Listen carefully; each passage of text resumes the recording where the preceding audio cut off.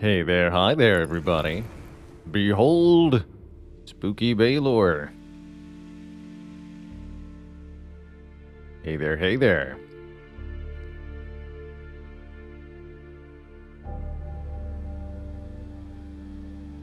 Am I planning to try to complete some of the meta challenges? Do you mean meta challenges like the ones that are within the achievement system, or do you mean like self-imposed challenges beyond the achievements in this game? Where's the achievements anyway? Here we are, the achievements. So, each squad has 3 achievements. And for most of the squads that we've done, we got all of them. We do have to go back to get Lightning War. Trick Shot's also pretty tricky on the Frozen mechs. Did I win with Bomber mechs without 7 units any team die in a single turn? Interesting. Very interesting. In order to be able to unlock the secret squad, we'll need at least 25 of the achievement coins. So we'll have to get quite a few more of those, which is going to mean probably doing some of these global achievements. So we've gotten all the victory and metagame achievements, all the pilot challenges too. We have yet to finish a corporate island without taking any mech damage. We'll have to look for a way to do that. And then destroy every time pod. Finish 3 islands without powering a weapon modification. Or finish 3 corporate islands without equipping any new pilots or weapons. That is definitely tricky. Probably some of these will be easier to do with a custom squad, I bet. So we might do custom squad runs to achieve those. Is Into the Breach a tower defense-like game? No, more of a puzzle tactics roguelite. Kind of think of like mini little chess games against giant bugs. Looking like Hazardous Mechs coming out on top here. All right, the Hazardous Mechs will go again. I think Hazardous Mechs are going to be a really good squad to use with the Mantis pilot here. Because instead of the repair action, we get a 2 damage melee attack. The whole gimmick of this squad is that these mechs do lots of damage, and including self-damage, but they heal whenever they kill a Vec. So the idea of the Hazardous Mechs is to use, the best defense is a good offense, essentially. Kill all the enemies, and you don't have to deal with the rest.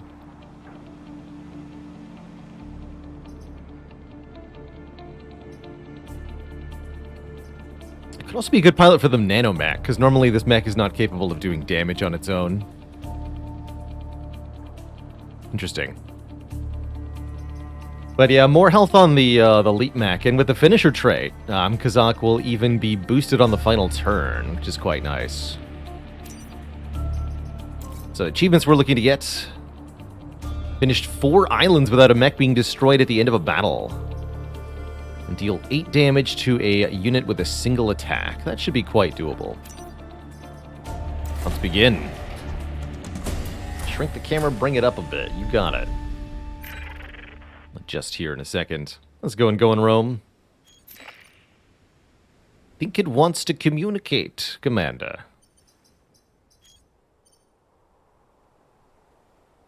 Alright, that's definitely looking like a Pinnacle Robotics first sort of deal.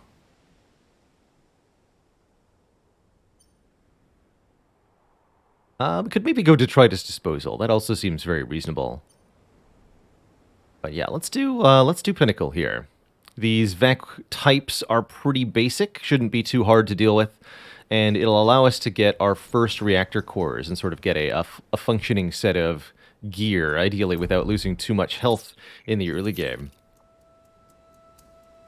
Yeah, this isn't going to be the one where we don't take any mech damage, that's for sure. On behalf of Pinnacle, I welcome you. The climate on the island isn't ideal for humans, but the low temperatures are vital for machine life to survive.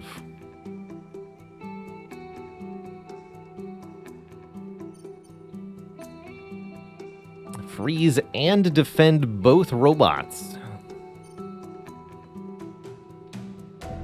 Shielded vaults want us to kill enemies. Low rewards for this mission. So we get to do 4 of the little missions on each island before we have to do the corporate HQ mission. So counting corporate HQ, there are 5 little tactics missions on each island.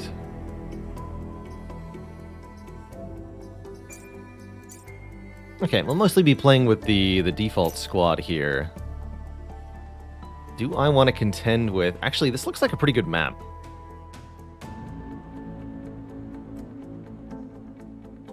Do we want to just start with this? I imagine it's not going to get much easier, right? Yeah, let's just start with Lifeless Basin. This is the most challenging mission. It'll give us access to the mission behind as well, which we want. And hopefully we can pick up some early reputation and get some power grid restoration. Playing on unfair difficulty, you're expected to take grid damage periodically.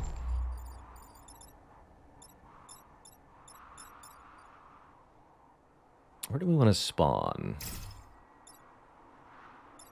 We put the unstable mech furthest forward because it has the lowest mobility. Put the nano mech behind the building.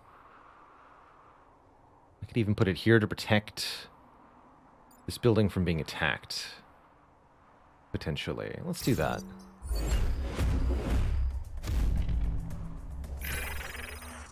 We got a pot on the first mission. That's cool.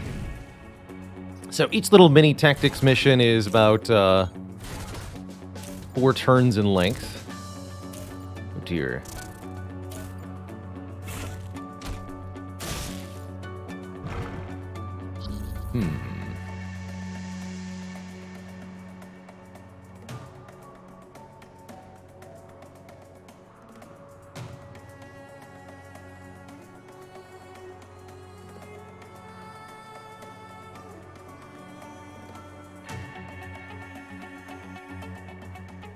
And the goal on each turn, all the Vec will make a move and then sort of declare an attack action in a particular direction. The goal each turn is to prevent the Vec from harming ideally your mechs, but also from harming the buildings on the map. The buildings are connected to the power grid. Every time a building takes damage, the power grid is depleted by an amount equal to the damage dealt. Although you can't take more damage than there are buildings in the tile, so these tiles can't take more than 1 damage, for example. If the power grid reaches 0, we lose. That's our health bar for the run.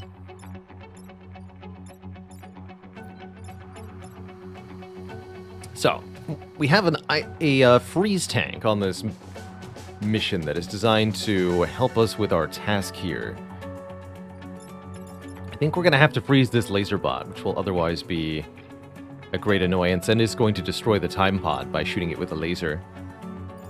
We'll have to free our nanomech from the clutches of the Alpha Leaper. I'm trying to figure out how we stop the Alpha Hornet from doing too much damage. I think we can leave here, though, right? Push it to attack these 2 tiles. That ought to work. And then I can just kill it with the unstable mech, actually, right? Because we can shoot it for 2 damage. But if I do that, then we're not able to free the nanomech. That's unacceptable. So I think we have to use...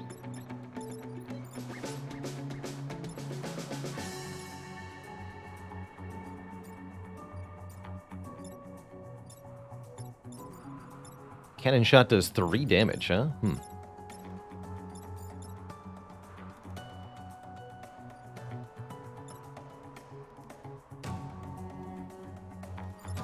Okay, so I think the move is something like this, then. Unstable mech fires at the Leaper. You grab the pod and freeze this thing.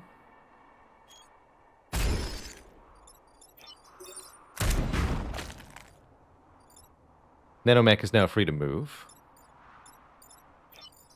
You're going to leap here.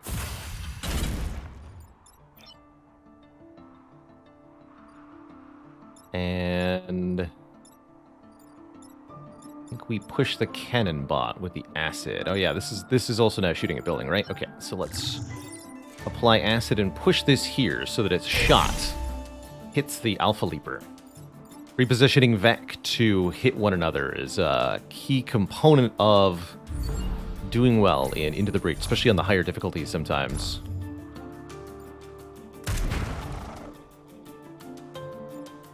Because there's a Scion on the field, Vec are going to regenerate 1 health at the beginning of their turn, which can be a little annoying.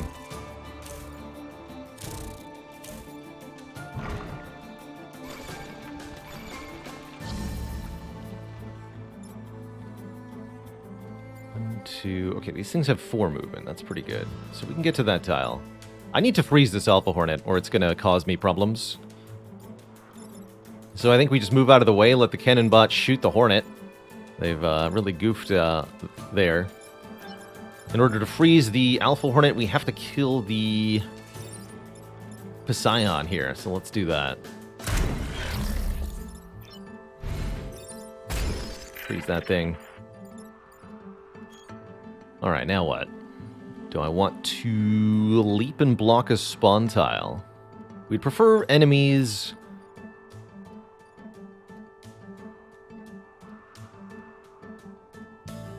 hit each other?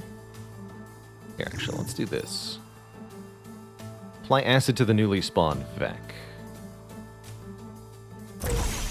And block 1 spawn. Because it's just going to reposition here. Can't repair, since they're a Mantis.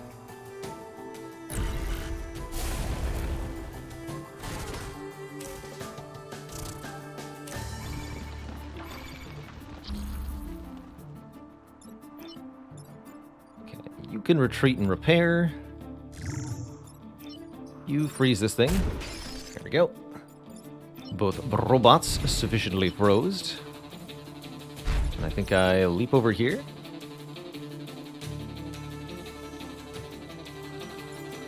No, I leap into the mountains.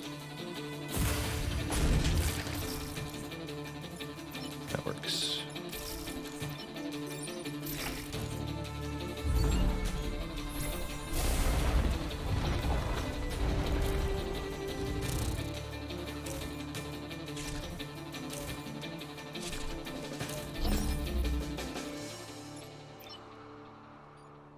Finish them. I can just melee attack for many damage. This will break the robot out of the ice, but I can refreeze it. Seems fine to me. You're just attacking a mountain because you're a fool.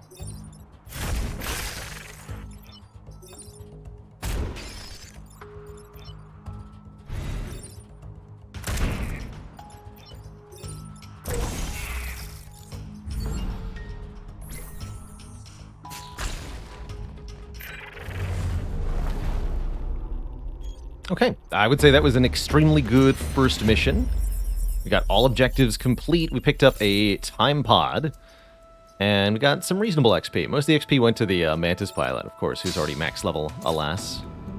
Burning Mortar.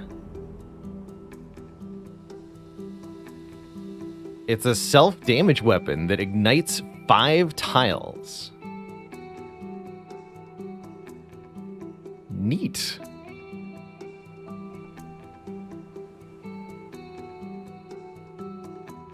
Very neat. And as Bonna says, do Vec have more HP on unfair difficulty? You will see more alpha class Vec that have a purple coloration on unfair difficulty, and those Vec do have more health. Stove9, thanks for the Prime sub, and Tugmo, thanks for 4 months. All the early stream support. Lots of thinking is needed in this game, absolutely. The more time you spend staring at each turn, the more creative solutions you can come up with, usually. There's almost always something you can do.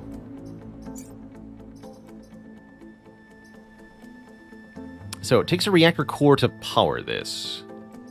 It'd be free for any ranged class mech, but we don't have any of those. Who do I want to give it to? I like the idea of putting it on the nanomech, although we can only fire it 1 time before we have to repair.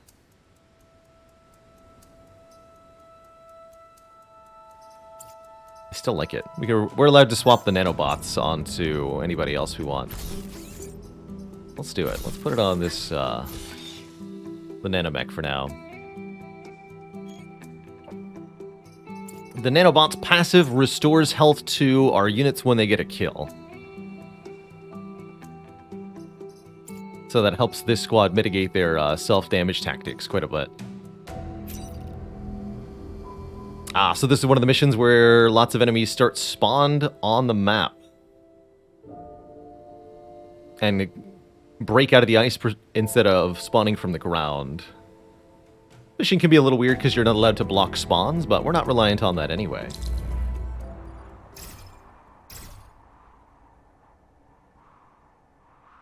Wonder how the fire works.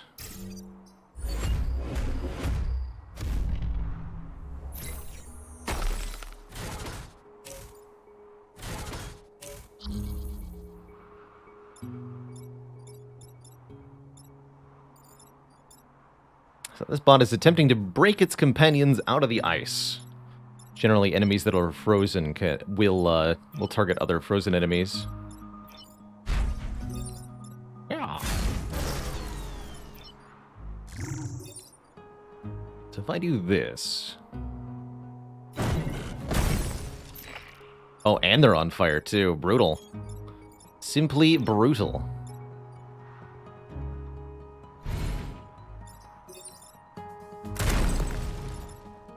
Alright, well, you have fun with all that, everybody.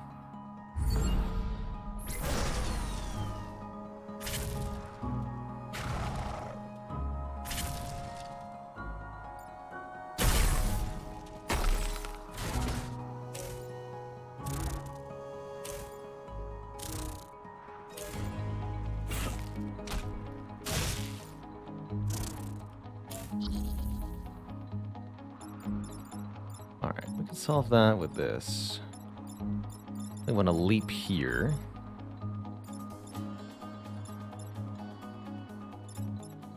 Lighting myself on fire is a little inconvenient, but only a little bit.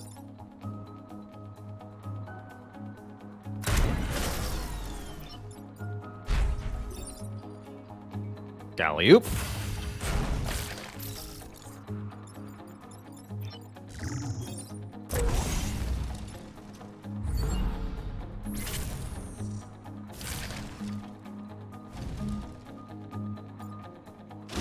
It seems we've run out of vac. What happens if one of our units dies? It's less consequential than you'd expect. The main consequence is that the pilot of the mech dies. However, mechs can autopilot themselves with all their normal combat capabilities. You just won't get the level up benefits of the pilot. And your mechs are automatically restored to full HP every mission. So if one of your mechs is killed, then the pilot's gone, but the mech itself will be restored to full functionality and may pilot itself at the beginning of the next mission. So, no major loss. Here, have a dip.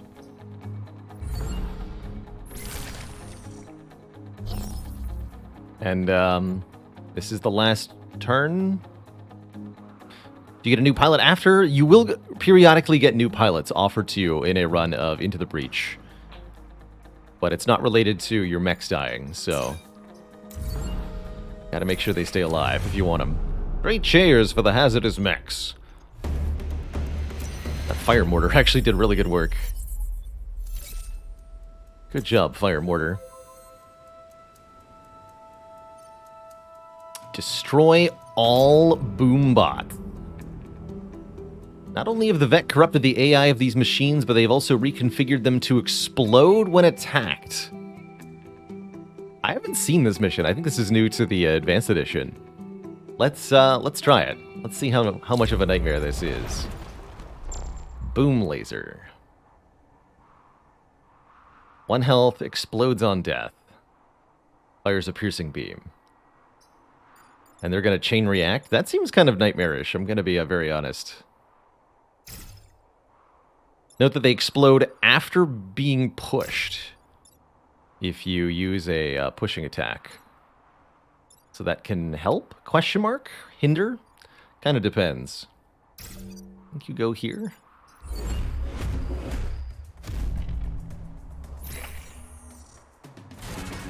Good. Bad.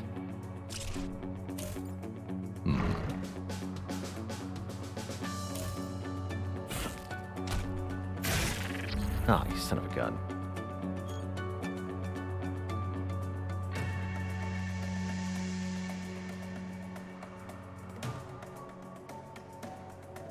Okay, this isn't as bad as it looks at first glance, I don't think.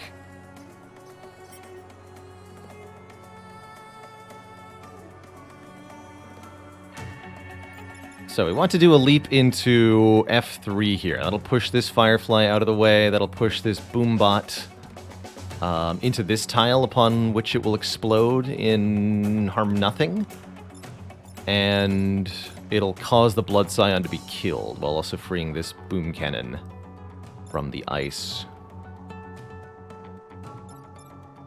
We need to push the Alpha Leaper into the path of this Boom Cannon, or things are going to go bad. That'll also free our Leap Mech.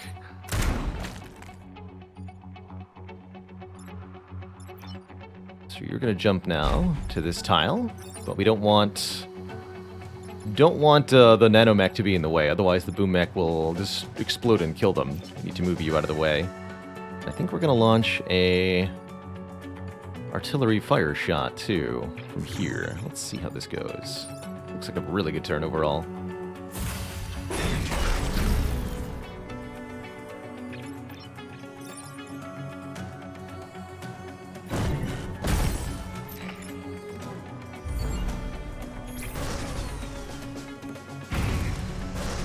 Oh, wait, no! Ha, ha, ha! I forgot about that part of the chain reaction. Okay, so we do take 1 grid damage, because the exploding Boombot kills the enemy that was going to block that shot for me. But the good news is, all these new Vec are going to be on fire, and we killed most of the things that were on the field. So, I'll take it. I'll take it.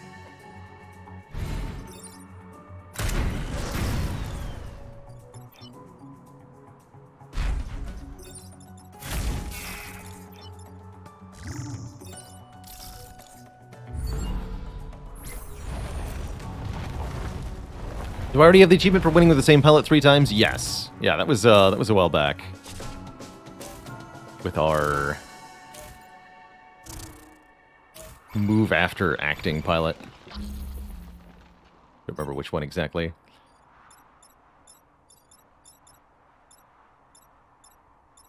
Okay, Alpha Hornet is the biggest issue here.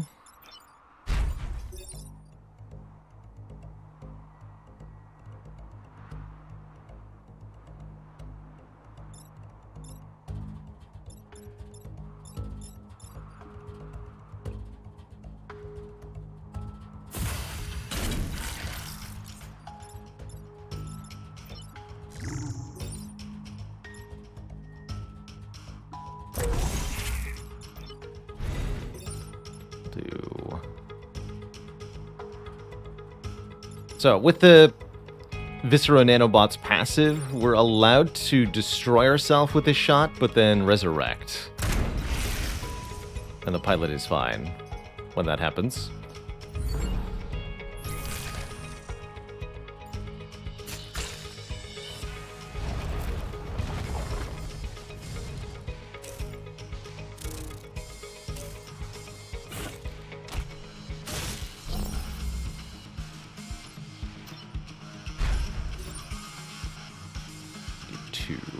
You'll die to the burn.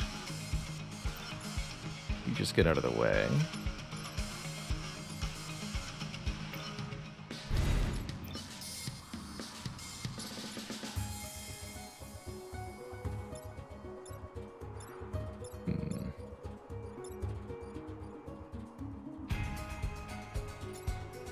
Doesn't matter if you die anyway.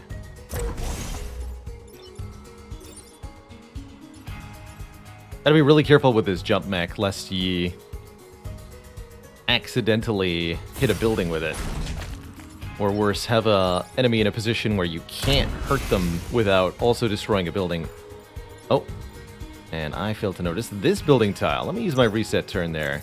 Did not realize we were going to push it to attack that. I think we can do better. Let me look at that again. Oh yeah, we can just push it onto this tile.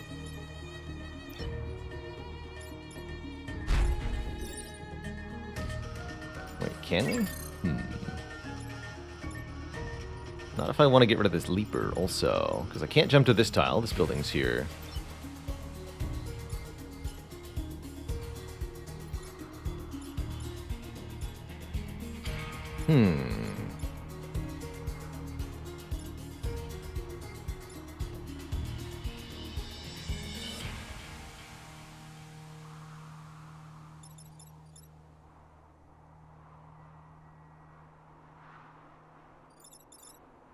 Yeah, we can just use our Mantis Slash, but then same problem.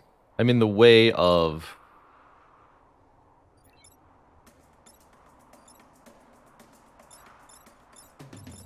the Hornet. So I can't push it out of the way or anything.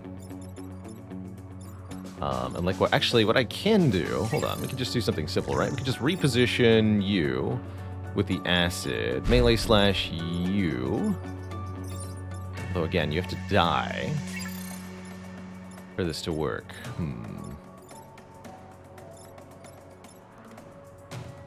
It's not so simple.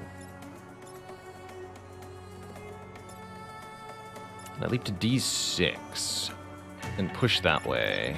Yes, that works. Yes, that's the way to do it. So we push you with acid.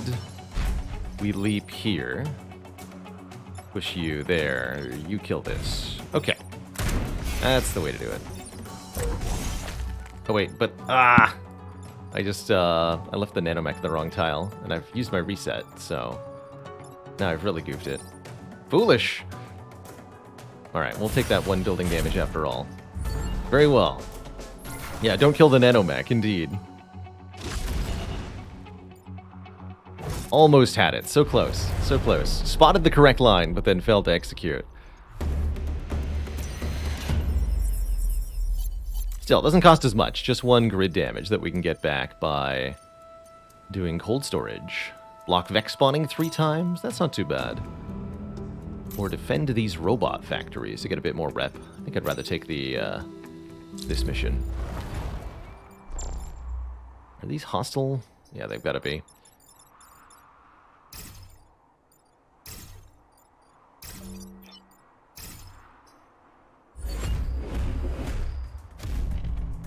They're here.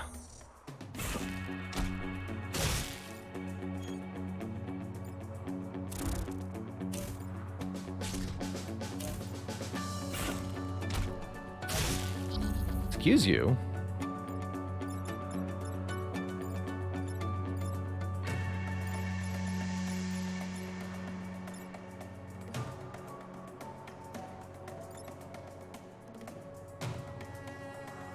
I can just like backshot my way out of this position.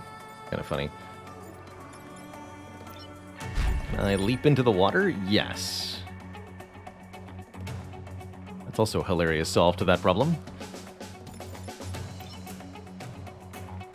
Although I'd like to be able to Inferno Mortar or something here.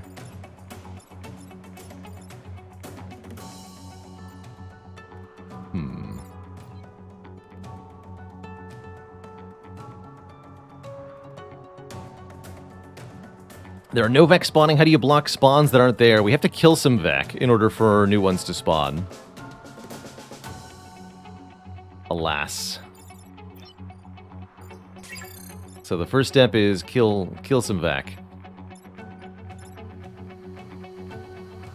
Oh, and I could even kill that one and... yeah, okay, let's just free ourselves in this way. Use the melee attack. Now let's assess. If we kill this thing with the fire, then this shot will connect. Probably better to just do this, huh? We kill this, break this out of the ice so it dies to this shot. Let's do that. Otherwise this will get regenerated and stuff.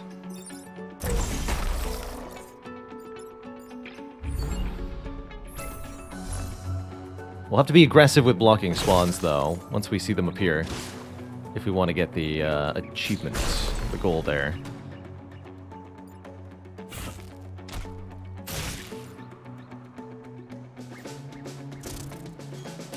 Hey!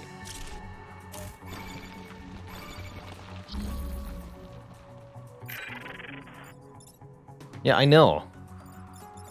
You don't have to tell me twice. Fire will melt the ice instantly, right? Yeah. Okay. Oh, if only this was not regenerated.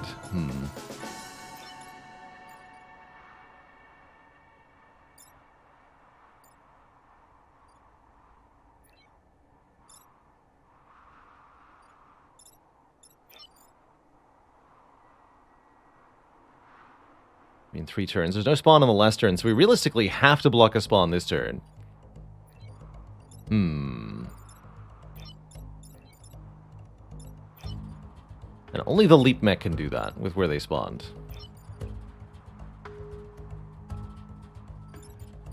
Actually, that's technically not true. I can also... If I free the unstable mech...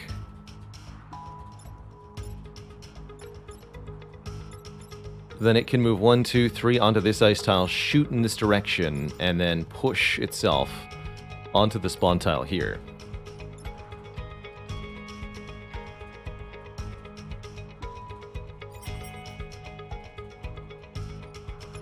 Oh, and you do 3 damage? And you attack before this does. Okay, so all we have to do is use the nanomech to... push you here, and you'll kill the Hornet for us. But that means I can't fire in the correct direction. I think means the Leap Mech does the blocking. Oh yeah, drowns in the water. You're right. Okay. Problem not solved then.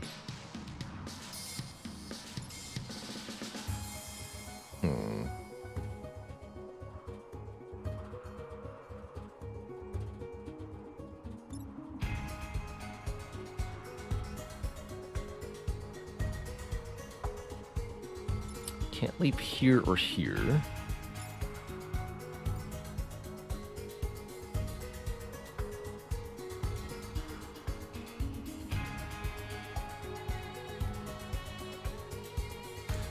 Have to allow the power generator to be destroyed. I can't do that.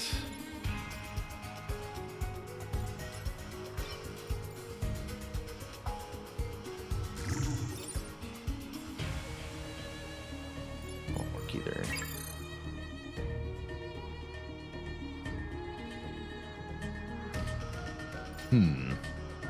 Does killing it and then reviving a mech remove fire? Yes!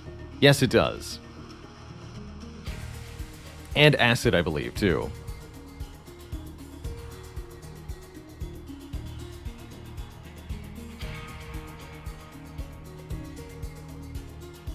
Alright, so I guess the question is, am I willing to take 2 grid damage to try to perfect the island? I think that's worth trying to do at the moment.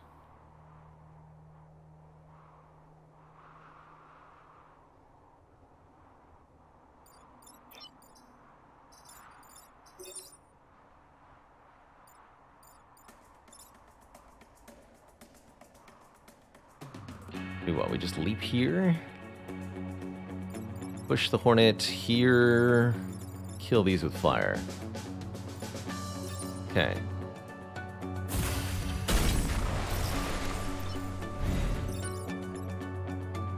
Oh wait, this will cause me to die too. Right? Because if I don't get a kill, I'm only going to be at 1 health here. Dang it.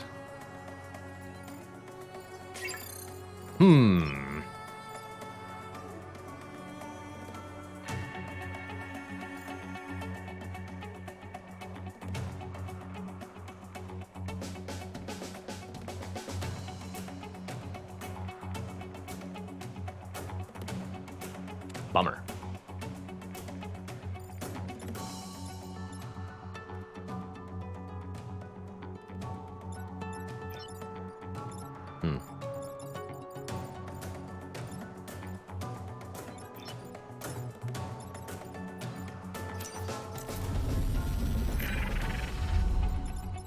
Okay, we gotta do it differently then. That is a bummer. And if only this had 1 less health, this would be a much easier turn. Stupid regen scions. Annoying!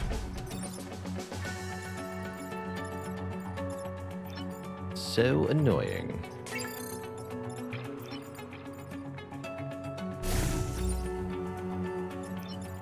How do I want to do this? Free yourself that way, and then you 1, 2, 3, 4. You can't get there. Ugh. Such a nightmare. This is the other way. Take 1 grid damage? Fine.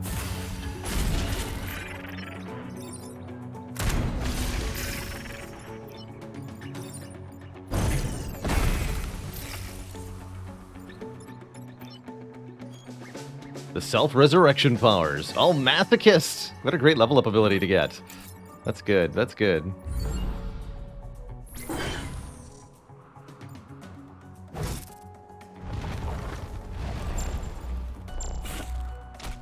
Please no.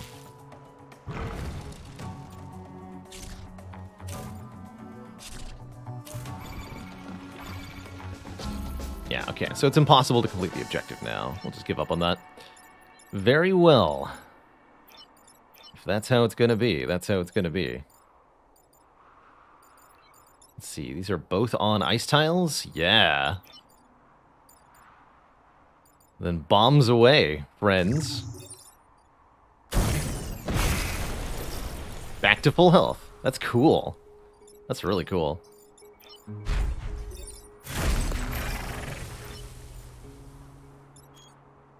I think if I repair, it'll fix the fire on this tile, right? Yeah.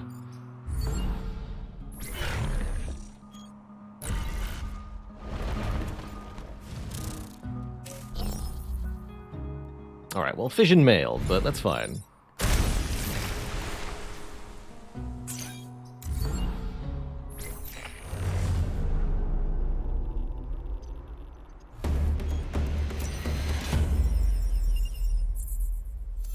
Get our grid back, at least. So, Masochist gives you bonus movement when not at full HP, which is very, very nice on the unstable mech, especially. Extra good. Now we've got to destroy a gastropode leader. He's got very big HP. Has a flaming proboscis. Pull Vec towards objects or units to the Vec. Nearby tiles erupt in fire. Evidently. Spooky. Got triple Hornet Assault, too. That could be a bit of a challenge.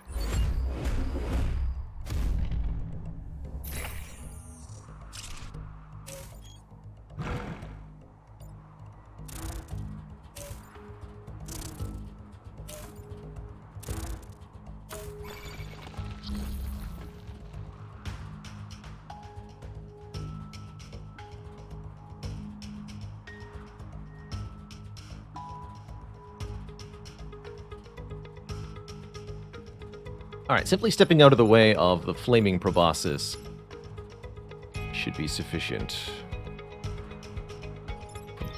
Proboscis. Proboscis. So if we leap over here, life will be good. Seems like a slight problem, though. I guess I can just shoot you into the wall. Oh yeah, and I can push you forward if I wish as well. That doesn't leave this addressed. Trouble. Big trouble.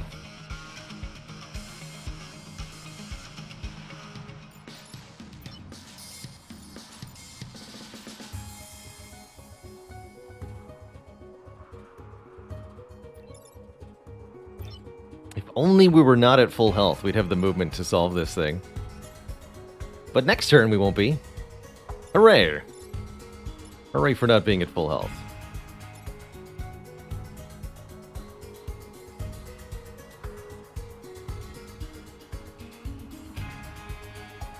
Are there any out-of-turn triggers, like opportunity attacks? I wouldn't say that there's anything analogous to that.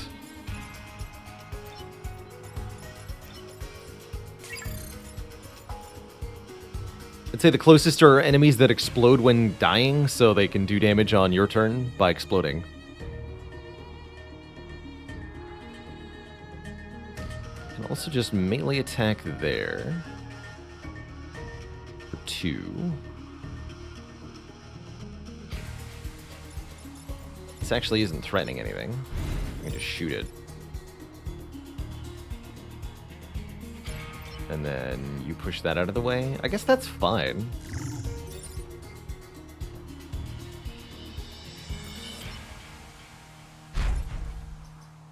Regeneration is going to render most of this null and void, but that's okay.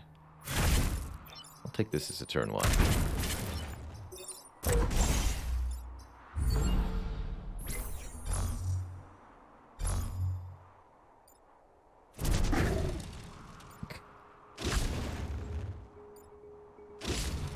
Everything's on fire.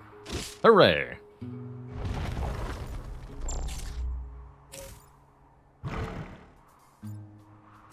Glad the boss is being so cooperative.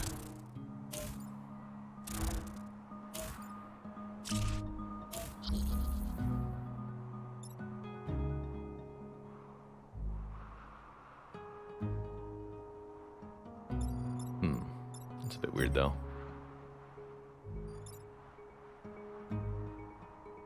I, like, 1000% can't do anything about this firefly? Well, that's not true, actually. I've got more important things to deal with. This is probably the more accurate statement. Actually, again, this is not an issue, so we can push you here. And then leap to solve this thing? Ugh. It's so mundane, and yet it's going to get the job done, isn't it?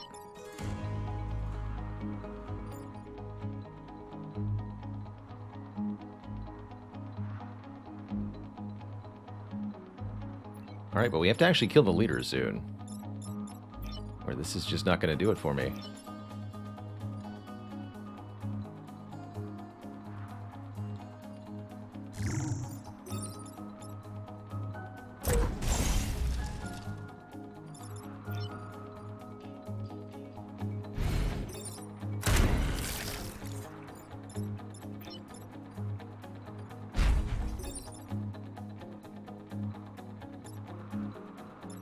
You'll actually kill this if I push you the other way, right? Yeah.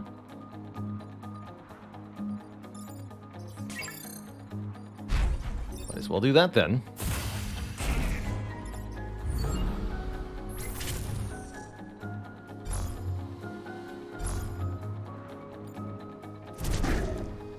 Fortunately, buildings are immune to fire. It's the future.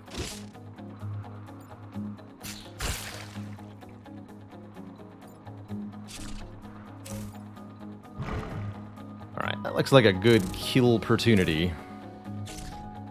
Ah, dang it. And yet...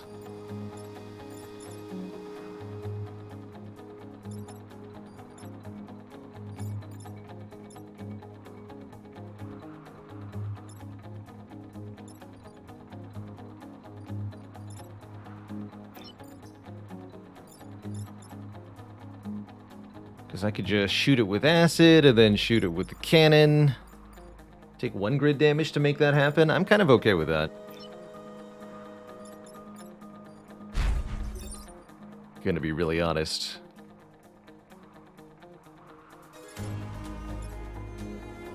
Yeah, sack 1 grid, probably the better choice. That's my thinking. We do the following. Oh, the mountain's gone! Wait a minute. So I have to push you onto the fire, or you don't die. Oh, but self-damage lights that on fire. Hold on. Oh, God.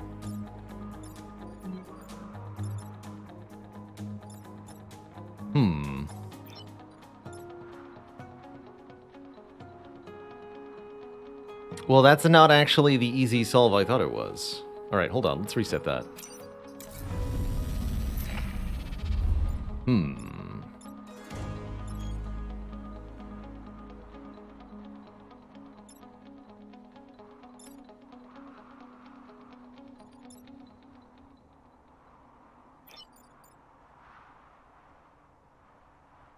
So it's what? Shoot it here? Acid onto the fire tile, then move... we have the same problem, actually. I end up bonking into the nanomech then and destroying it.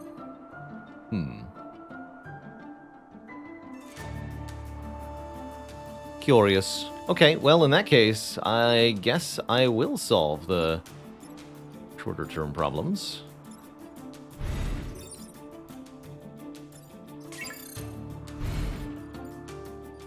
I jump to A4. Yes, but the Hornet will die.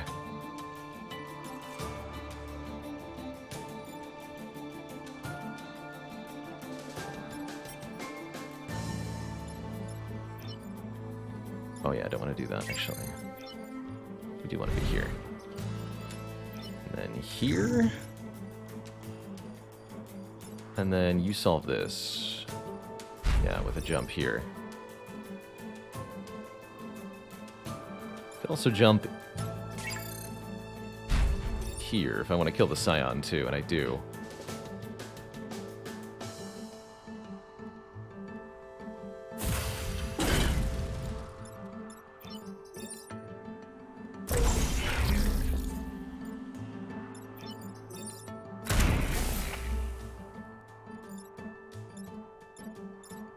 Oh, you get lit on fire? Slight concern.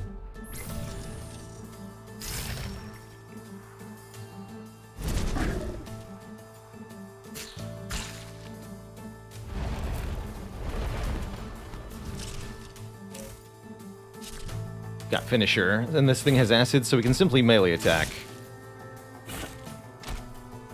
That's gonna burn to death. That's not a problem either.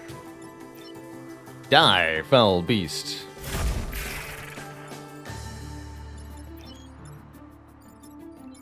Easy.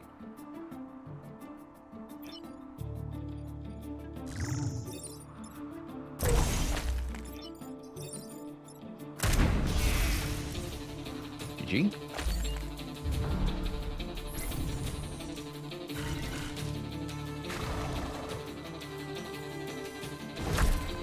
Tough mission, but we get there. Nice. Very good. Very, very good. If only we'd managed to block spawns. Gotta take note of that block spawns objective on unfair difficulty, especially because the high starting number of Vec. It's very difficult to actually accomplish. We got a popular hero. That means this pilot sells for more reputation. And I think that's what's gonna happen to them. Let's see. We're now able to spend reputation at this island. There's a few things for sale. The hydraulic lifter throws an adjacent unit and damages it. That'd be for our prime mech. That's okay. There's some fun things you can do with that. Or the Spartan shield. Bash the enemy and flip its attack direction. You can also use this to gain shield. And best of all, this has no power requirements, so I'm really liking that as a pickup on our prime mech. Two very good weapons. Yeah, I'm thinking we take the shield. And if I sell Myra here, we'll have 11 reputation. That means I can buy the shield and 3 reactor cores, which is always a very good first island if you get your hands on 3 cores. Well, heck, I'll do that.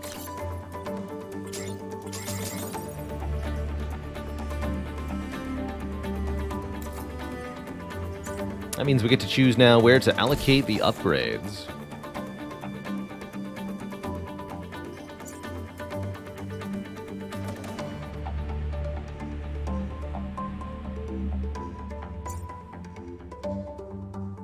That makes me want to swap where the Mantis pilot is located.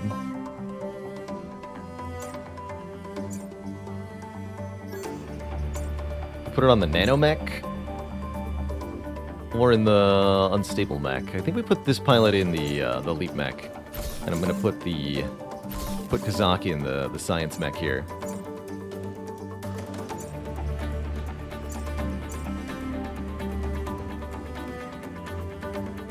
Improve our heal. That's an interesting option.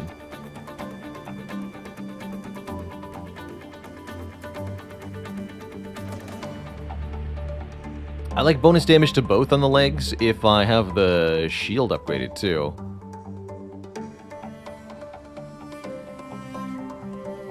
Yeah, Masochist is extra move when not at full health. That's right. Yeah, we can now, with no pilot, we're allowed to sack the Brute Mech, although note that we're currently hoping to get the Immortal achievement. Finish 4 Corporate Islands without a mech being destroyed at the end of battle. Is my hope here. Alright, you got the extra health. This could use more investment, but I think I'm going to put more health on the Prime Mech as well, just to make sure it can do what we need it to do. Alright, an excellent, excellent first island with the hazardous mechs here.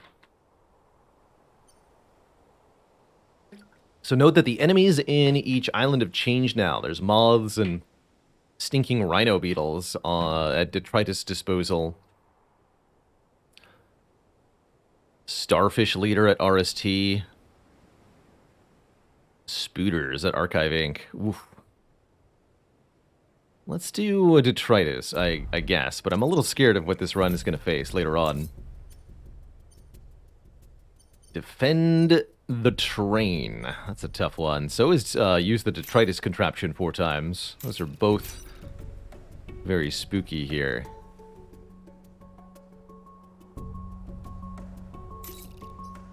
Goodness, is that spooky. The Detritus contraption either shields everybody or hits everybody for damage. Twice per mission. Guess we'll do the Detritus contraption first. I don't think the train's gonna go well. Die Chopper, thanks for 24 months, 2 full years. Imperial years, no less. The Tumblebug.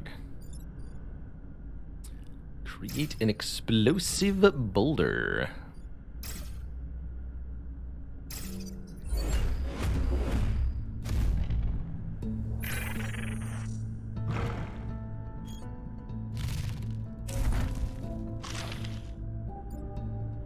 Kind of gotten in each other's way, actually.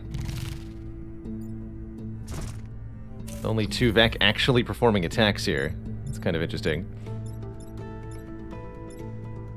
I'm allowed to flip the direction of their attack, potentially.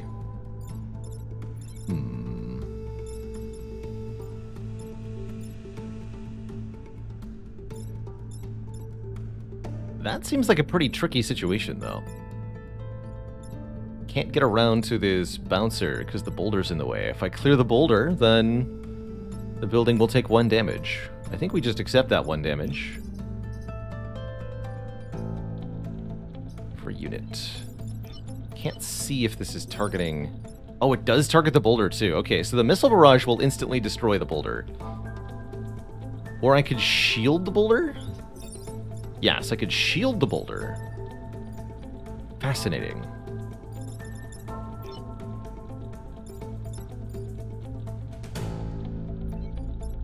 I don't think that helps me. I think I'd rather just blow up the boulder right away. Get as many kills as possible here. And then sort things out after the fact. Alright, fire the Detritus contraption.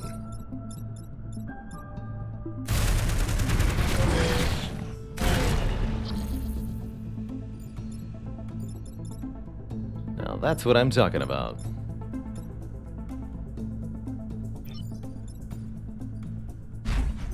What, leap here? Shoot you? Fire a flaming mortar at all 3 of these? That sounds great.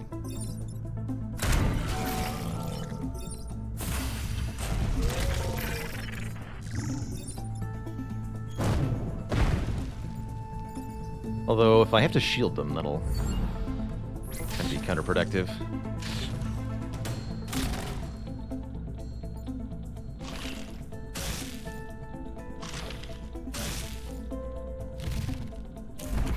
Oh dear. Hey.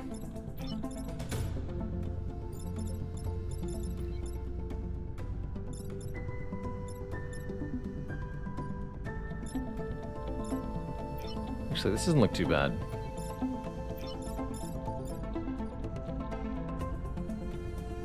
Guess the unstable mech is just gonna repair. We'll shield the boulders so that it doesn't die. That'll be great.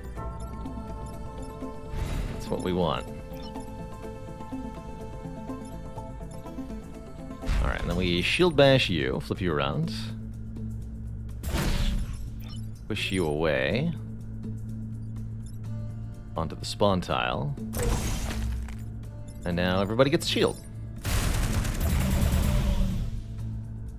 Note that units that are on fire remain on fire in their own shield. Tough.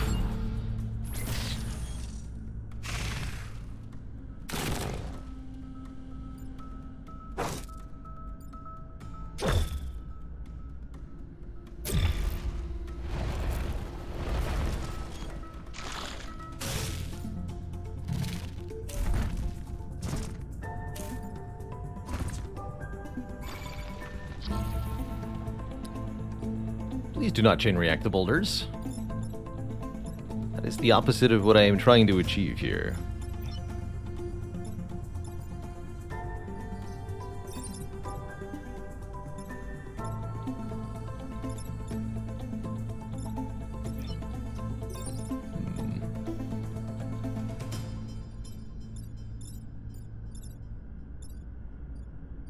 Interesting dilemma.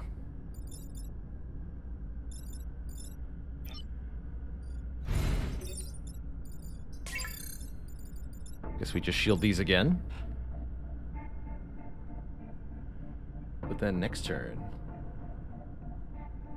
I have to fire the missile barrage. So if I could kill this alpha tumblebug, that would make my life a lot easier.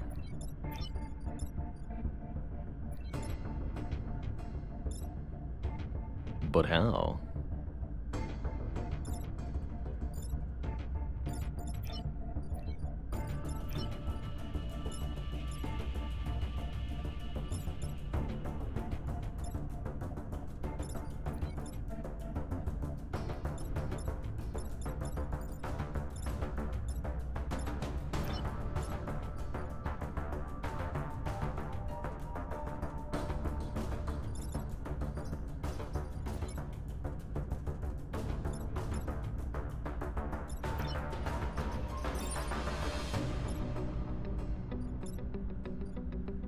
But how indeed? Alright, whatever.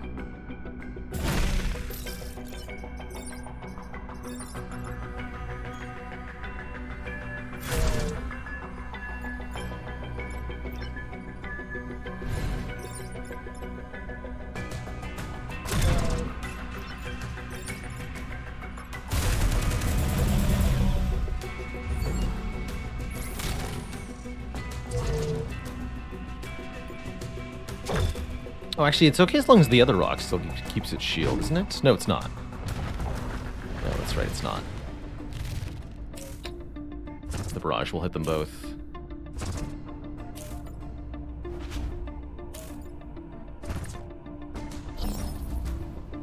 Alrighty then. How do we sort this out?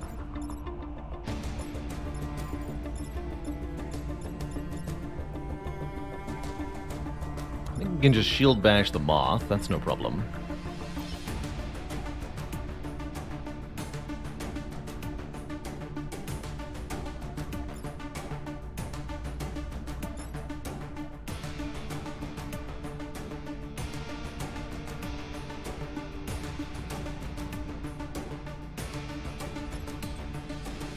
Need to break the other rock, but I don't think I can.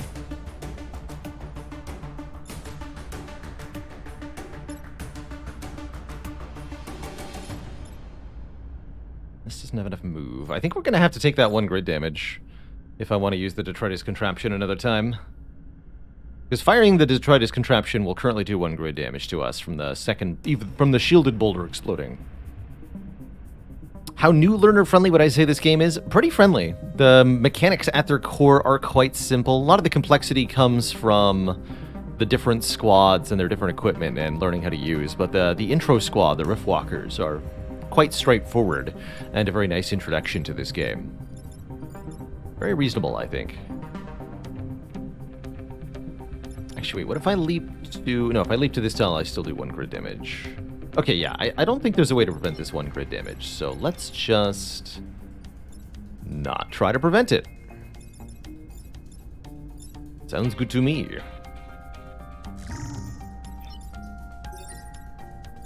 Ouch.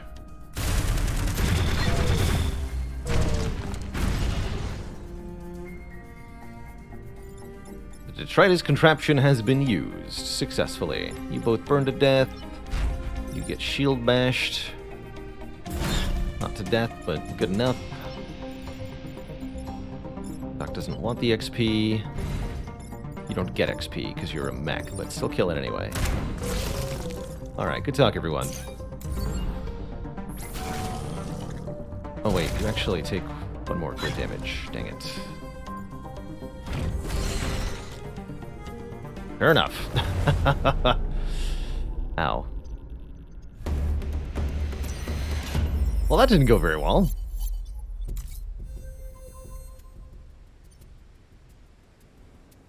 But at least we can do Containment Zone J. We want the reactor core here, and then either Disposal Vault or this one in the end with 2 power grid restoration, actually, might be the best.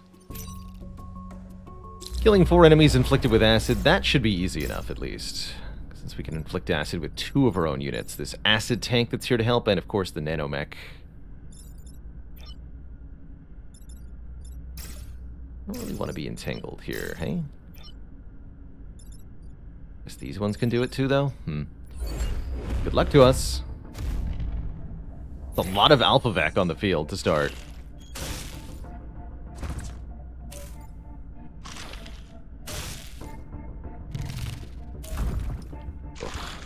Aw, man.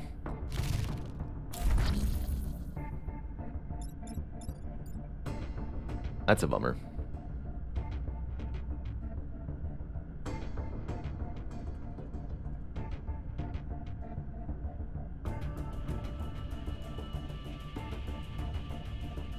Seems like we're pretty screwed here, quite frankly. Let's see. Is there anything I can do about any of this? Got 2 exploding rocks. Really does feel like the tumblebugs were the downfall of this squad on this island. Hazardous mechs keep being my downfall. We ever play Monster Train on stream again? Maybe. I've got so many other games that are currently taking up my headspace. I enjoy Monster Train. But without anything new to the game, it has been difficult to want to come back to it.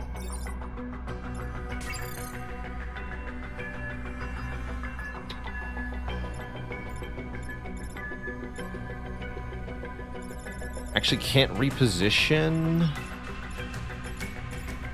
this Alpha Scorpion because of the units to the left and right of it. They've lined up in a way that really makes me unable to solve any of the problems here, and I think we actually just lose the run right now. There's too much grid damage being threatened. And no ways for us to solve it, now that these enemies have too much health to outright kill. Hazardous mechs really seem to fall apart on Unfair because of the extra hit points of the Alpha Vec.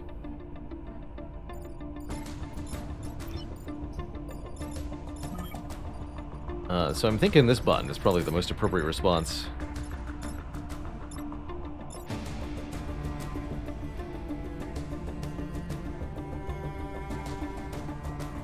Let's see, how much grid damage are we actually being threatened with? 2, 3, 4, 5.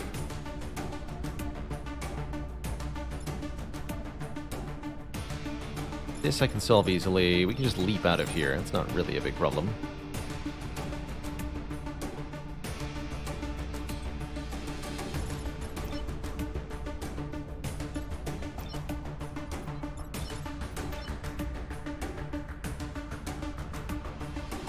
But the rest of it seems like a bit of an issue.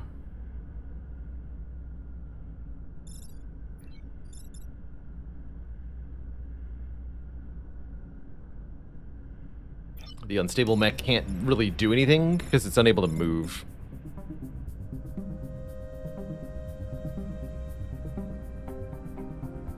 Yeah, I think this is just a lost timeline. Harsh turn indeed.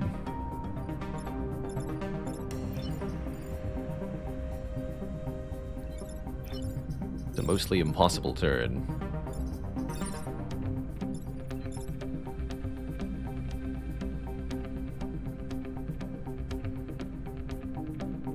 Any other reasonable choice?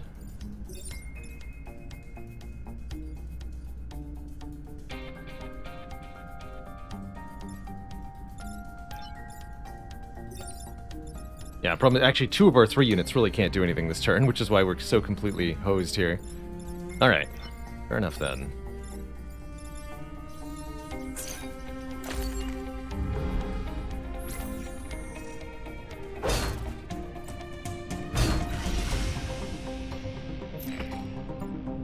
Let's give it one more go with this squad.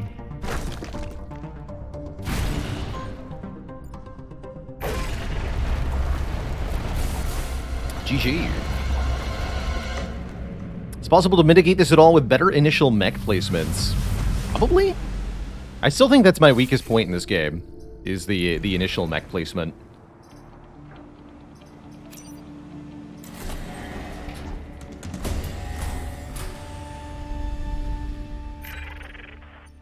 The AI in Into the Breach is somewhat predictable, is my understanding.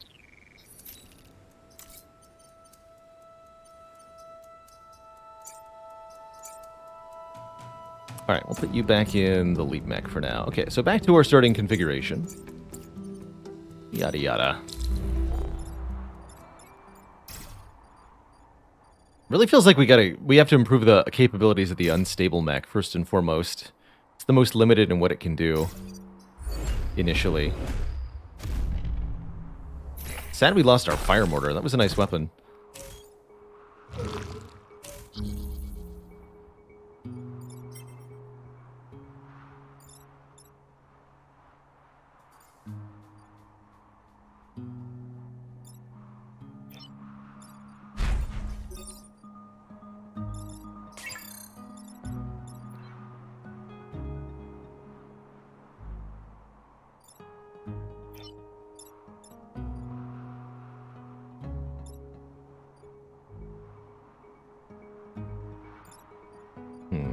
Not quite.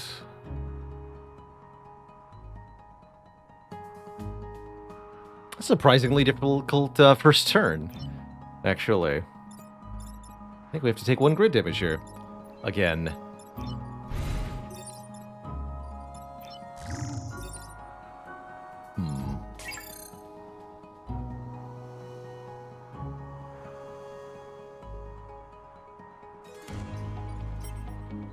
And yeah, that one goes first, so yeah, 1 grid damage. Out of the range of mech Vex that can web you is usually a reasonable choice. On that prior turn one, there was no spawn locations that were unwebbable. There was just too many web Vec on that mission.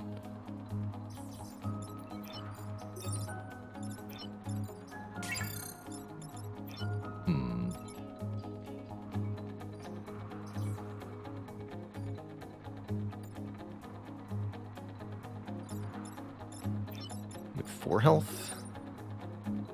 That will only do 3.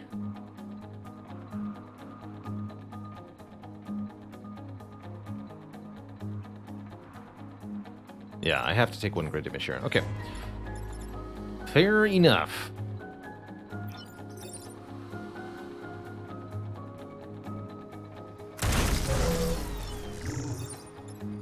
Oh wait, actually, no. Looks like that.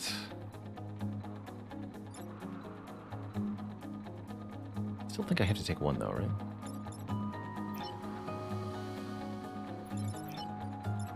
Yeah.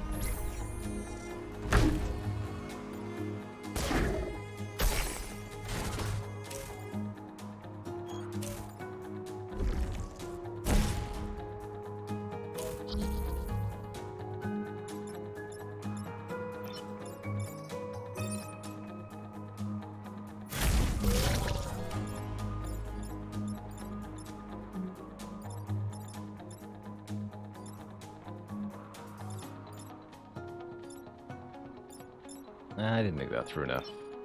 I have a way to solve this one now. Let's try that again.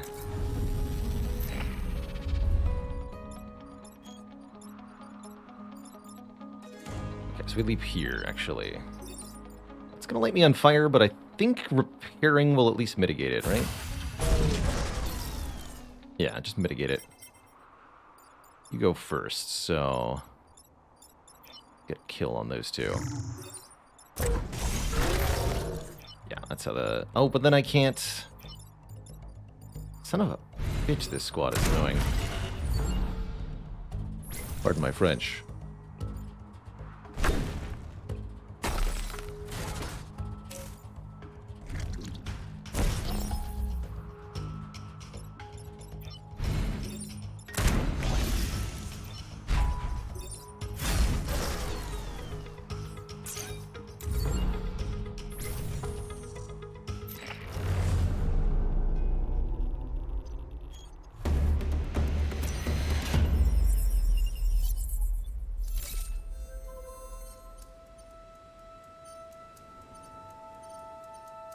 They're freezing to defend the robots deal.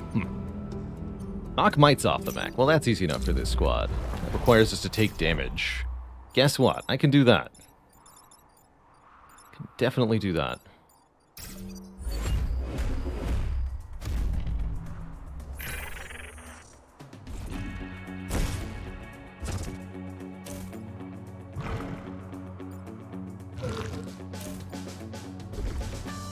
Okay, really non-threatening initial moves. That's good.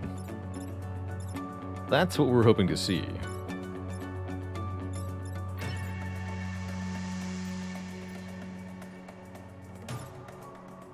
Push this here, and then these two will kill that artillery bot for me.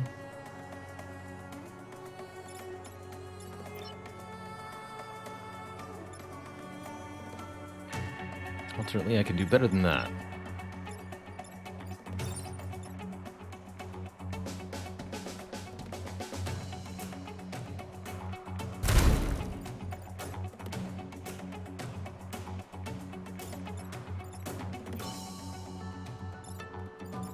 Yeah, you can kill your friend.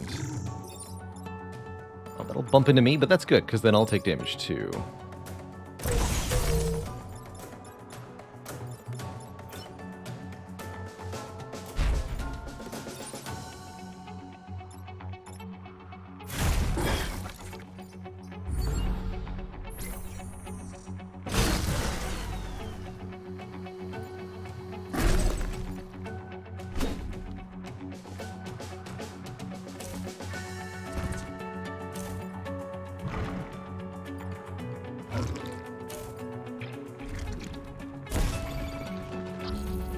Okay, that works out. We can use this gastropod to grab this mosquito.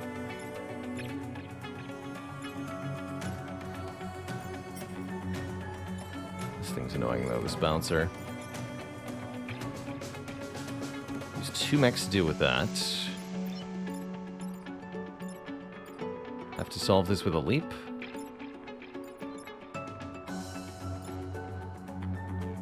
Okay, that works.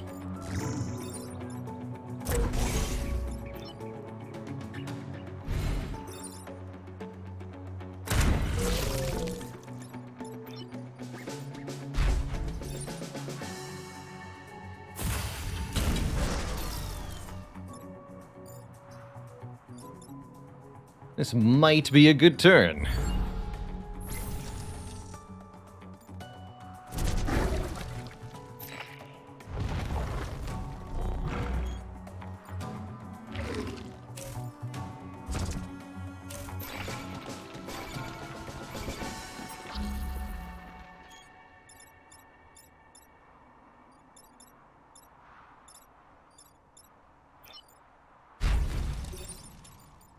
Oh, that's cool. I didn't realize you set forest tiles on fire if you enter them while being on fire yourself, but now that I think about it, it makes total sense.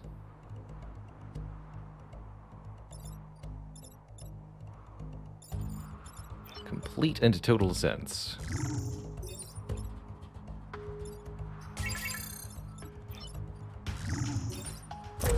Shoot you onto there. And you're an easy kill, yeah?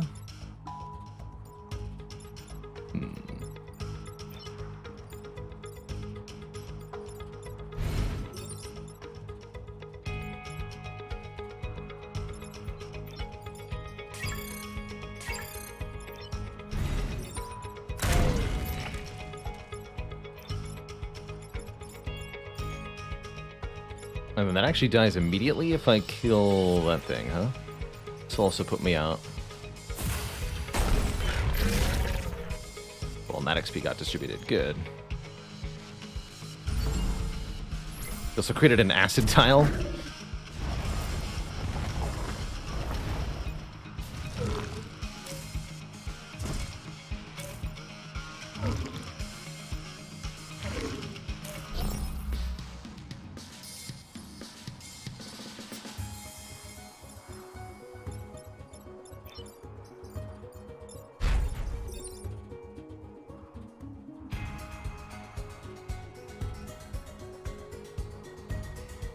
That is a lot of self-damage.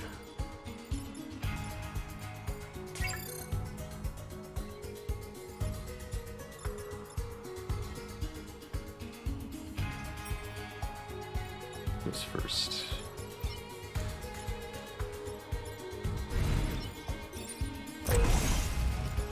Push this out of the way, and that attacks there then, right? That's correct. Okay, that'll do. It's maybe not the most XP we could have gotten, but I'll take it.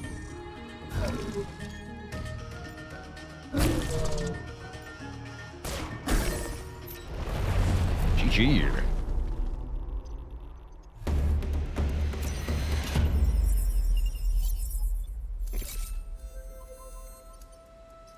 Yeah, you know something is challenging when Baylor starts to lose his cool. It's rare to see me do it, but I do not like this squad. Let me just say that. Not having a good time. Alright, let's try freezing and defending the robots again. We're still missing our reactor core.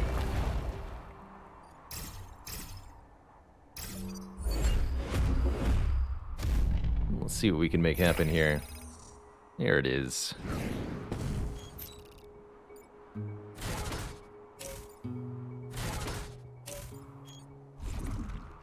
Oh, well, that... I'm glad that's a flying mech, otherwise this might be an issue. That bouncer, though. Position between both robots that I'm sworn to protect. Almost impossible to deal with that. So probably just lose this building entirely.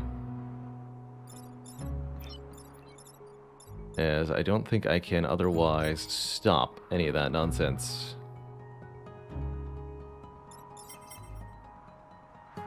Yeah, there's really nothing I can do about that. That doesn't involve killing the robots. I mean, I could kill the robots and stop this, but I'd have to kill the robots.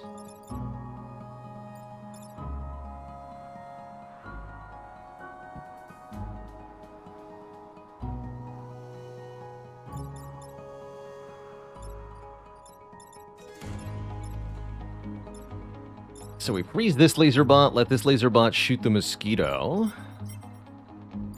Let the alpha bouncer do its thing, I guess, and kill this guy. That feels correct. The freeze tank will go here. What about our leap mech? What does it do?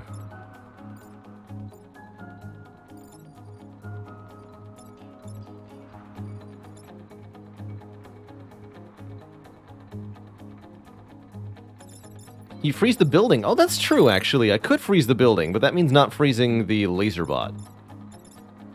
So that means the laser bot's attack will do 1 damage here, but that would be 1 less damage taken.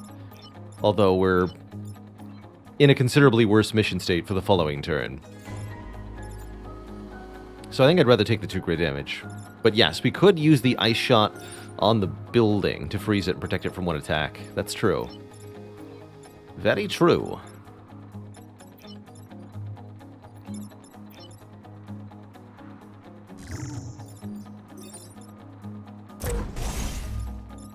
You die. Actually block the spawn if I wanted.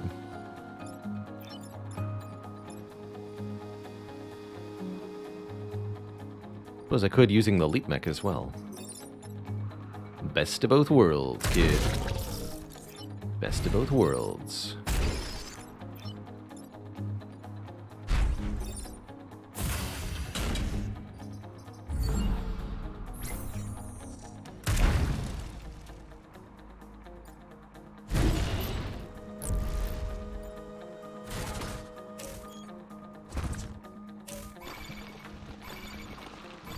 Alright, that looks very good overall.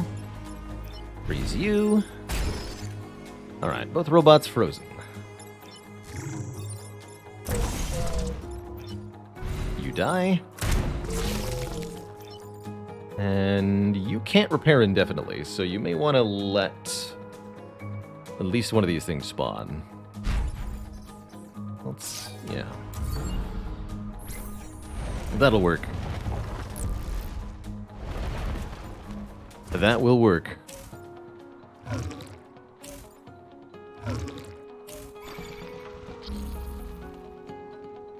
Morgan on the leap deck with a self-damage boost.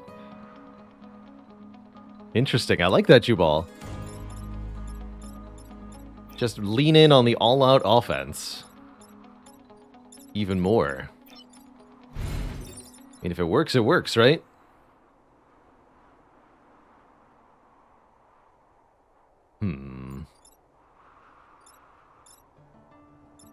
We need to stop these two attacks.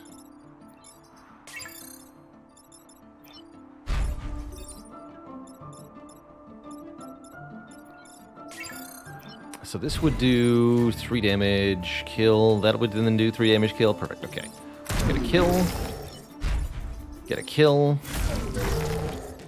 And then we freeze you. I can't do the rest. Lock into their spawn. No, let's give ourselves a chance for more stuff. Shame I can't apply acid to either of these tiles. That's fine. Let's just kind of like wall them in here.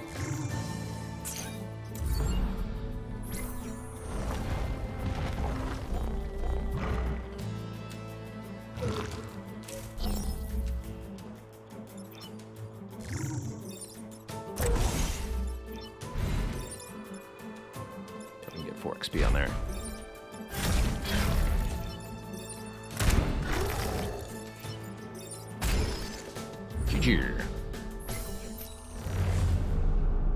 Pilot with armor also useful on the squad, I bet, to negate the self-damage.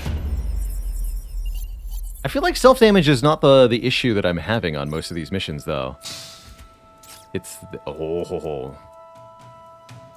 yeah, it's the fact that we don't have a weapon like this. A prime spear. Stab multiple tiles and push the furthest hit tile. We also got +1 move on one of our pilots. Okay, this is feeling better. That helps a lot on the unstable mech.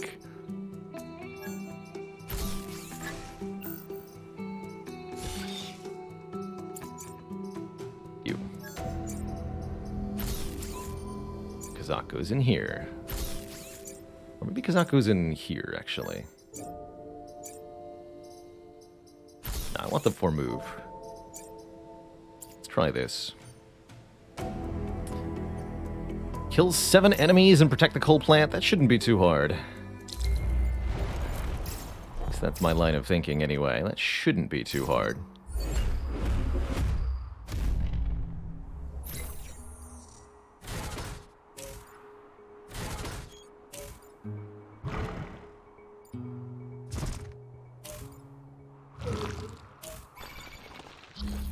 Well, if that's not a setup for a leap attack, I don't know what is. You know?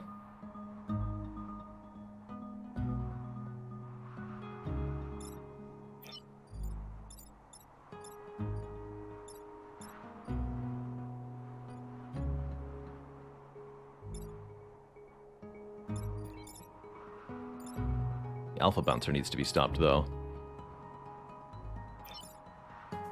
And we've got a couple ways we can deal with that, too.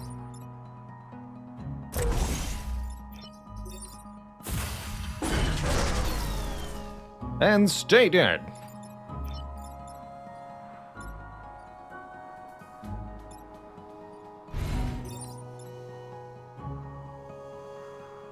Not good enough. Yes, good enough.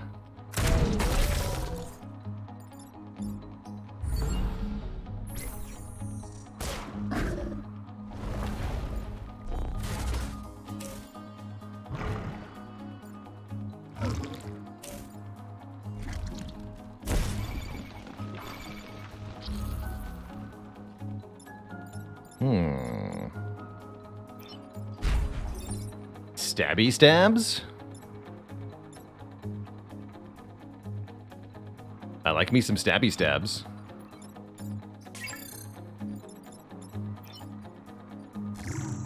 Can either acid or simply melee attack you.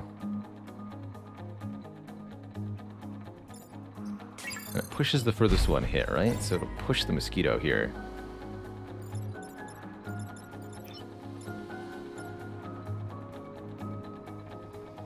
Too much self-damage. What do I do about the cannon bot? Looking more and more like a leap might actually be appropriate, although lighting a 3 health leap mech on fire is a bad idea.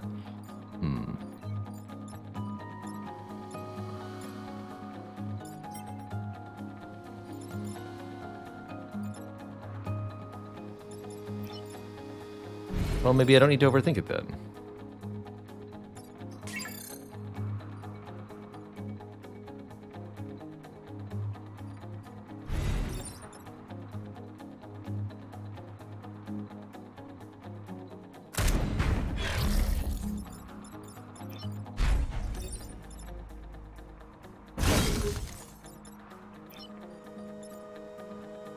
So I'll take minor damage from that, that's fine. Oh wait, no, hold on. Oh, let's do it this way then. Just kill you.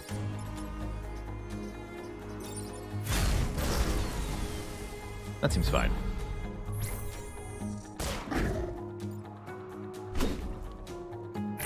I'm okay with that turn. Spire will happen whenever this run ends, so 2 to 3 hours from now. Approximately.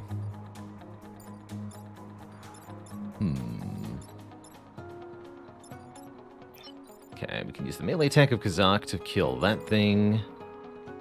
You can die easily. You can die not so easily. Although I can get you to block the spawn and die that way. That's funny.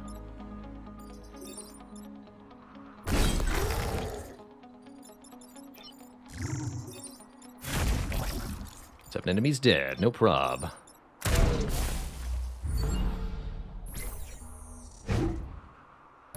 Oops.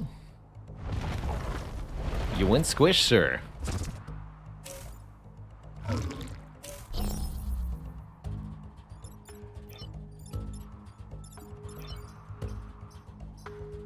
I want everybody except Kazakh to be getting kill credit here.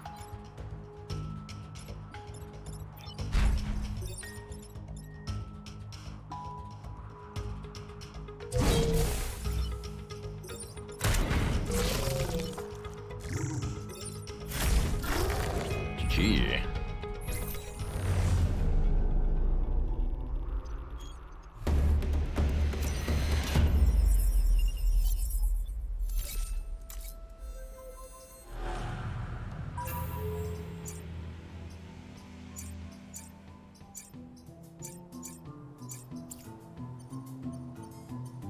So now we have to destroy the crab leader while protecting the corporate tower. A crab leader has raining expulsions. Launch an artillery attack that also damages every tile along the path.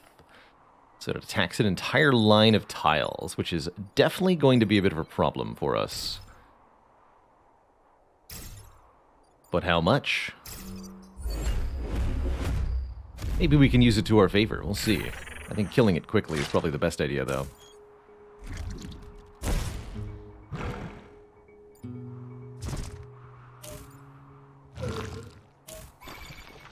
Well, heck that building, apparently.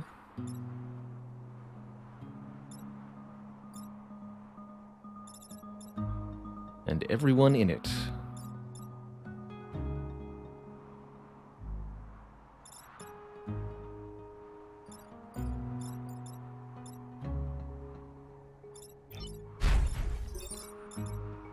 Okay, we can kill the crab leader this turn, but it means taking a bit of damage ourselves. Well, to the grid, that is. If I were to try to prevent the damage from the crab leader, how would I even go about that? Well, actually, I see what we can do here. We can pierce you this way, such that we push the bouncer out of the way.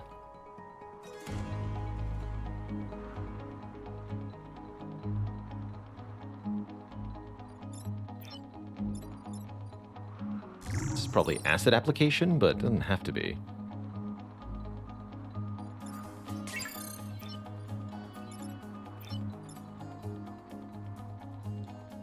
Are we actually going to kill it, though? I guess you could sneak around to here and shoot. Take 1 grid damage here, 1 grid damage here. We get rid of the crab leader, so probably my best line, quite frankly. Let's do it.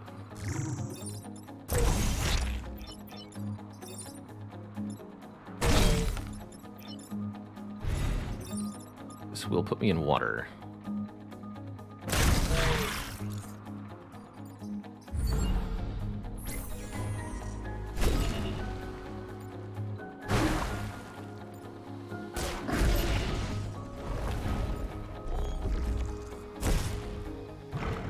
Passery, why was the Vec leader in a bad mood? We're feeling awfully crabby.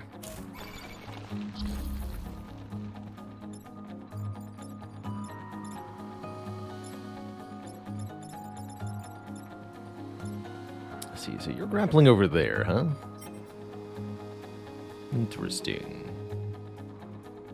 Probably simply putting the mosquito in your path is the right move there.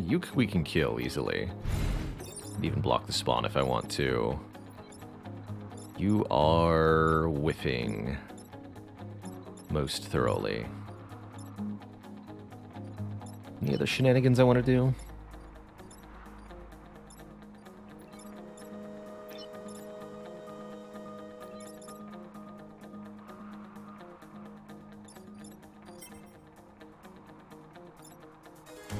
Checking that way, moving out of the way.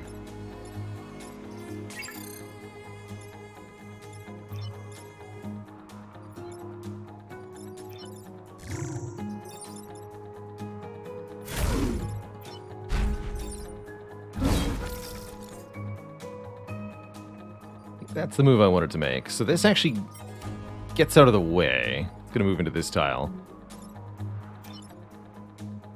So let's do this.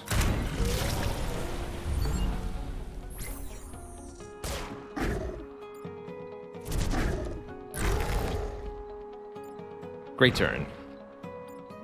Taking the 2 grid damage on that first turn definitely made up for it by getting rid of the actual problematic unit. Now everything's just easy. As you'd want it to be. I'm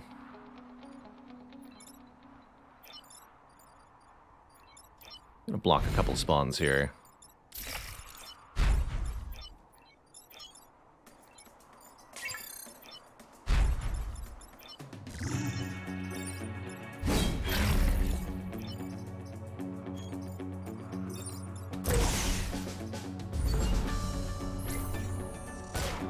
Shouldn't be able to kill more than 2 or 3 next turn anyway, so let's stop them from appearing. Make this turn a bit more controllable.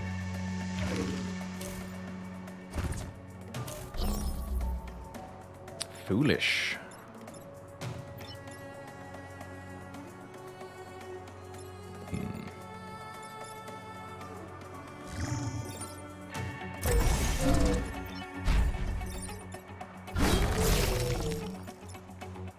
This can't kill, unfortunately. It's fine. Great turn.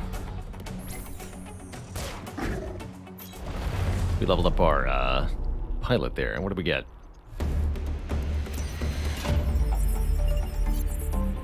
This time we did perfect the island, right? Opener. Boost and bonus move on the first turn is very good. Although note that boost will also increase self-damage. Allow me to provide additional aid. A once per battle acid tank that can apply acid to targets. Does take a lot of power to operate.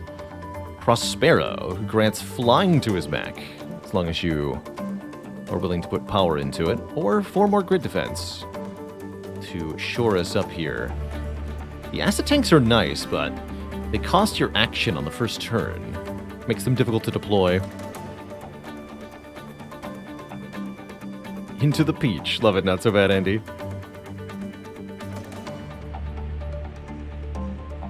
That was a bit of an into the reach.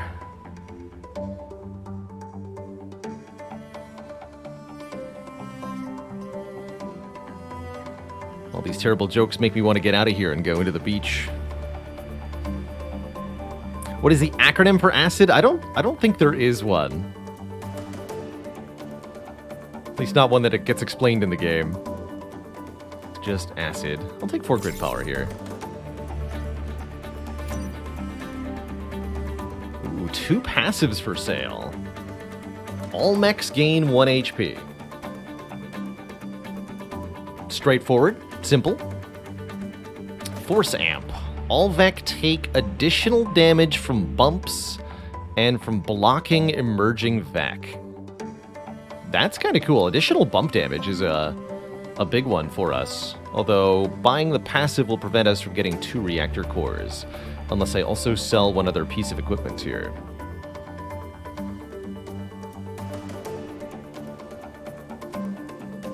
But Force Amp is cool. All critters ingest damage.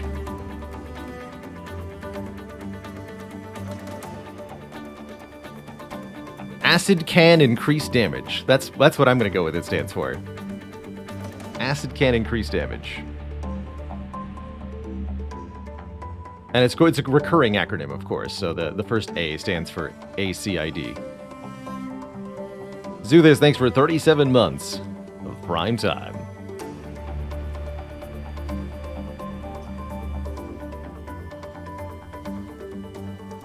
True Bear Jew, thanks for 11 months in the Prime sub. Glad you're enjoying some Into the Breach. I really enjoy this game a lot. Let's take the Force Amp. 1 reactor core. I can't justifiably sell any of it. Unless I could maybe sell the hydraulic legs. That seems absurd. Especially because it's a double push. The Prime Spear has also got a push power.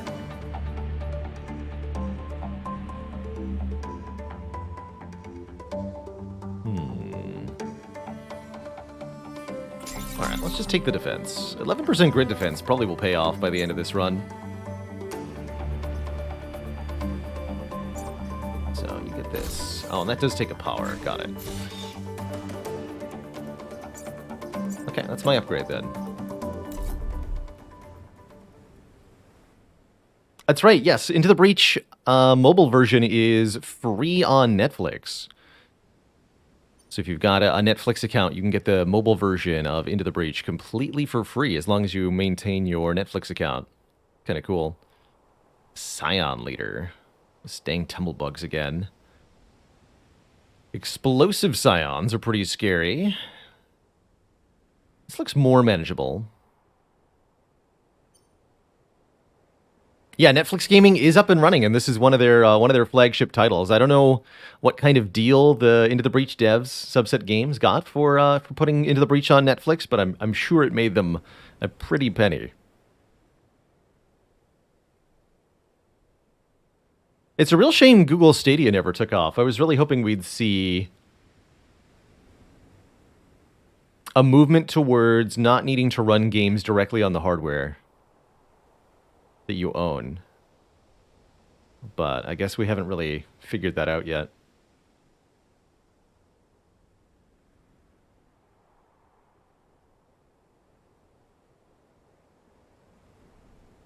The worst possible business model for cloud gaming, I guess. It's a bummer. So do I want to deal with spiders, Spooter Scions, and these stinky armor creatures, which can't be pushed? Exploding Scions, or live in a desert with exploding rocks? Let's deal with the exploding Scions and see how this goes. I might hate this. The old Earth relics here still have some fight in them. They could help us. Oh, an armored train. These are way more fun. Look at this train. This is such a badass vehicle. I gotta love this mission. Armored Train. Armored trains, unlike regular trains, have armor, meaning that they'll only be damaged by things that do at least 2 damage. They're also able to run over Vec successfully.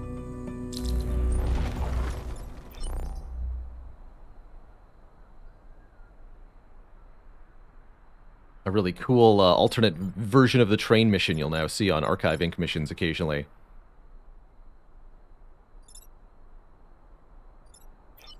Although most of these Vec do more than 1 damage, so it could be a slight issue.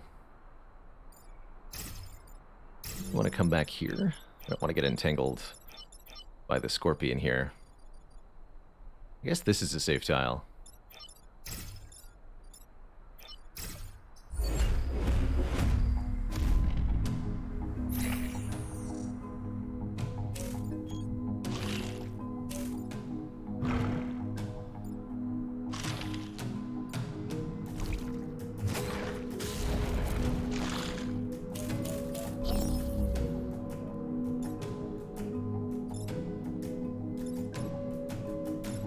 Alright, a few things we have to deal with. Oh, and the 2 push damage. Look at that. That's a great first move. To stop this from occurring, too. That's not a problem. We just push you into the thing. And then you just get shot, right? So yeah, this is easy. Although, note that enemies explode when they die, so we gotta account for that before we... Yeah, like this will kill me? Not really, actually. Because I'll also heal, too. Really curious how that's going to resolve upon review. Love this. That explosion would be kind of good.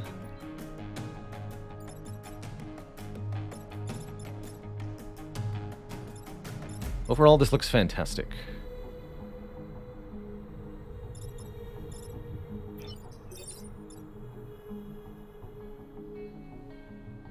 Let's find out how this works.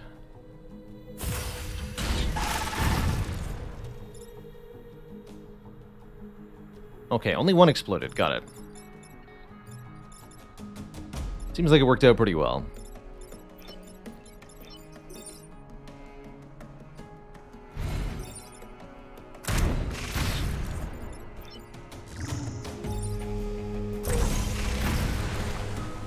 So the train will squish the blast scion, no problem. Thanks to being the power of an armored train. Easy.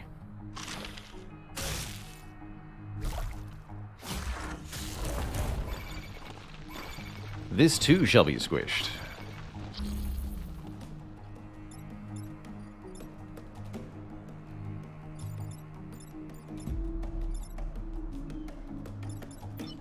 Guess I'll block 1 spawn.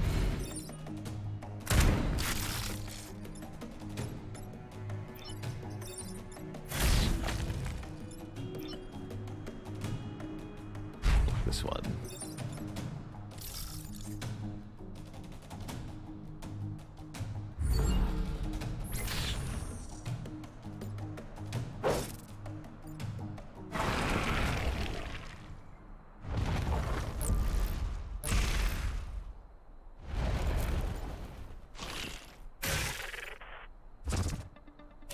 Yeah, getting the word out about new ways to play games, I think, is something the companies that are getting into that market could be doing a better job of, for sure.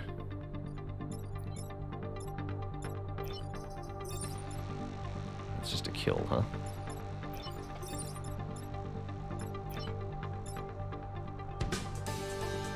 We want to do it this way, then. Kill you. But that's not a kill.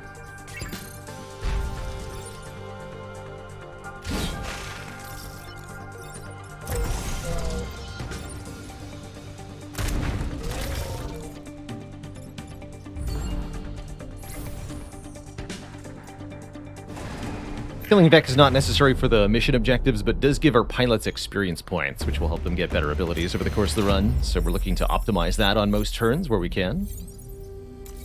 Really good mission there. Take less than 3 grid damage and defend the coal plant. You got it, but let's spend this reactor core first. Add an acid tip to this prime spear? Or make it a 3... I can't make it a 3-stab yet. Let's add an acid tip. Sounds great. Oh my, these are one of my favorite missions with the landmines. Any Vec that end their turn on a landmine here will get instantly killed. So let's lure them into trying to attack me. Why don't we?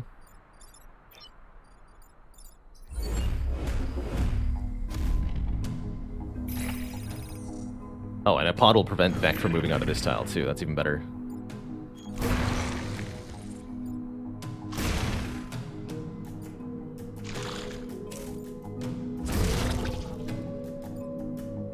All right, well that was a good turn one. You know, that was a good turn one.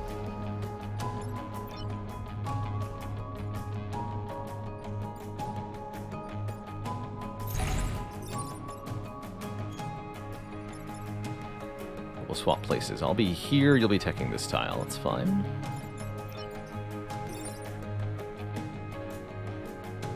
Let me just get out of here.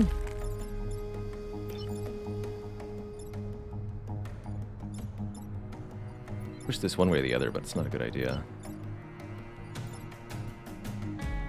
Here, let's not waste that landmine.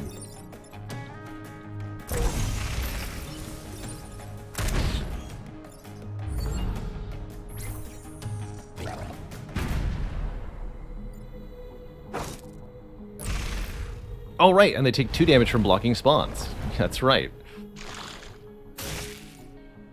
Ooh, that's a bit of a tricky spawn, actually. Gotta be careful there. And yet, I see the ultimate move. Behold... Wait, no, I can't jump here. Never mind. Don't behold anything. Behold nothing. Oh dear. Oh, shoot.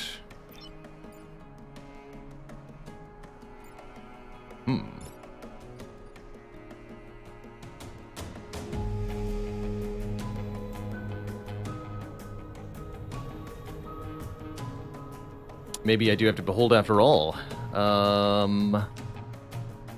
of our units are entangled in ways that are a bit problematic here. Most problematically, the unstable mech here. If I fire at the Alpha Scorpion, I push myself onto the old Earth Mine and will die.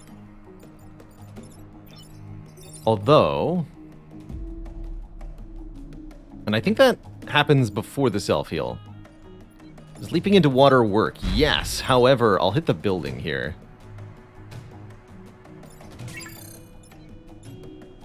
I think what happens is that we get the heal and then we die to the old Earth Mine, but I think we should check. We should double check. I've got a reset turn. Let's use it here to science this. What happens here? Oh, he does live! Amazing. Okay, cool. Never mind. No problem. Good job.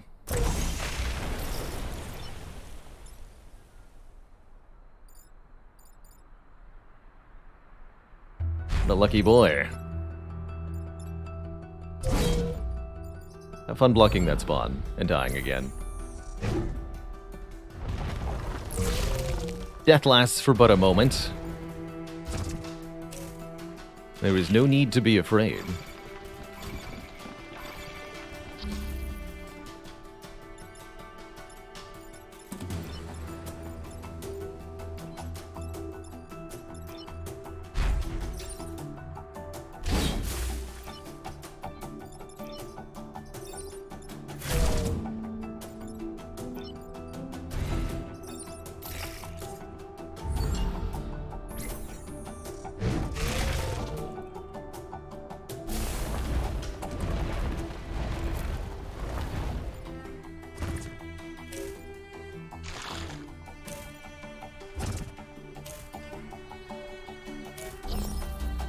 So, does bumping include just, like, incidental bumps? Yes. I do 2 damage from backing into this thing. Wow. That's a cool passive, actually. I really like that. So this is a twofer? Yeah, it is. Dang. As is this.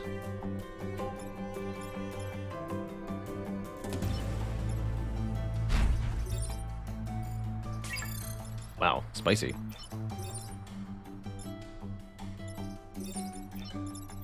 Get the kills. Tiana. Sure, plus mech move and masochist, so it's just Lauren who needs kills now.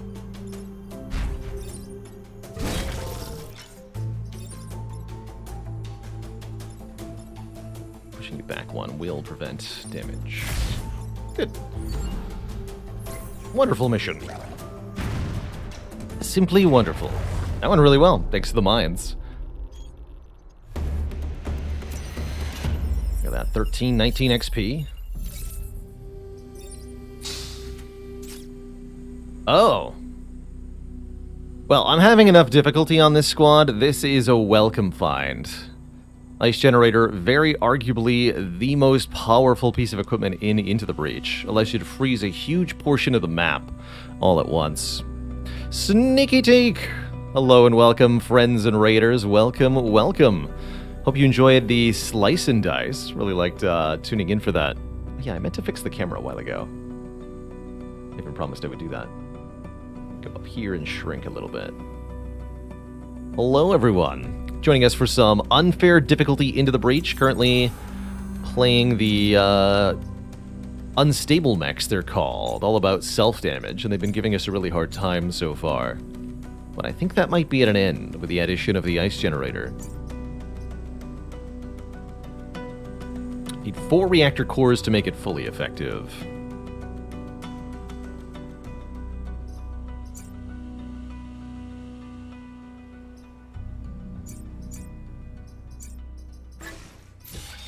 Add another core to the Prime Mech for the moment. I'd like to get over to this 2-star 1 power grid event over here, so let's go through the archival flats. Do not kill the volatile Vec. Easier said than done. Everything else I can kill, though. Or we could do some simpler missions, get a lot less reputation for it. Let's try this.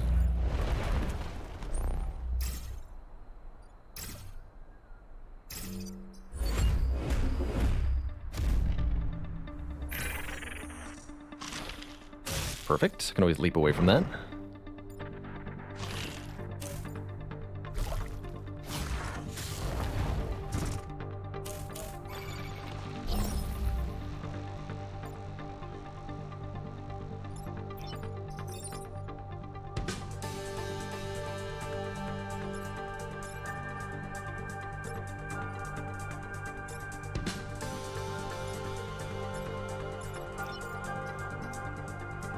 Okay, the volatile Vec does die if it falls into water. It's a bit annoying.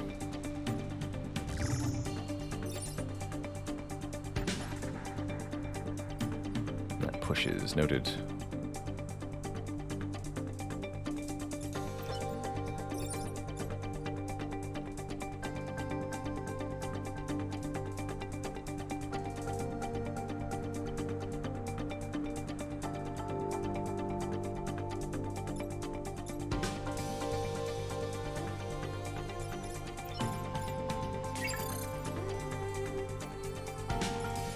Let's do this, actually.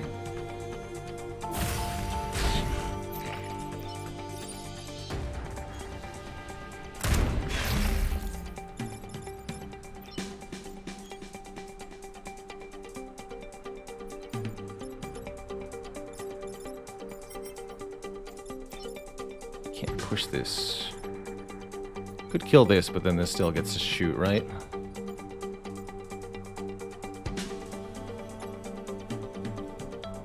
Taking 1 grid damage to get rid of the alpha bouncers, maybe not the worst idea, but let's just do this.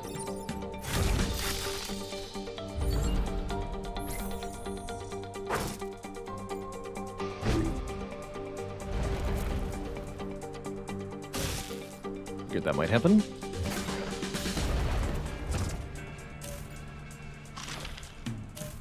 Ooh.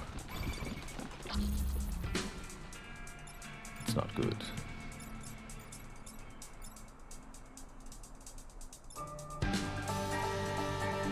Looks like we have to allow this 1 damage. I figured we might.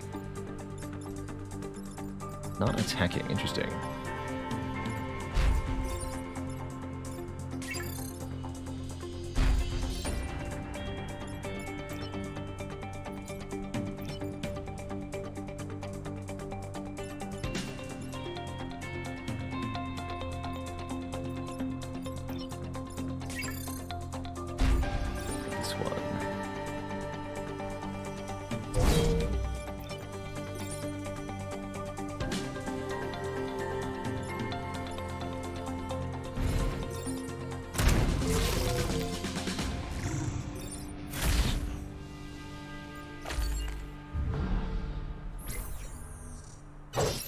Easy.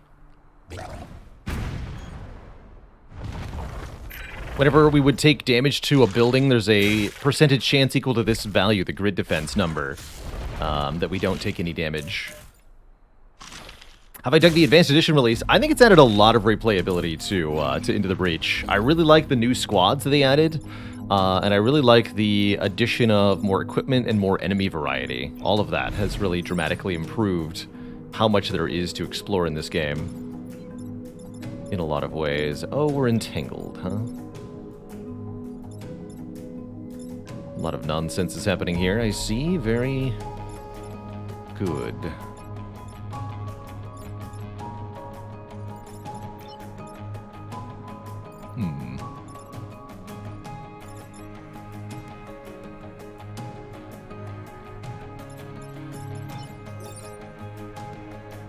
That's a lot of damage for one shot. So that's mostly solved that. We still have two problems, though. Unfortunately, I can only deal with one of them. Just take another point of grid damage here. Might as well kill the permanent thing, then.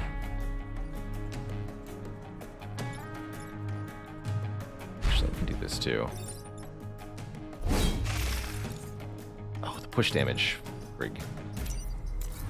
Always forget that pushes.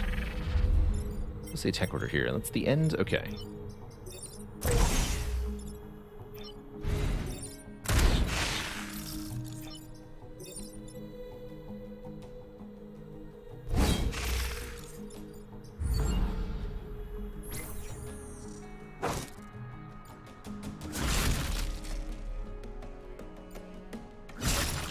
Easy.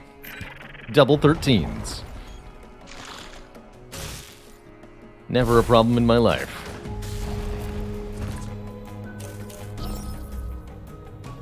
Alright, you get some more XP. Look at that power. Just move out of the way. Kill your friend.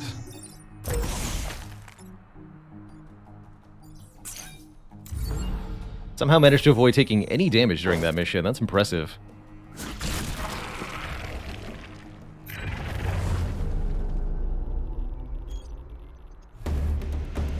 Is it easy to win an A20 run if you have only Clash and Rages? I wouldn't call it easy. Possible. Not easy. Oh, destroy the dam. That's one of the best for this squad type, actually. Here we have a dam that we have to destroy. When the dam is destroyed, all tiles in front of it, these two rows here, rows 3 and 4, will turn into water tiles, and anything that's on the water tiles will at that point be destroyed utterly. Utterly and completely.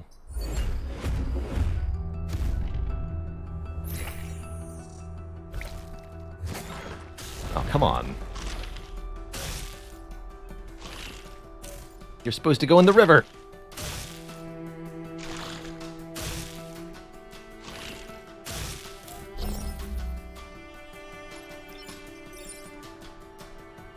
How dare you? Look at this triple entangle on everybody. Absolute nonsense. Nobody can move. Nobody can do anything. Or can they?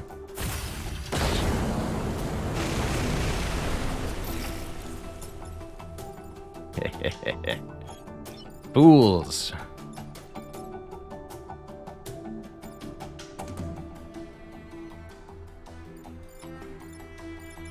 Got him.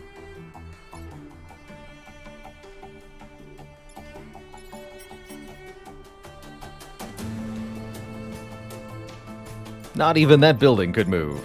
No one could move.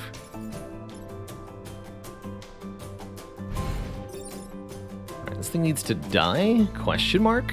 Probably easy to just push it into the water next turn, huh?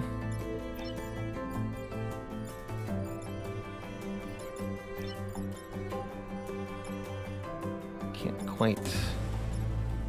Alright, let's murder you then. Yeah.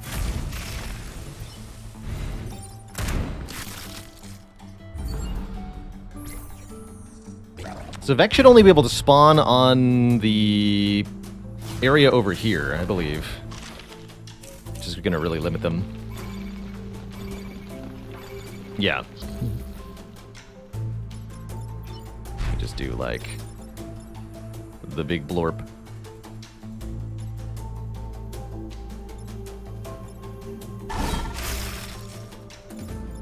Nice level up.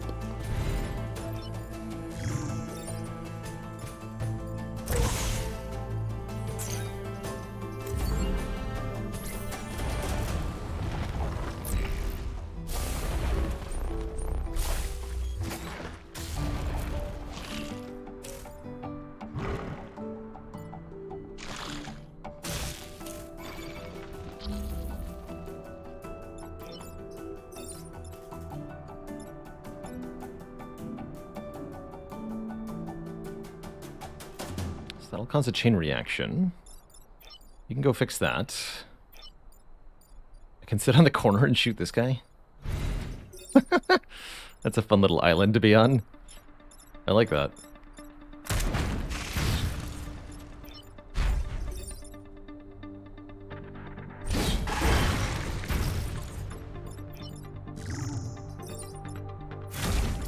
That's not a Vex, so it doesn't explode, thankfully.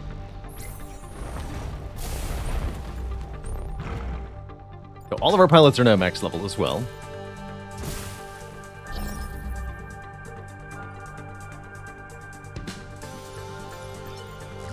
Oops.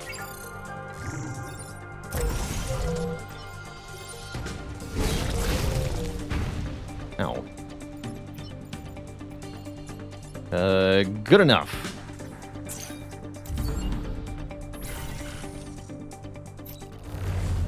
The Scion may live.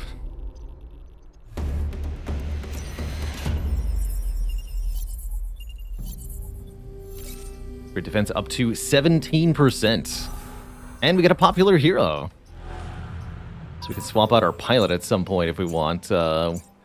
Opener popular hero, not exactly the best combination of traits here. Yeah, enjoy your lurk, Teak. Thanks again for that raid. It's nice talking to you earlier today. Welcome back to the land of the Twitch.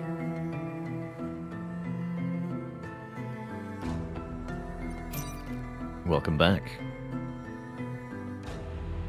Yeah, if you haven't seen it, by the way, if you like the non-Spire content, we've got a YouTube dedicated to that, linked up there in chat. The Bela Lord plays, currently got a lot of our Cult of the Lamb playthrough, but the Into the Breach content will also be up there over time. The Hornet Leader is our current obstacle here. Lots of nasty, annoying Vec. Can we avoid getting entangled? Yes, if we move... let's do this. Kind of an awkward starting position, but it's the only way to ensure I'm not getting entangled here. Let's see what happens. Okay, excellent turn one.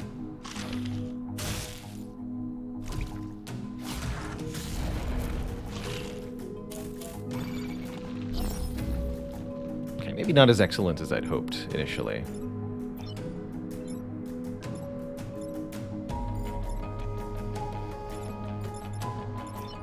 Boy howdy, is there some stuff we can do. Oh, that does almost enough damage. Not quite, huh? So we'll take 2 hits. I can definitely kill both of those, right? Yeah, I can definitely kill both of those.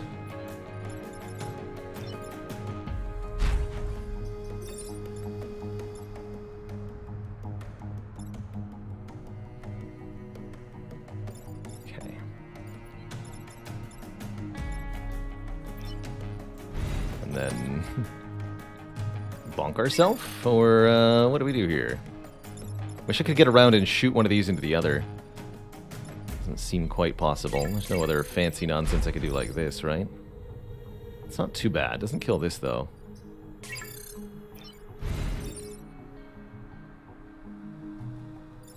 Pretty iffy. Can't get over here. Yeah, my awkward starting position, avoiding getting entangled, has caused part of this. So I really don't know how I feel about these starting position options sometimes, you know? Actually, what if I leapt here? Oh my, that's even better.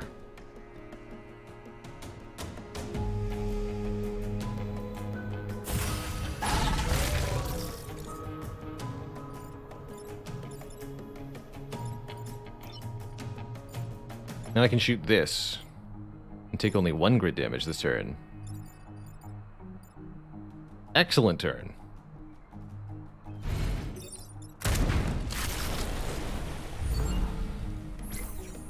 Although that puts our tank in like a stupid spot. Easy. Is that 3 in a row? Hello?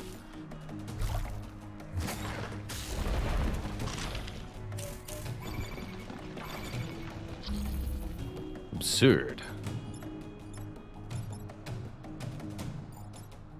Just absurd.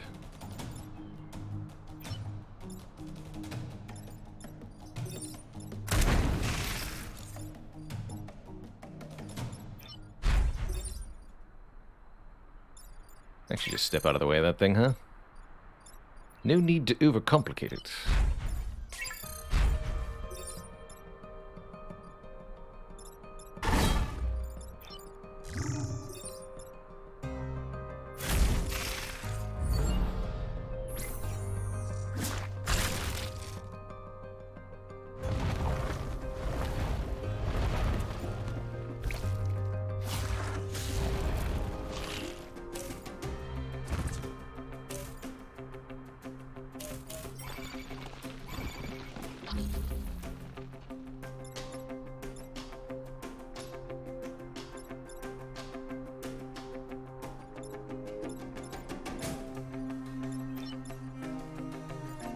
Push this one here.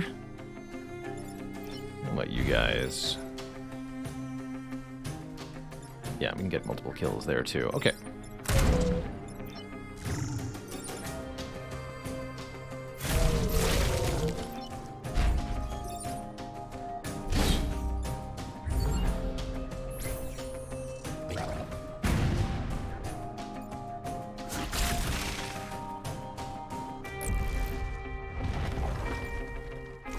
Never did the Outer Wilds DLC. I played part of it, but never finished the Outer Wilds DLC. Ultimately found the main compelling portion of Outer Wilds for me to be space exploration, and the DLC was not that, so I couldn't maintain interest.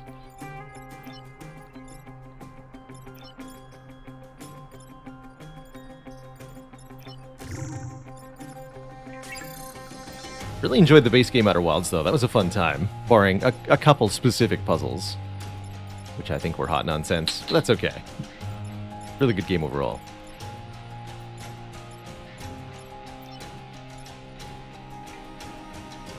So I could kill the Scorpion. There's no reason to. There's no reason not to.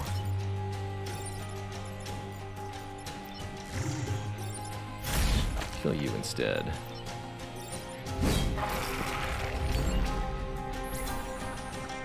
Since everybody's maxed on XP, there's no reason to get kills necessarily anymore. It's all about the mission objectives.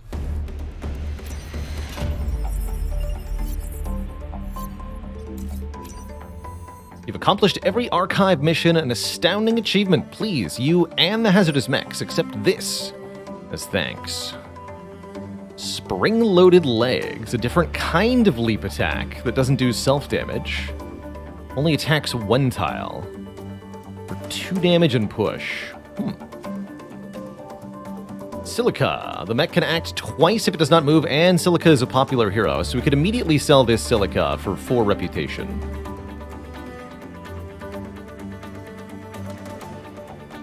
Well, heck. I'll take 4 additional reputation, please. I could even sell this popular hero instead and keep Silica.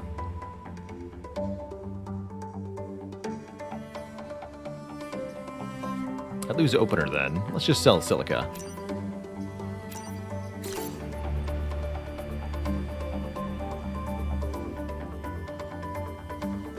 Shield Protector can be powerful.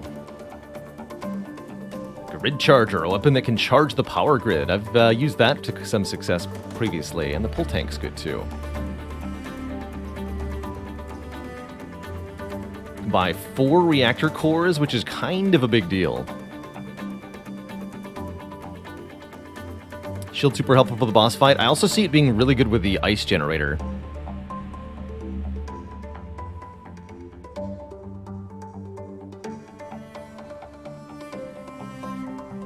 Because we can prevent ourselves from freezing if we're shielded. Don't have a conservative pilot. That's okay. So I either buy 4 reactor cores or the shield generator and 3 reactor cores.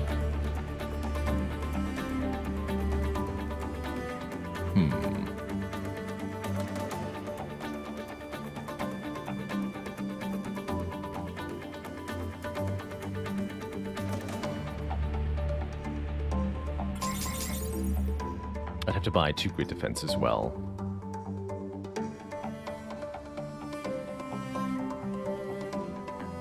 We'll go for 4 reactor cores. It's too convenient not to, so to speak. Alright, we need a...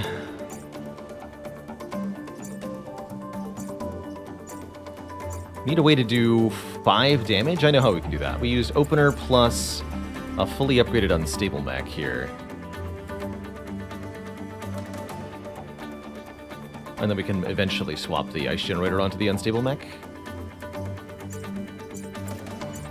Let's do that for the moment.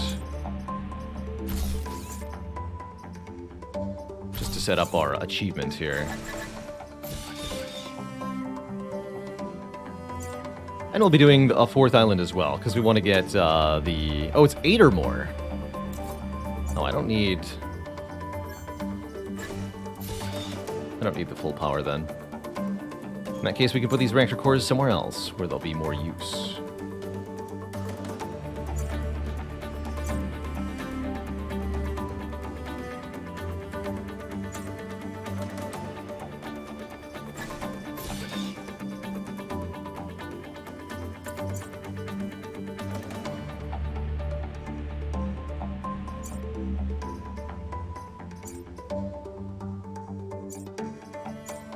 Need that self-heal still. Give up the acid projector?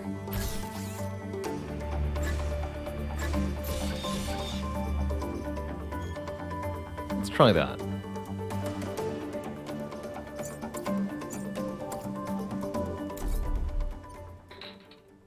Oh, we've actually got 2 more islands. Good lord, I thought we were done with 3 islands. That was so decisive. All right, well, we've got plenty more reactor cores to get for this squad then, and plenty more equipment to look at. Before I jump into another island here, I'm going to take my first break of the day, refill the legs, stretch the water. When I return, more Into the Breach. Be right back, folks. Don't go nowhere.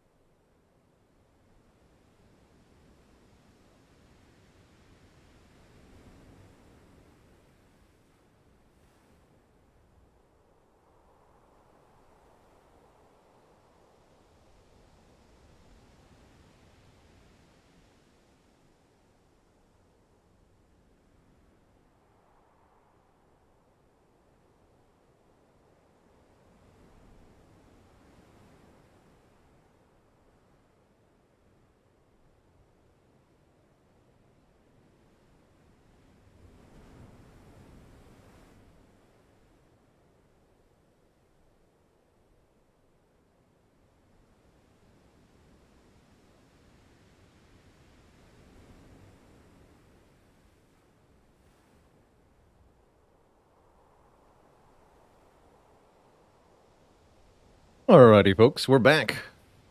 That's right, these are the hazardous mechs who have a lot of self-damage in their equipment. Although we've been moving away from that a little bit. So, spooters galore, or even more spooters. Terrifying. Let's do RST Corp next and see how much of a nightmare this becomes. Don't think for a moment I'm falling for the time traveler stories, but your mechs, they're pretty cool. Destroy 2 mountains. We want to get to the reactor core here at a minimum. Maybe I'll do the Fox Plateau. Block Vex spawning 3 times. That's actually a pretty hard objective, though.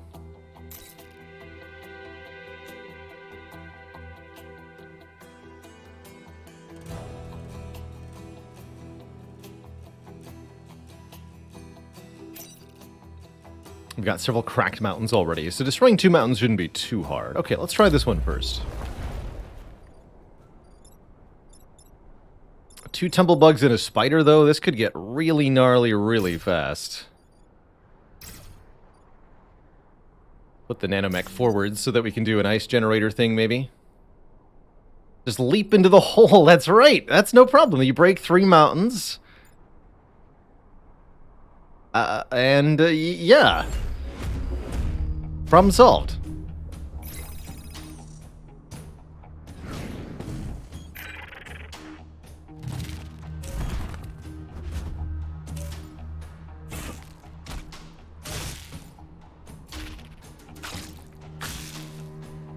Huh. Never seen them launch an egg like that.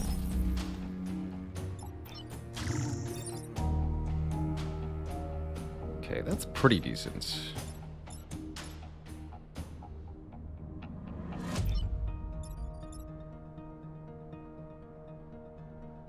So, one of our goals is to have an enemy take at least 8 damage. We could do that here and now. Do you want the plus size on this, I guess? Where else could we go? We could go here? That doesn't deal with that one. We could go here. Which gets the leaper. Ooh, I like that.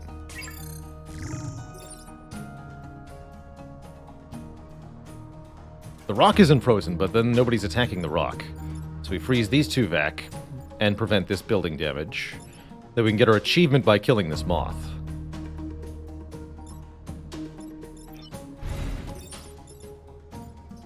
Oh god, we do 3 self-damage? Terrifying.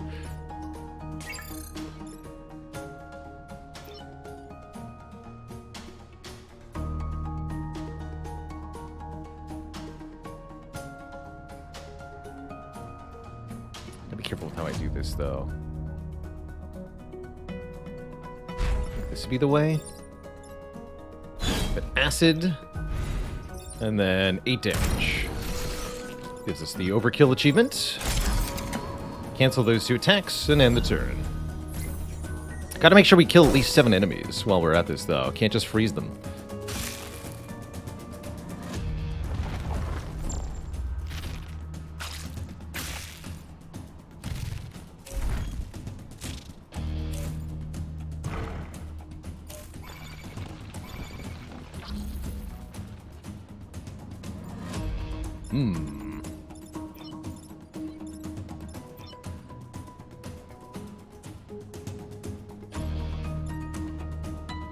And now this looks like a proper predicament.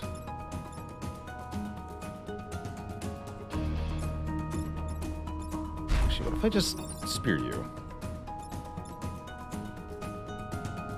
That's close to good enough. Oh, that'll free the leaper, though.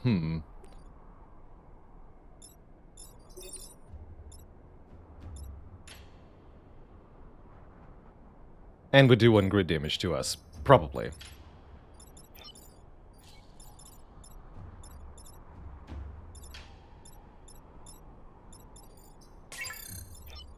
I think leaping onto this destroys the time pod, if I'm correct.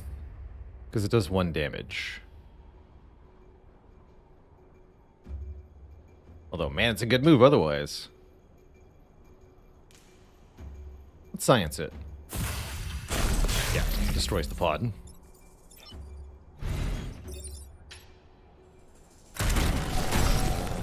It looks like we're going to roll a resist, so... I think we can use that knowledge. That should mean that if I do this, we resist the hit. Every time. Let's find out. Yeah! Cool. The power of foreknowledge with the reset turn. Very cool.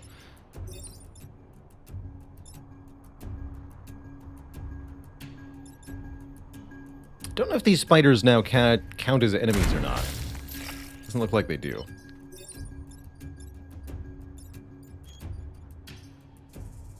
Escape from ice, okay.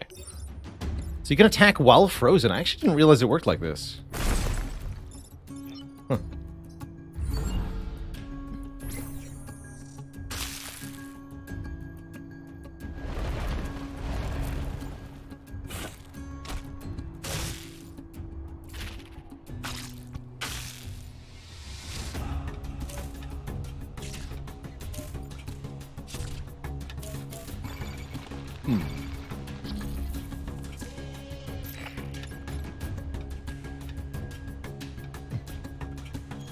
Oh yeah, and I'm supposed to destroy mountains while this is all happening too?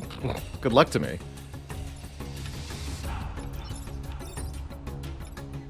I don't know how the heck you think I'm going to do that.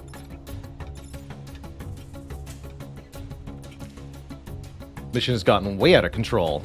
Well, I guess it was always out of control since the beginning.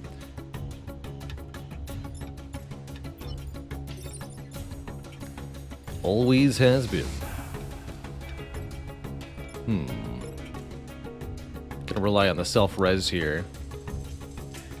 This does 1. Can't stay here, that's for sure. So I'm pretty much forced to leap out of the way. Oh boy. And I don't have very many options on where to go. Oh god. Yep, this is a mess. That's for sure.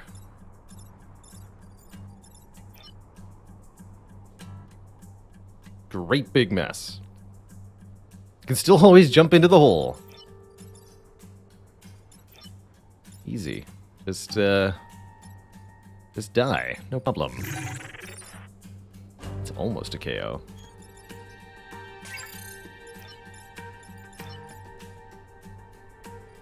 So we actually can't free the unstable mech.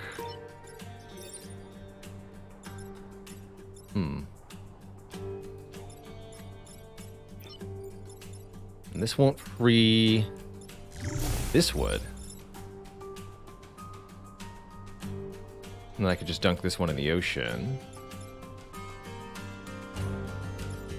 And it looks like I'm going to... Oof. Still gets me killed. So many yikes. Also, I think this shot going over the pod might destroy it. I'm not 100% sure on that. So, is there a way to kill this firefly?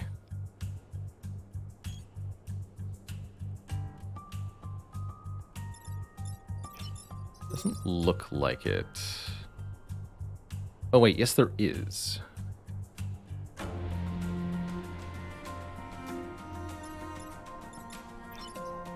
Make this attack, and then we leap here. That will cause 1 grid damage. Otherwise, that seems pretty good. And then I can shoot the unstable mech to safety. Yeah, that'll work.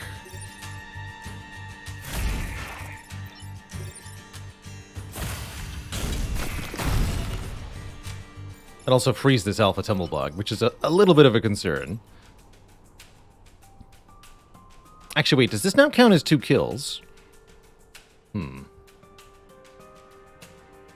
Because if so, it would let me tank the spider hit, and would be the much better move.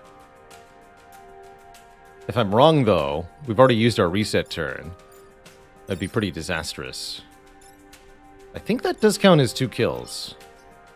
Spiderling egg is an enemy, so we should repair 2. Yeah, what's the exact phrasing on the heal? When they deal a killing blow. I'm pretty sure this counts. Yes, it does.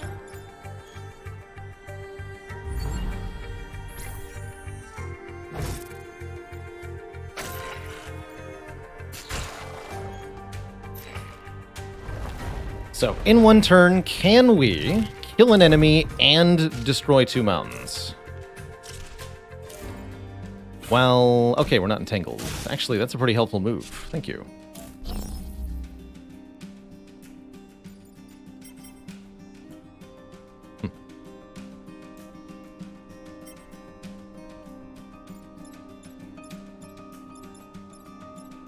Okay, well, the unstable mech would have to be the one getting the kill. Can't fire its weapon without killing, or it'll die.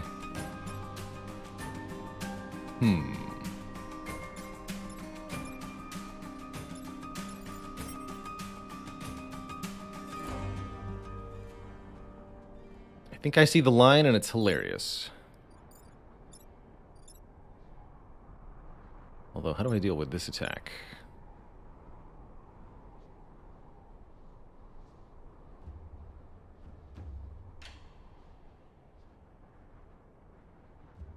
I can lance through the tumblebug, push the rock up. Ooh, I like that. You're talking about this. Although the rock would hit this building when it explodes. That's pretty undesirable.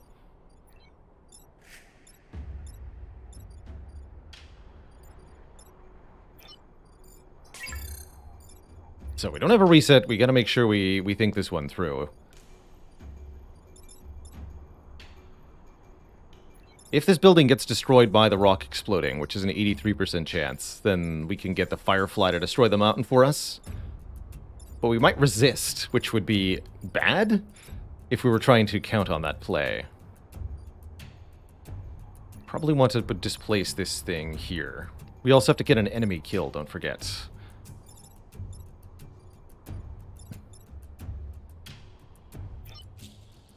Okay, you can kill the spider. That actually won't get you a real kill, though.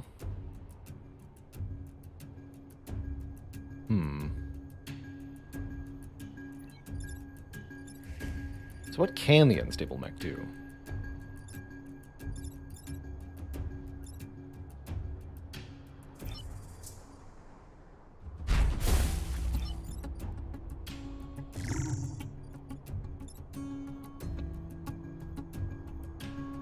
Yeah, this is a problem.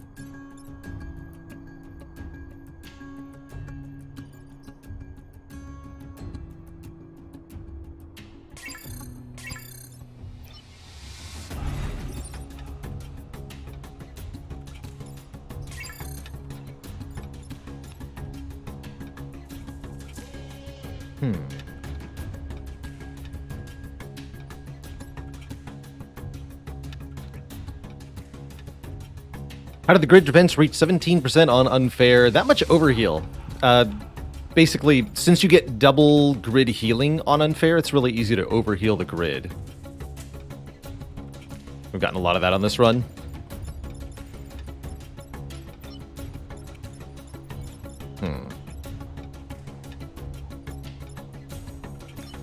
You're boosted. That's 3 damage.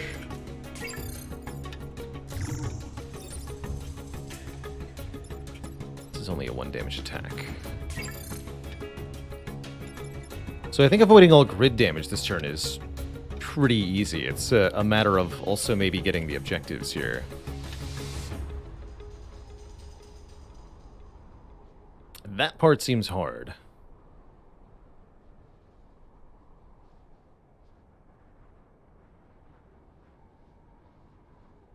So what if I killed the Alpha Firefly outright?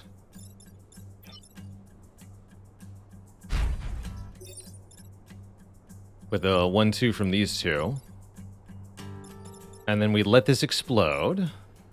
We have you, Kazak, come kill this mountain. That satisfies our kill requirement, and if the building is destroyed by the rock exploding, will also get us the mountain objective. I think that's the play. I think that's what we wanted here.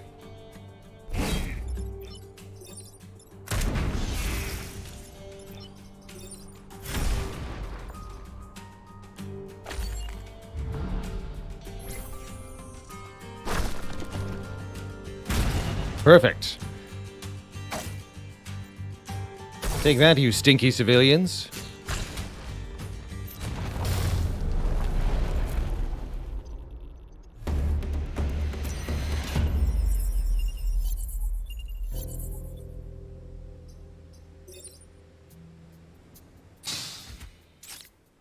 Just one reactor core, but hey, no problem there. That was tough. All right, let us unpower that. That was terrifying.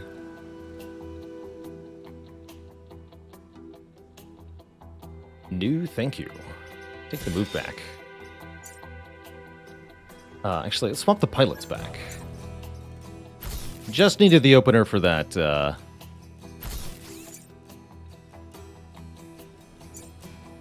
for that achievement. Didn't really want the rest that came with. I think another point of range on the spear is going to serve us really well. Let's get that. Kill 7 enemies, you betcha. Oh my. Oh, and we've got opener plus the big range on the spear. Okay, so yeah, you want to be in an unentangled spot. You want to be in the thick of it, and you want to be even in thicker. Let's see what we can do here.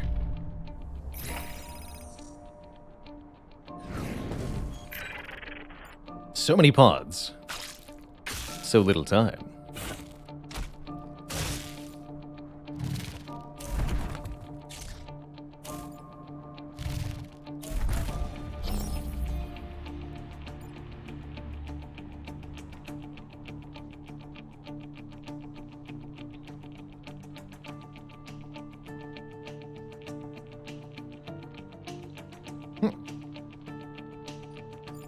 So what does this do? That gets most of everything.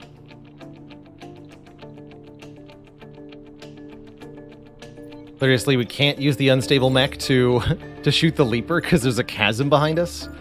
That's a fun problem.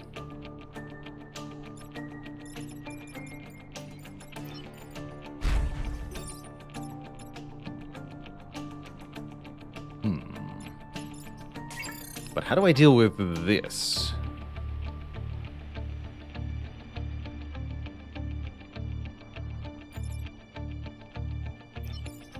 This only has a 2-tile radius, that's right. I don't know how to protect the power plant, the coal plant here. It seems very difficult to save in this position. I actually don't quite have the mobility to get all the way around to poke this nerd. Dang it.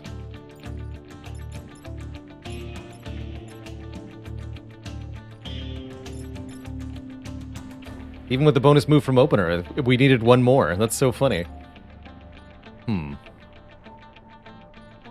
much damage would jumping do? Not enough. We could jump here and do... Actually, wait. Actually, that would kill. Excuse me. That would do 4 damage, and then the rock would explode, dealing 1 more. So that actually would kill.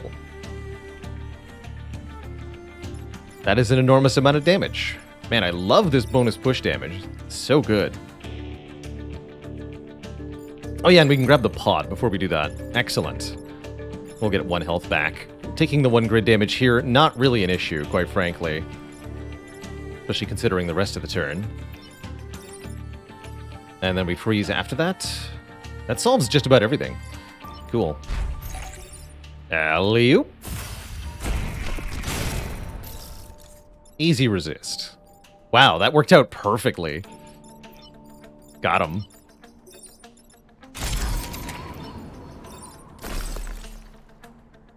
Got them.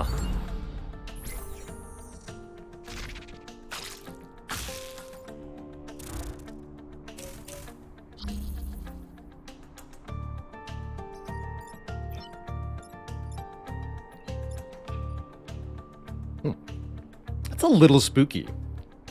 All things considered, actually. So we can attack. We actually have to attack in a direction when we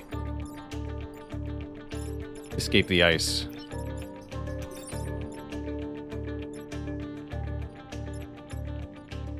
Definitely want to kill that Spooter, but I can also just kill this Hornet, right? Hmm.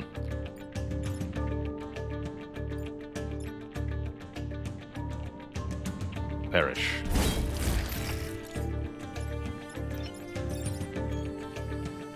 Definitely break out of the ice first, if that's what I'm going to do.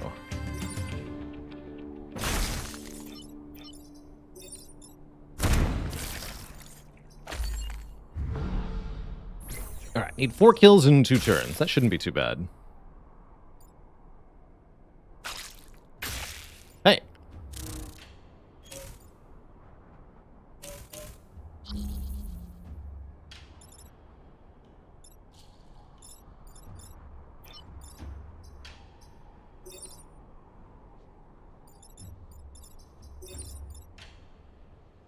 Just stab that one again. Get out of here, Hornet. No one invited you. To free the Leaper to do this. Mixed feelings about that. And then we shoot the ice into the Hornet. This will also kill the Spiderling Egg, but it will free the Alpha Leaper. I think that's fine. Again, relying on that 2 push damage there. So those both die. Free up the map a little bit. This is freed. This is killed. And yeah, just kill the Hornet again. So, 2 more kills next turn. Shouldn't be hard.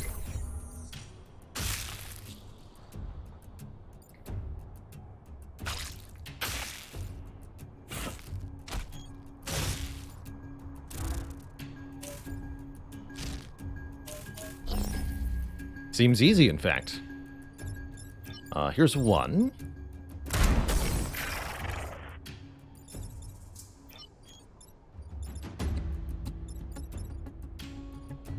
I can leap to get another one. I think I could actually do 3 here. Yeah, we can just fly over here.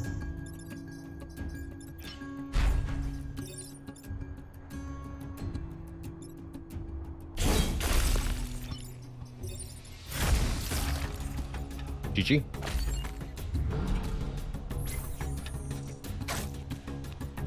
Something to note about Frozen Vec is that they count as half of a, or actually maybe 2/3 of a living Vec on the field.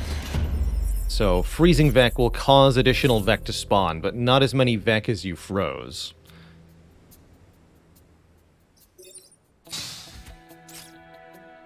Bethany Jones starts with a shield. That is kind of perfect, actually, for the freeze mech. I am sorry, Kazak, but you are swapped out here. What a lucky find. We're kind of totally transforming the squad here, but I really like it because I don't like the hazardous squad very much. So, yeah. So, swap opener for finisher.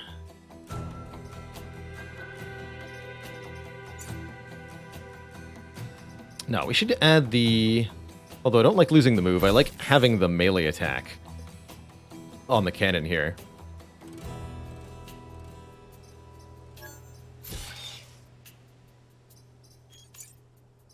Let's try that.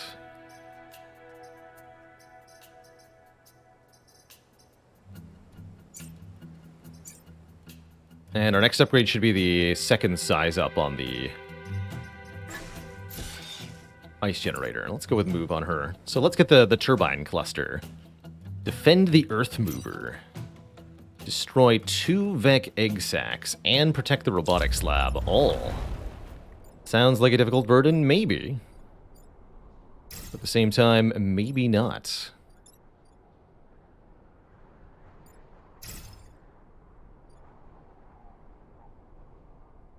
There, you're least likely to get entangled there, so we can get our freeze to be wherever it needs to be.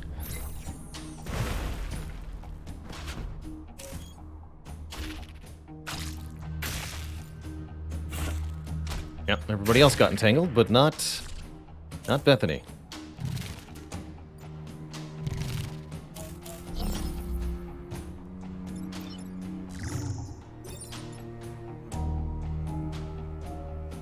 That's pretty good. We get 4 Vec frozen with that. We'd want to kill the thingy first, though. Ooh, look at this leap. Well, that's a good leap. Problem is, then I can't deal with this moth. Although it is only 1 grid damage. What if I freeze here? I get to kill the moth will fall into the chasm.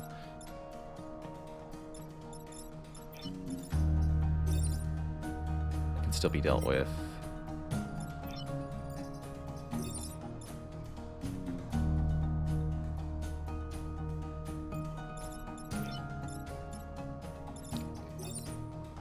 Okay, this is definitely happening, this leap.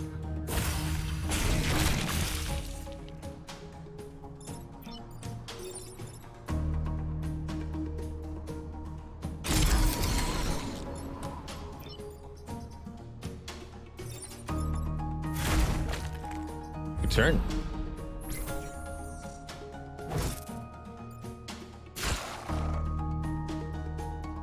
And as you can see there, yes, if you freeze a flying enemy over a chasm, it does indeed fall.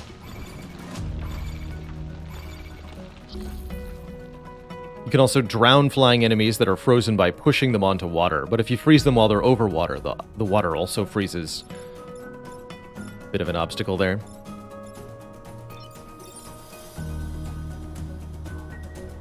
Okay, that actually won't break that tile, though.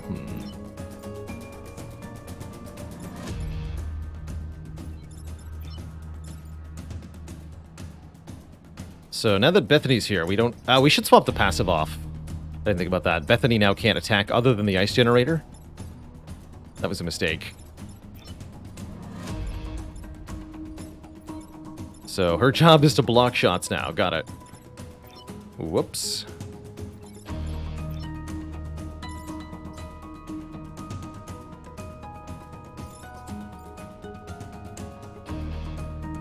That's a bit of a whoops.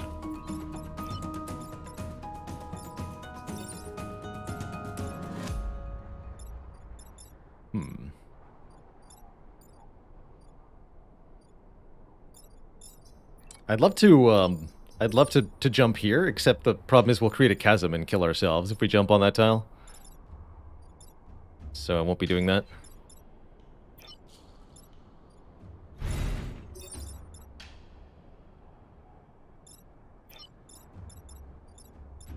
Just block that hit with our body.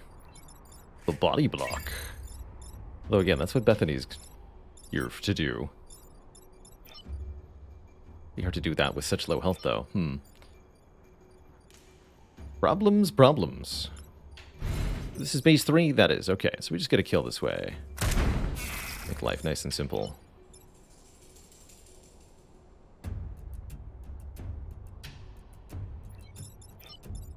Bethany can't even destroy the egg sac. Understood. Let's go do that now, then.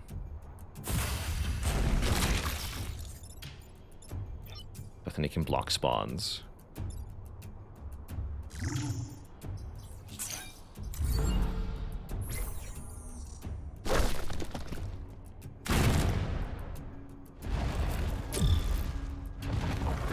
The frozen earth remover stops moving the earth. That's true. I hadn't considered that, but yeah, it totally does. Another benefit of having frozen enemies on the field is that they become a valid AI target. So occasionally you'll see enemies use their turn to do stuff like try to break a spiderling egg out of the ice, which is not the best use of the time that they have. And the unstable mech is kind of trapped in here, huh?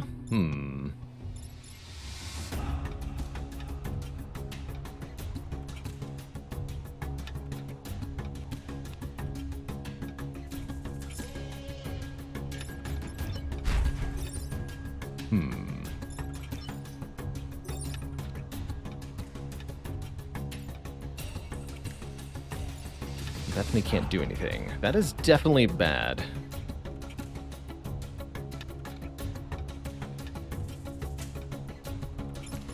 Actually, is it? I mean, I could just tank this hit.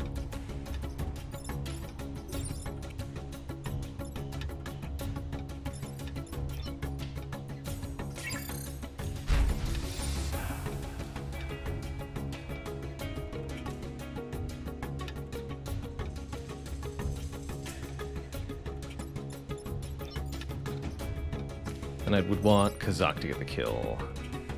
I want Kazak to get the heal. Okay.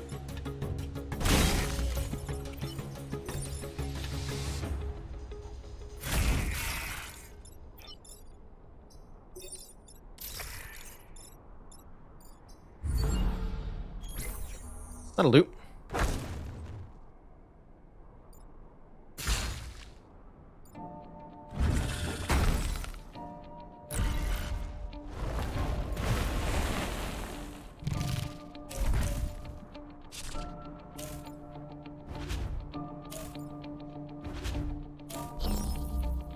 Okay, not making it easy on me, I see.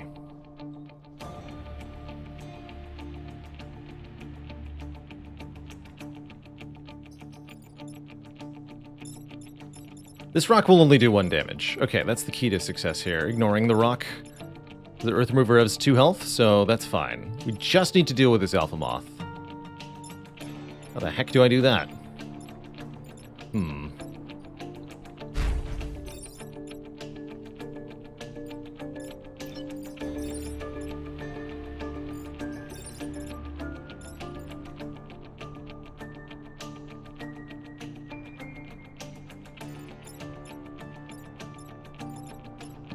Push.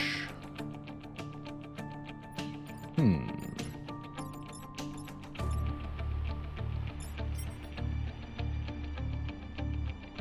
go first. Interesting.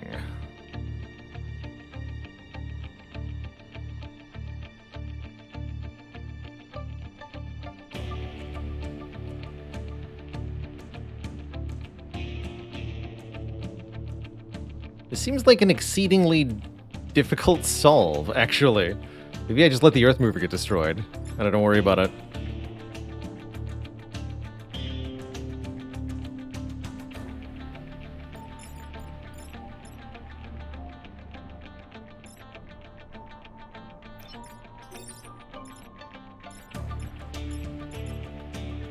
Only 2 damage that way. We can get a kill this way and displace from the ice, or we can push the bug out of the way, which would free this tile up.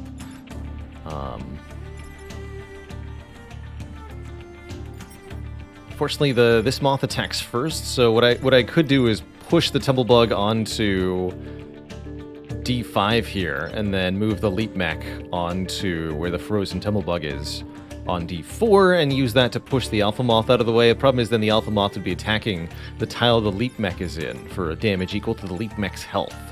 So we can't do that. Likewise, I can't attack from the tile behind the Moth because there's a chasm there. And that's actually because I froze the Earth Movers, so that's entirely my fault. That's funny.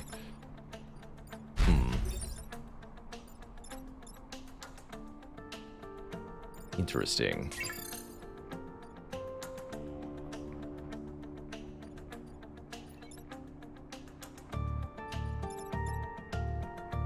So there's no way to defend the Earth Mover as far as I can tell, and I guess I just be okay with that. And this is all ultimately a consequence of forgetting to re-equip Bethany. Yeah, I'm fine with that. I am okay with that.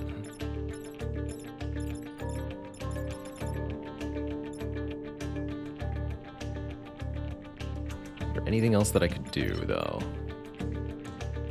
Can't kill the moth. Can't stab through the Earth Mover, because that'll destroy the Earth Mover to do this.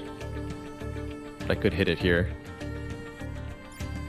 If only I had a shield generator.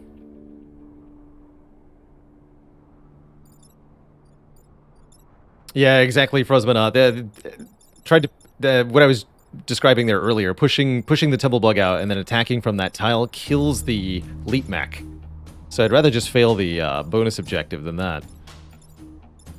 Lose our primo pilot. That's a popular hero pilot. No way. No way. All right, in that case, just don't die. Easy. Just don't die. Very simple task. Here, you know what? I'll kill it for us. And there's nothing to lose to the Vec.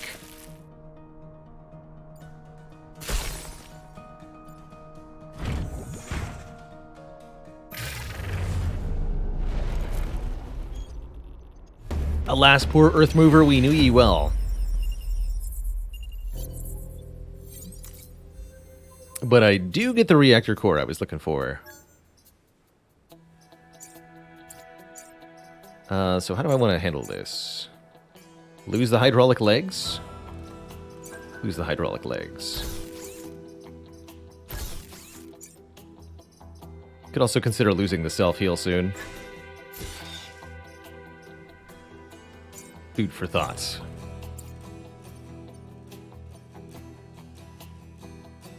Defend the Terraformer. These are also one of my favorites. Terraformer attacks in 4 different directions to terraform the terrain. Wait, are you allowed to?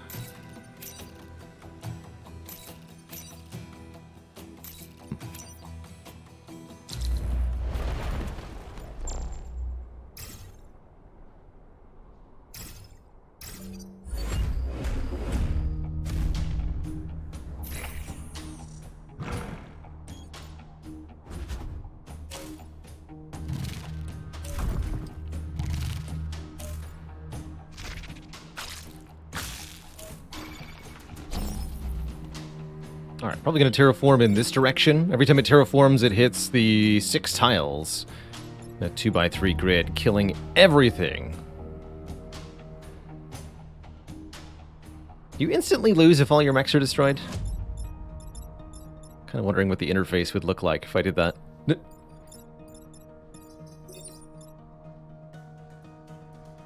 Don't believe I've ever had all 3 of my units die and into the breach.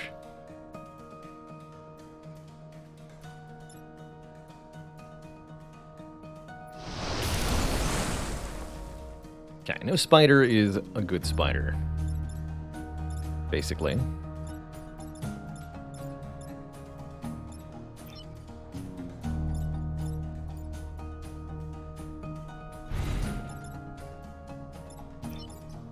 Please don't...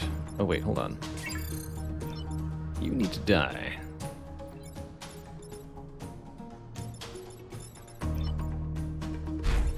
This Tumblebug needs to die.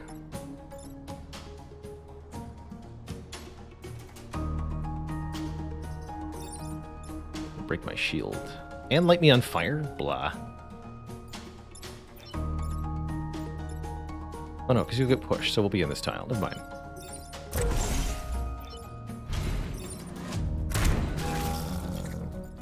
That sound, though.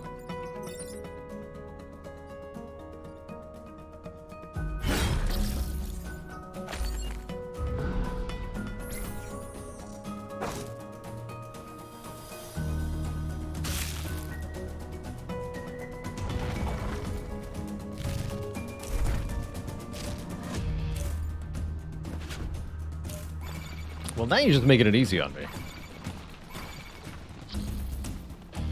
Please.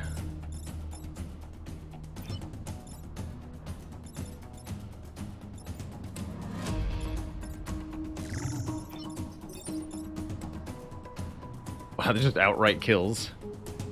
So that will light me on fire. But still.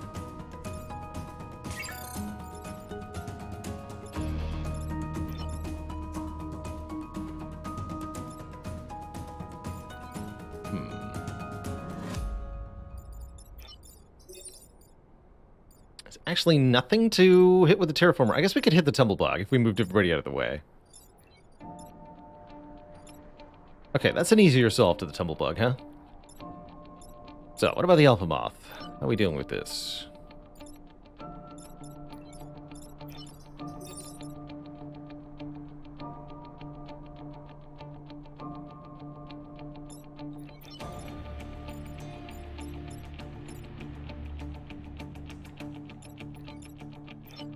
not so easily. Can freeze the moth. Let's do that. There's our full-powered thing. Actually, killing the spider could be quite difficult if I'm in terraforming in that direction. I guess I don't have to terraform in that direction. It's definitely not a requirement.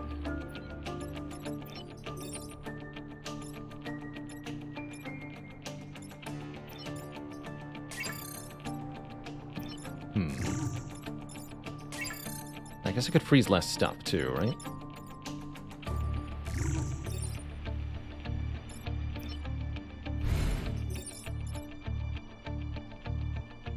Yeah.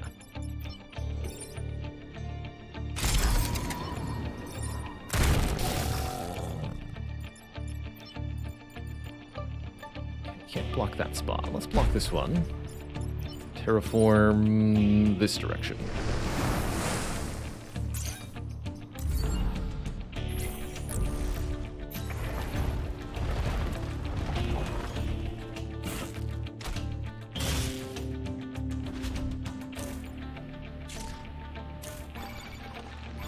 Alright, now we try to terraform in the downward direction. Get rid of this alpha firefly.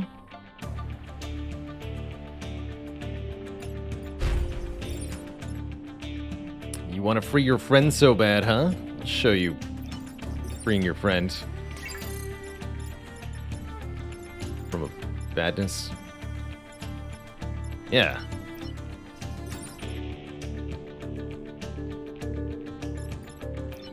That will decisively teach them. I'm sure of it.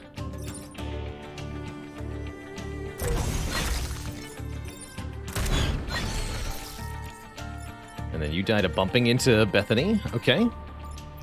Which means we can kill you too.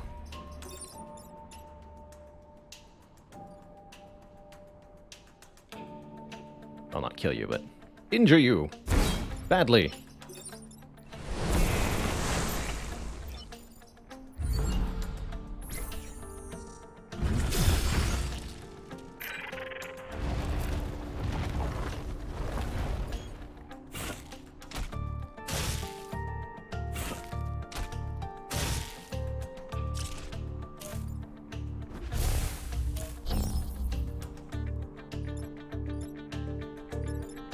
Wow, excuse you. Double fives, huh? Got a permit for that? Hello?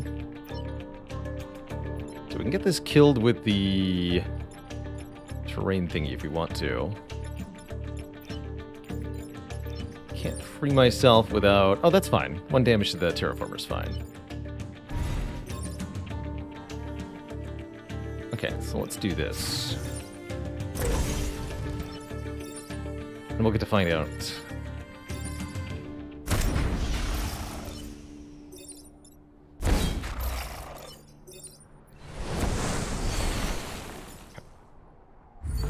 Cool.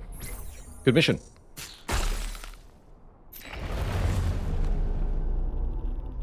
Give me the rep.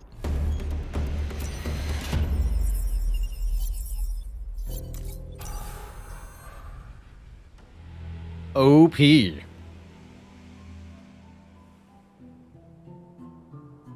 That is the single most broken thing that could have happened. That means Bethany Jones can now use her limited use weapons another time, which means we have double ice generator on a shielded unit. That's broken.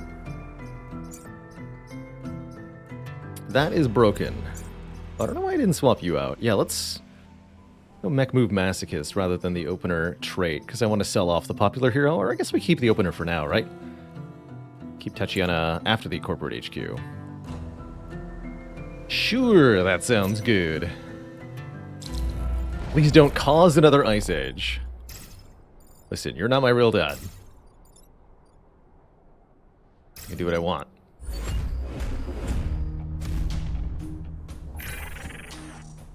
So the Scion Abomination gives kind of annoying bonuses to every other Vec.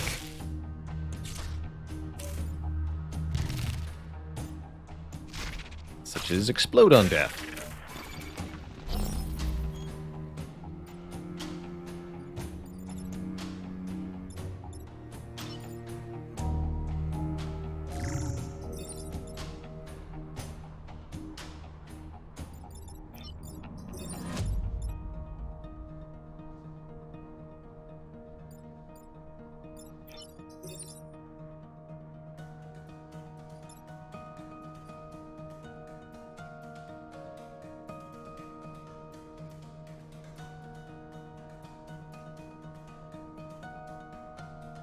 Scion still does its thing, even if the other Vec are frozen.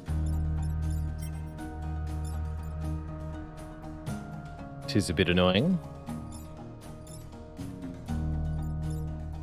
I want this to go.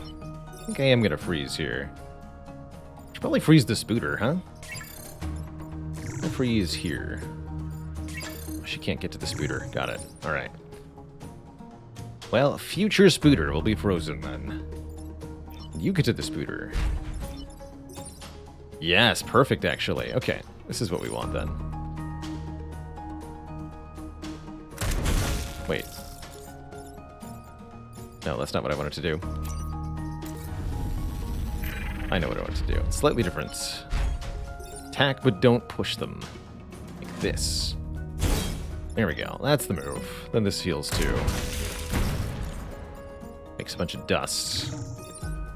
This gets frozen, and we unfreeze our Leap Mech by blocking the spawn.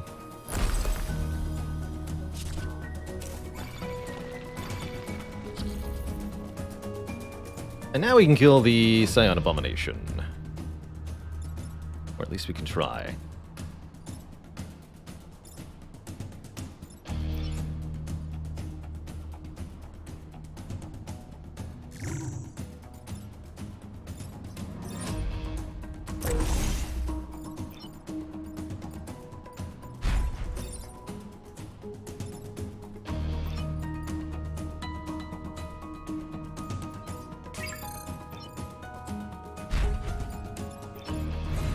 There we go.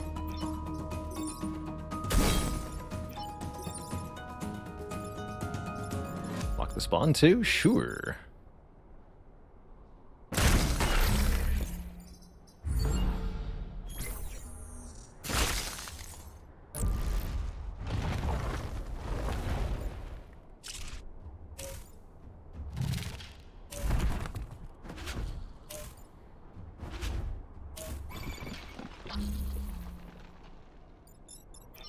Everybody freeze.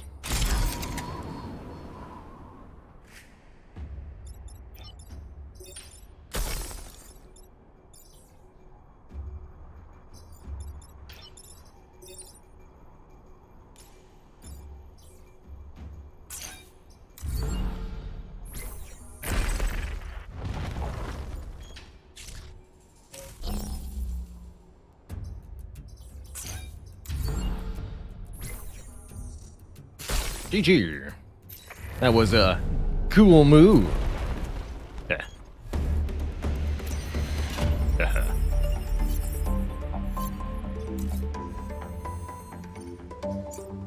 All right, popular hero. Bye-bye. Got 12 reputation here, and quite a few cool things we could do. Reverse thrusters. A brute class weapon. Apply smoke and deal damage to a tile while dashing away. Punch an adjacent tile and push it. Good old Titan Fist. The Flood Drill can convert any liquid tile to a hole. This is fun to use, but not actually as effective as you'd want it to be. Or the Taurus Cannon.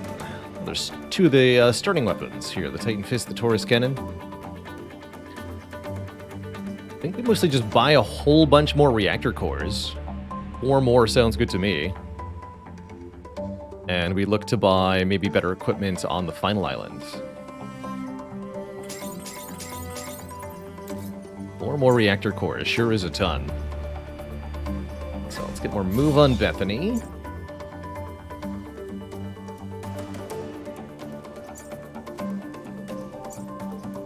Probably want more health on the Leap Mech.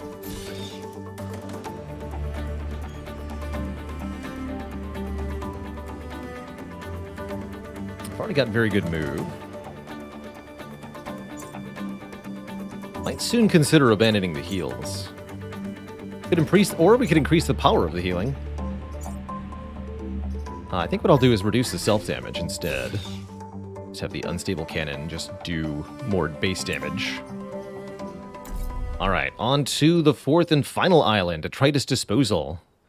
This one's going to be tricky. We've got several enemy types that are really nasty.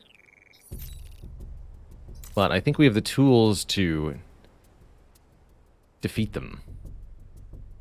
Ooh, disposal unit mission. We have to destroy all the mountains, which will only take 2 shots from this disposal unit. And then this is otherwise a weapon that can hit 5 tiles at once for obscene damage. Oh, we've even got a leader Vec now. I actually haven't really done a 4-island run in unfair difficulty that much. Looks spooky. These Burrower units are immune to being repositioned by any effect, which makes them really, really nasty. However, they'll submerge. They'll go underground if you deal them any amount of damage.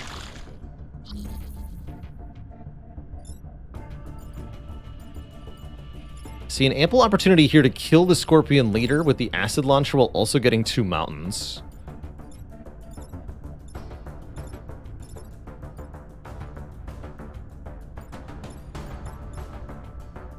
There's a decent shot, too. Note that if we don't kill the Arachnid Scion, then everything's going to leave behind stupid nonsense.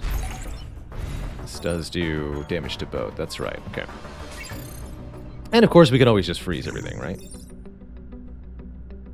Easy. Freeze everything except the disposal unit. Yeah, that'll make it easy. Get rid of that Scion first, though. We just do a spear thrust.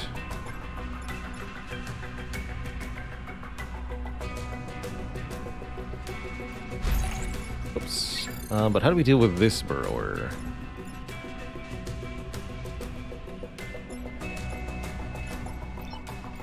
Can't melee attack it unless I move. Okay. So how do I deal with the Scion?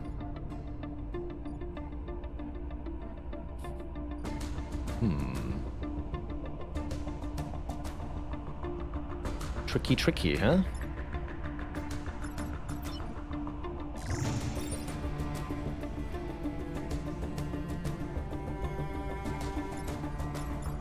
What if I freeze from here? Oh, I like that. Okay, that works a bit better. Oh, we even get the leader that way. That is a ridiculous freeze.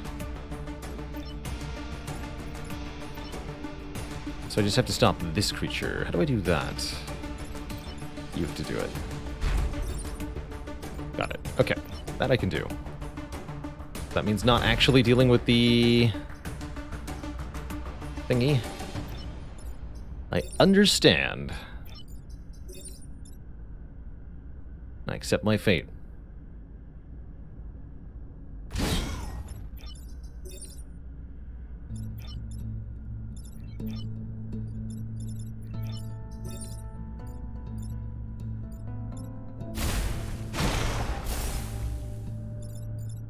A frozen spooderling egg. So what's the play here? Unfreeze that, you'll get hit. That's fine. That is fine. Or I can actually just attack this way. Get unfrozen that way. Perfect. Okay. I like it.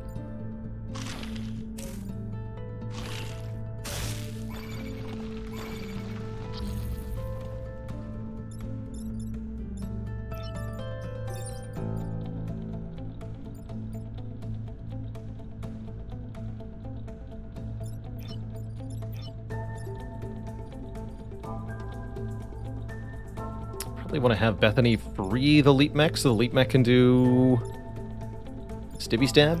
Do a Stibby Stab.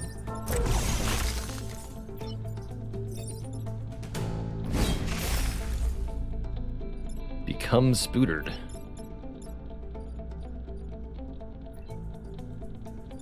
Oh, and that actually broke a mountain, so I could just use the acid launcher to do more acid launcher things. That's extra funny. You can move, right? And then I can hit these 5. Just destroy those things. Just make them die.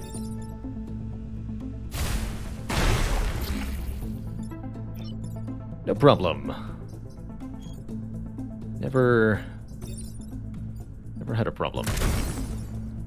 Okay, that's a rock, not a mountain. Got it.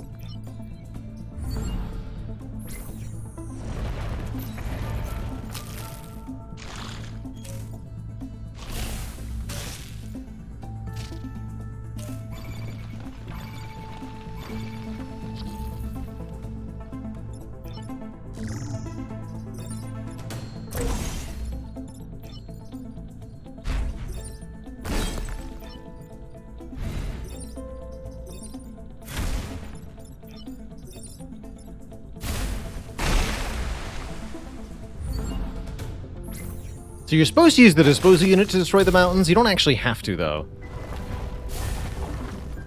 Any way that gets the mountains destroyed works.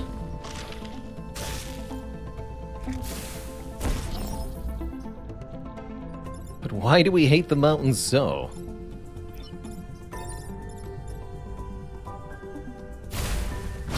Well, you see, mountains are the world's #1 exporter of Mountain Dew. And that we cannot allow.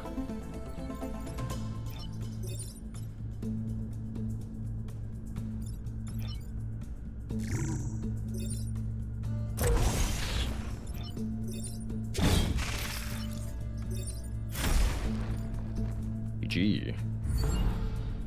Mountains murdered our family, that's right.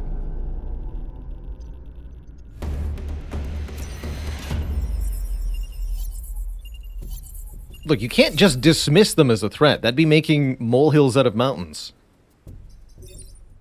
They need to be recognized.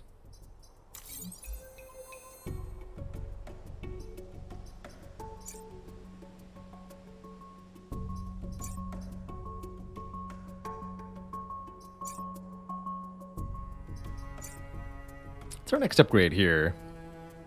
Could go even more cannon damage.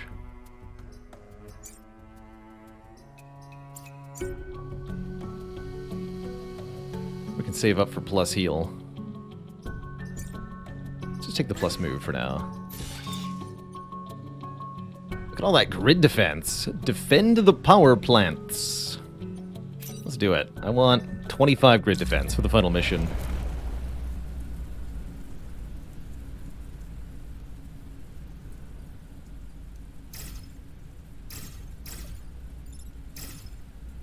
You've got infinite moves, so you can just go over here or whatever. But you're no longer opener, right? That's right, you just have 6 move. Go here then. They'll protect us. That's what they all say.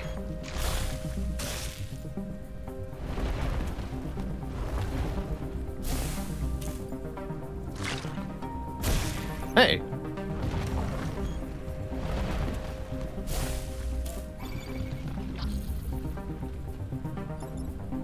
Smoke blocking. Ooh, tricky situation, actually.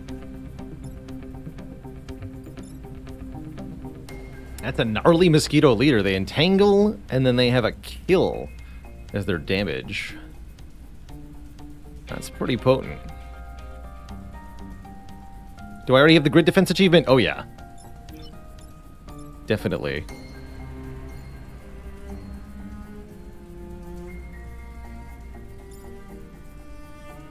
So where do we put Kazakh?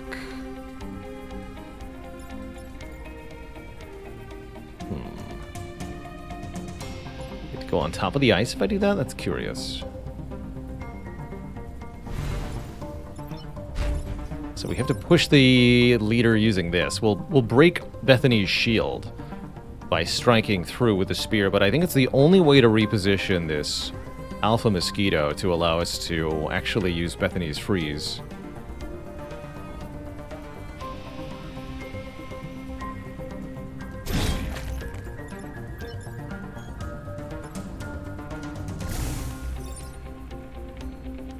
That gets just about everything. Can also go here. That gets less important things. What about here? I'll get the mosquito. Well, I kind of put Kazakh in a place where I expected to get frozen, so we kind of have to do that.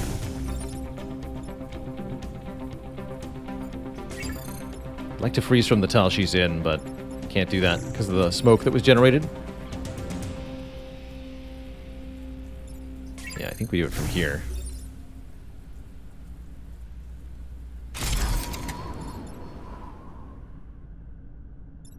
And then Kazakh can actually free the Leap Mech and himself at the same time. Cool.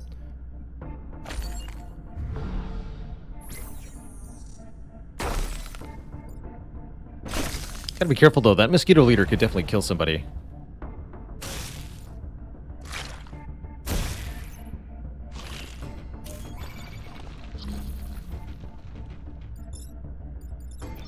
This seems good though.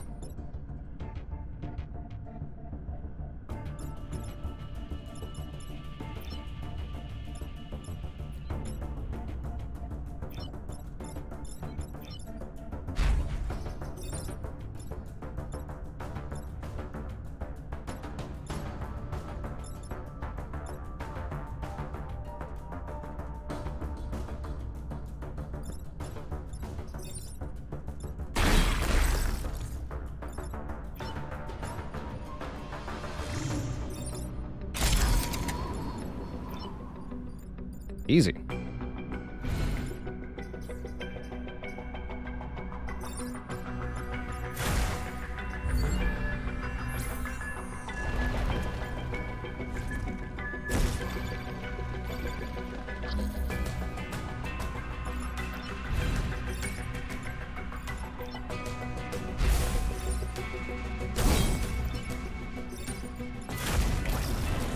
Squish.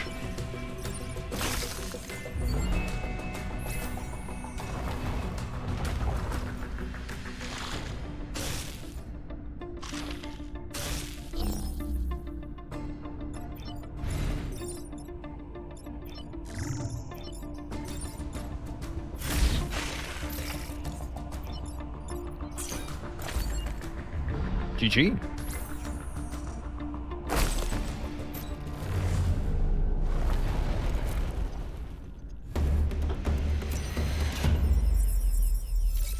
So grid defense now at 23%, which is nearly max. 25 is as high as it can go. Detritus contraption mission. Oof. Actually, I think this will be fine with the giant freeze, but maybe not. Maybe not. I've used this thing 4 times, and it'll either damage everything 1 or shield everything. I guess we freeze everything and then shield? Curious how that'll work.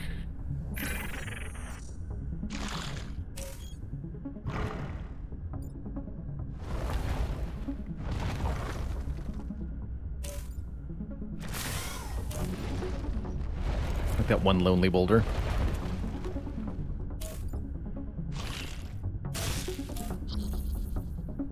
Okay, that seems like a really good turn 1 also. I would love to stab all you nerds. To death, even.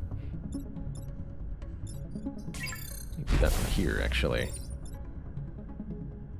Beautiful stab.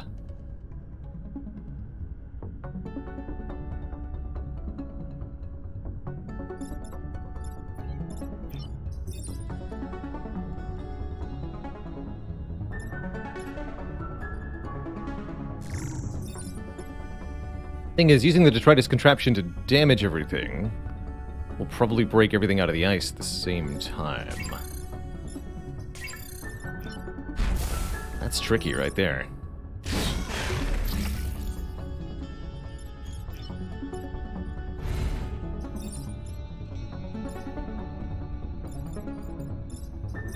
to go this way.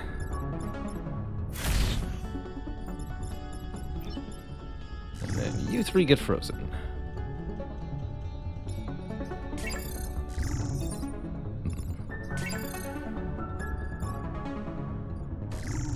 Be hard to use the detritus contraption 4 times if I freeze it. Guess I'll freeze the unstable mech too. Don't love that. Oh, I should have done that before making the melee attack. I'm not going to use my reset on that, but that was the right play. Although I can use it to free myself next turn, right?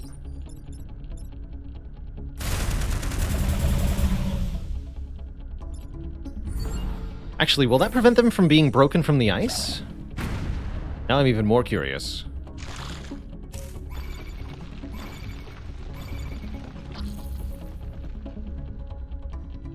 Let's find out. Cool.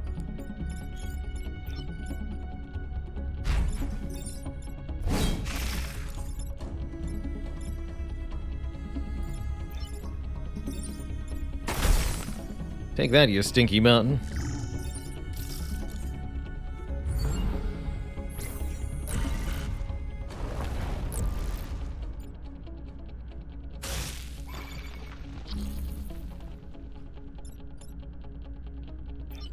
And you're frozen.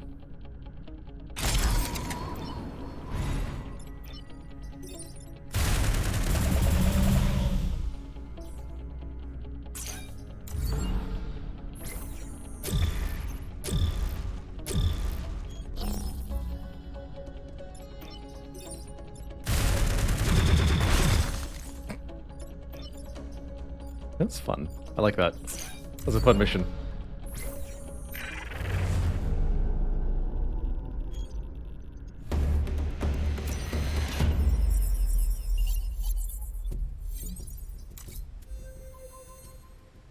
A heap. Destroy the acid vats. Sure. Vekhive lives directly beneath the waste disposal tanks in this region. Detonate the vats and the chemical runoff will destroy the hive. Ah yes, salt the earth, always a good strategy for the long term. Great idea. Let's do it.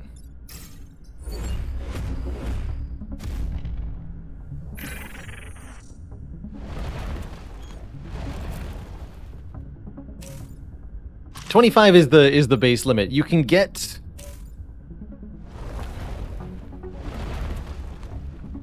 on lower difficulties. You can also stack some base defense, and then you could have up to 3 pilots with +3 each for +9.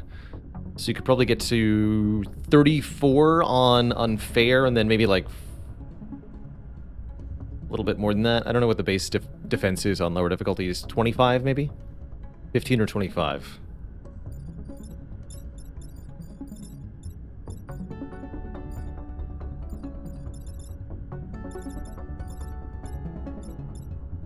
Not attacking. And actually, none of this is attacking anything of substance. We can just like move out of the way here. Stab everybody at the same time. You'd love to see it. Oh, the acid vat does take 2 push damage. I was wondering if our passive would affect it. The answer is no. Oh, and I can move over here too. Okay, so yeah, we can do just enormous damage to everybody.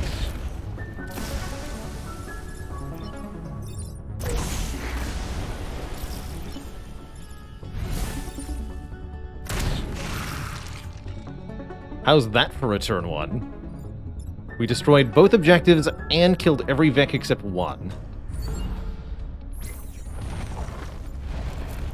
Well, actually, no, we didn't. These 2 were hiding. Excuse me. They were just playing hide and seek. A little bit of peekaboo, you know? No, it's fine, though. Right, that only does 2. It's still fine, though. You 2, freeze.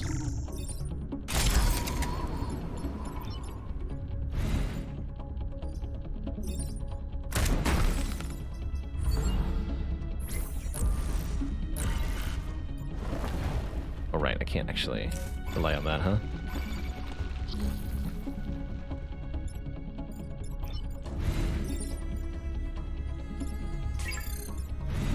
can't be pushed.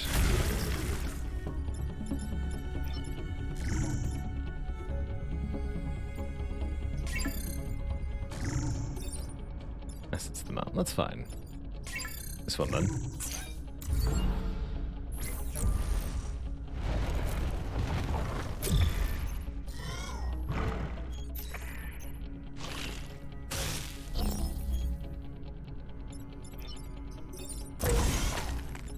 Meow.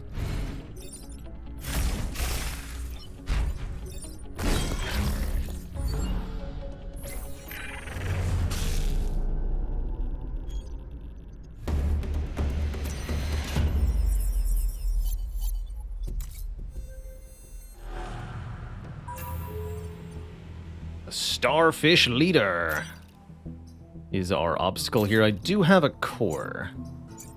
So do I want the upgraded self-heals? Sure, let's try that out.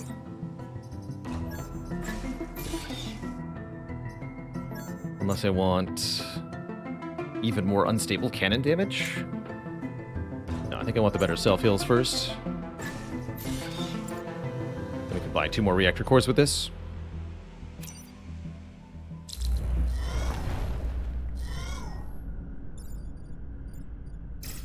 Protect the environment. We've got to protect ourselves from the environment. I like this corporate tower layout. That's very well defended back there.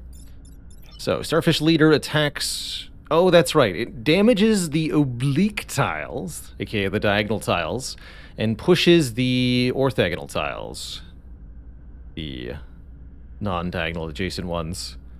So all 8 tiles surrounding the Starfish Leader are interacted with in some way. A pretty wacky attack.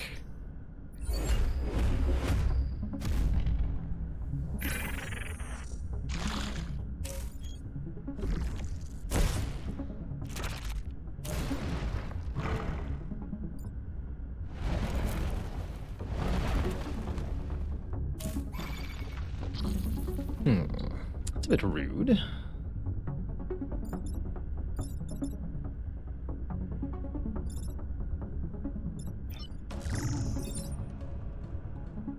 Alright, that gets literally everybody. Sweet.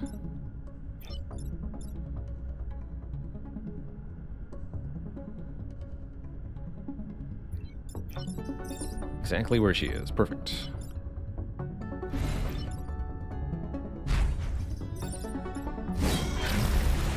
No meowing.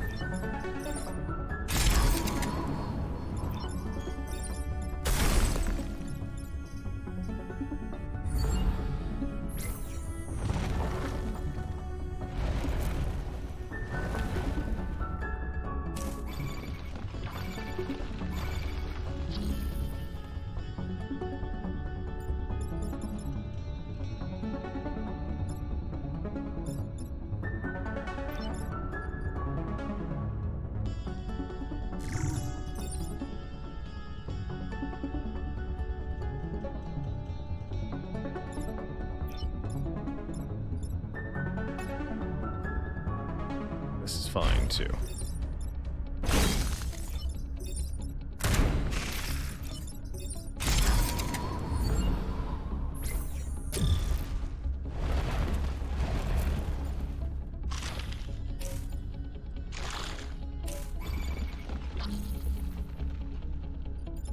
This is base 3. It's not good enough. Oh, that's actually fine. Yeah, free my own unit, please. Thank you. Love it.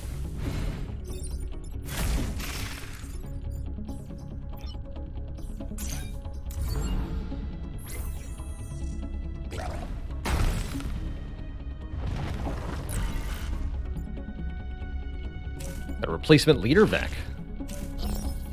Kind of neat.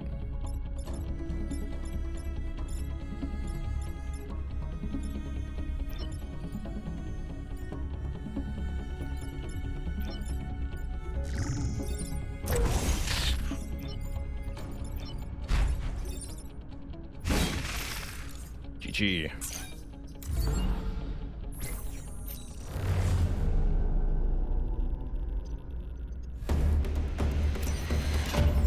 Take that, you stupid mountain.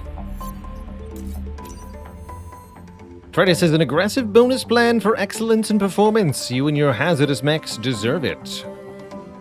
Ooh. Almost max rank. Shenrong. The critical shields passive. Power grid is reduced to 1. All buildings get a shield. That's pretty good too. It's a very good pilot. Could be good for taking into the next timeline. I'm going to take her. Swap you.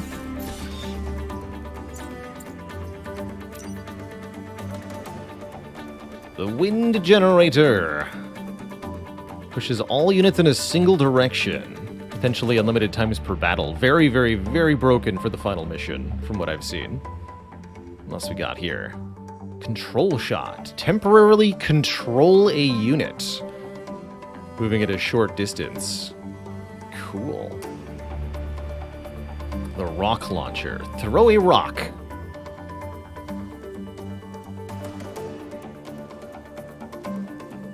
The attraction pulse. Pull a target towards you by 1 tile.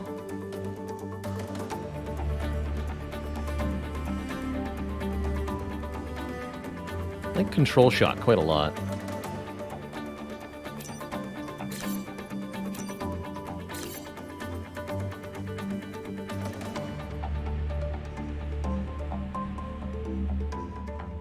Yeah, I think it even lets you move through other Vec. Because it counts as a friendly move.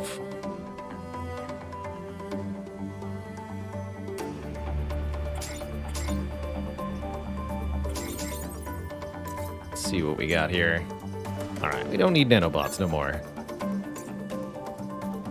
I do like Force Amp still. So we go Ice Generator, Control Shot, although I'd like to be able to use the Control Shot to put things in the range of the Ice Generator.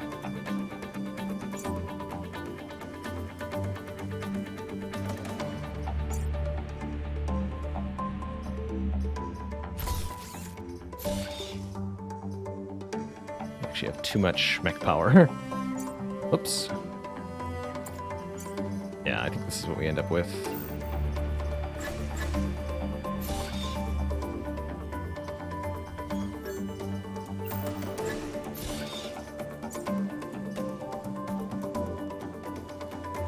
Take more health. You can take more health.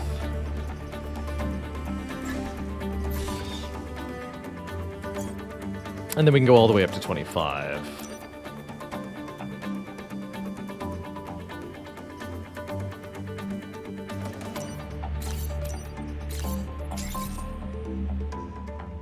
Not even allowed to buy more grid power. That's cool. Okay.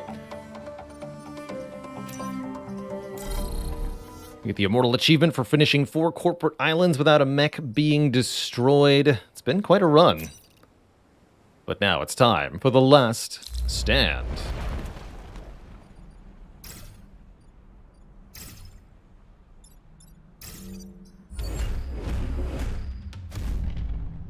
So this is a 2-part mission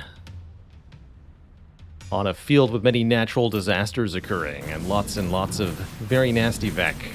You have to defend the power pylons for 4 turns in 2 parts. And in the second part, we'll have to defend a prototype bomb.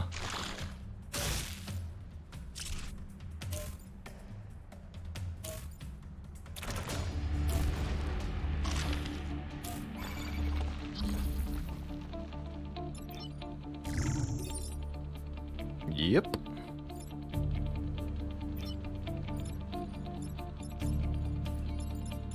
Sure is cold in here.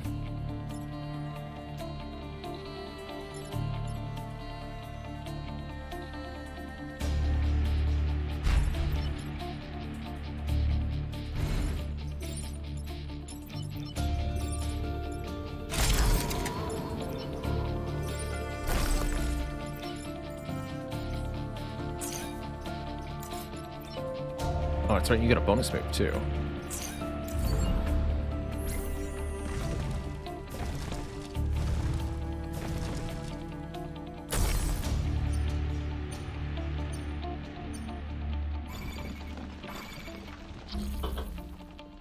Very satisfying to finally get the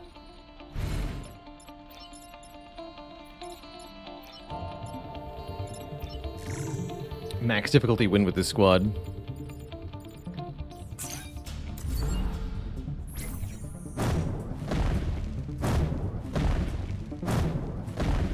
It's been quite a few attempts.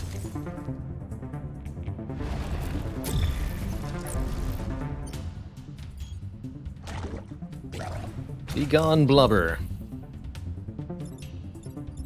No blobs here.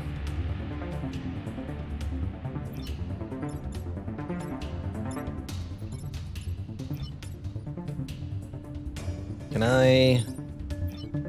No, I can't control shot a blob. That makes sense. It's not a mobile object, I suppose.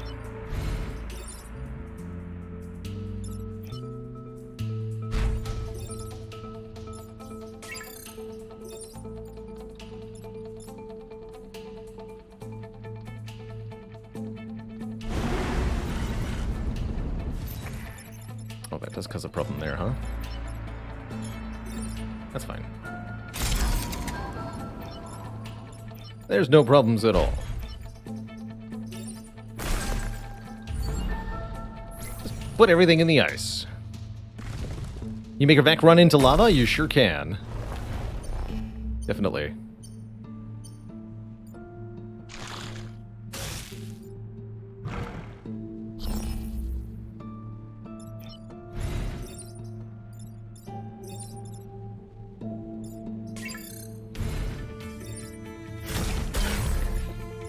Fun hitting your friend, fool.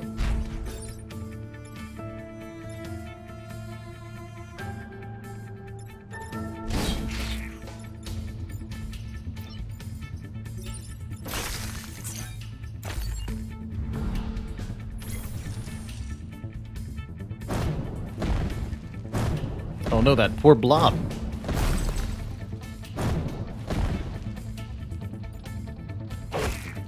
Gotta make sure I get enough XP to actually level up Shenrong here, though.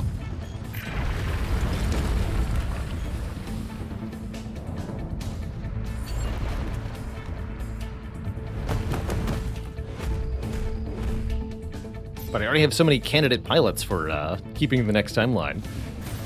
Hard to choose anyway. This hive is too big for us to take out by ourselves.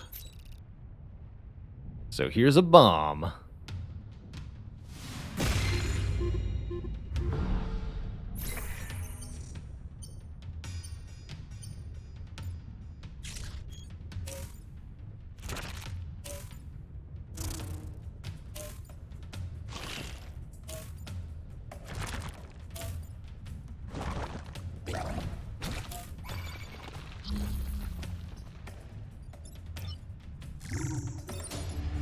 Oh, doesn't quite get everybody. Not that guy, huh? But if I pushed him... not easily done, actually. Let's see, we can wind torrent everybody that way? No. No. And also no. Okay. Let's deal with the charger the old-fashioned way, then. And yes, we can get over here. Perfect.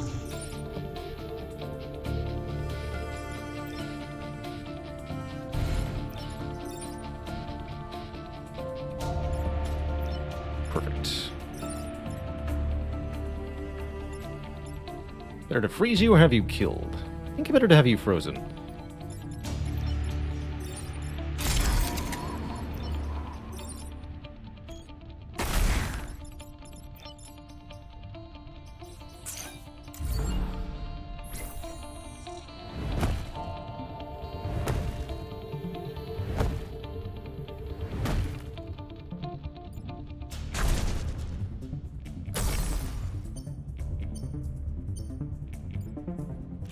Double boss standard on unfair difficulty? I think only for 4 island runs do you see 2 on this final mission.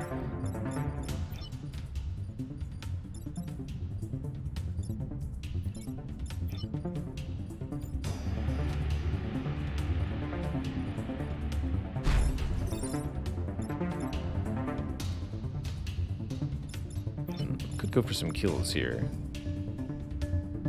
Actually, actually, wait. Environment goes first, huh? So why don't I control shot you? Because you can't go through me. You can go through friendly... Okay, you can go here. Have fun. Nerd.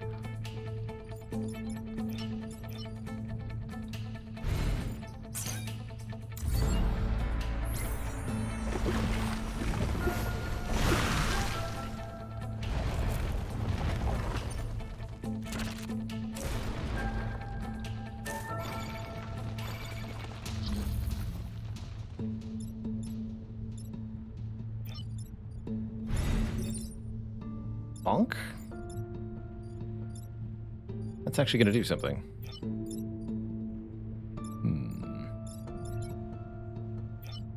Wind generator can maybe save that.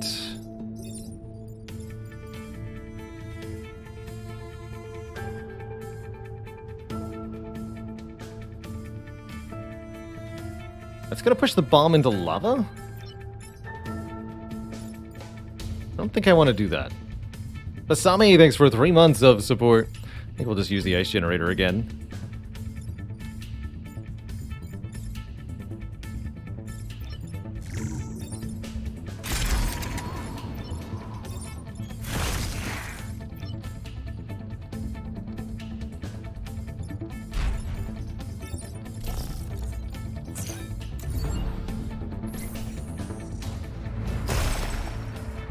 And there's the level up. What you get?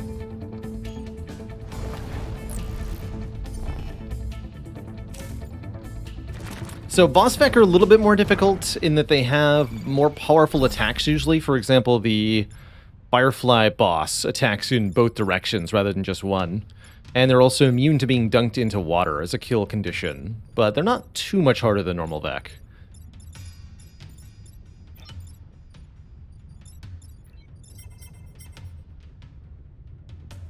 Cyan Tentacle first, then the environment.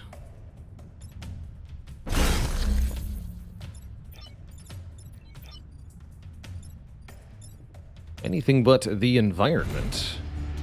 You got Finisher, okay, which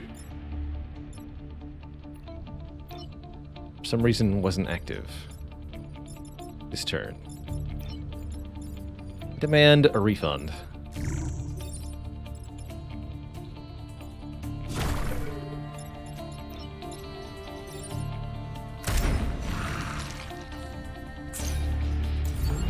GG.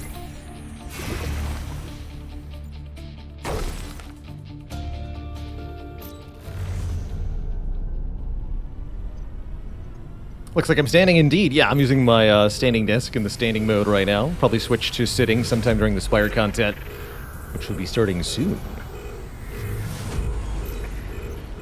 Farewell, hazardous mechs. I won't forget you.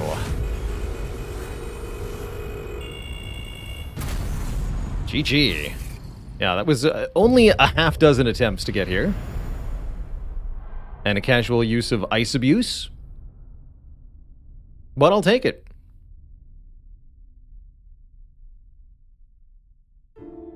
I'll take it.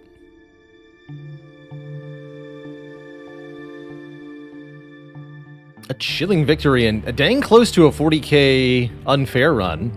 Took very little grid damage this run. That's part of why we had 25 grid defense. Although part of the reason we took so little damage is because we had grid defense. And it procced like 3 or 4 times. GG. GG. So Chenrong with 1 reactor and finisher, or Kazak with finisher and 2 max HP.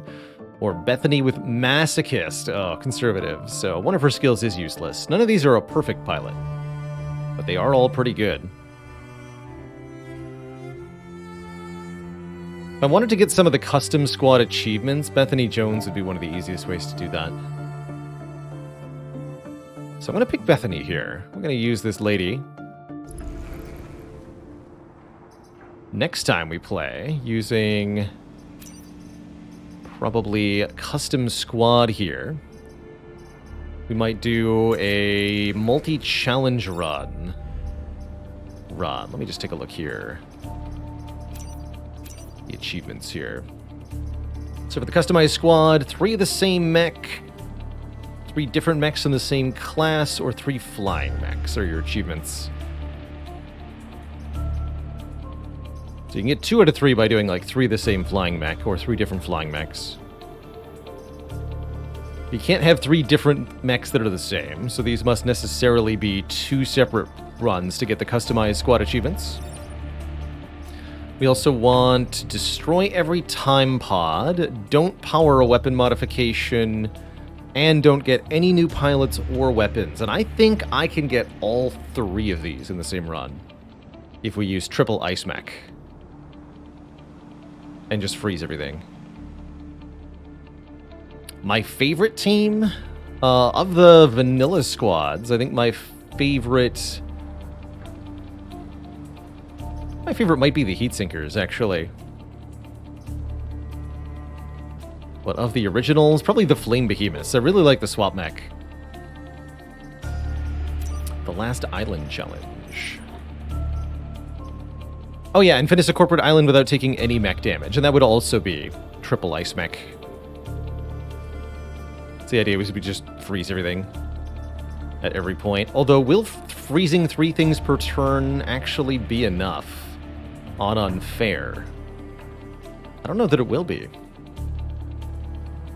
Does Ice Mech have that spread freeze by default? No, that ice generator is a powerful piece of equipment that you can only find partway through.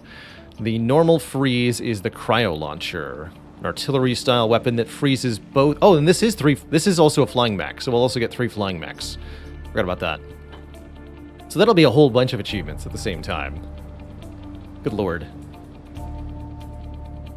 How do you make the pole mech useful, asks Base Cannon. So, for Blitzkrieg, it's really all about setting up the electric whip chain. The hook mech has armor, takes 1 reduced damage from any attack, and that's kind of your hint that the point of the hook mech is to be part of the lightning chain and hook enemies towards itself to make the lightning chain longer.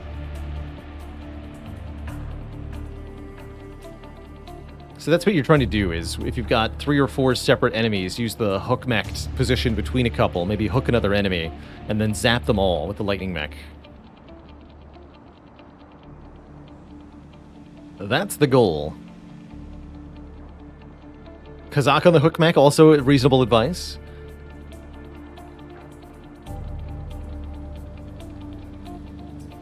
This is also what the boulder mech is for. It's to create bigger lightning chains.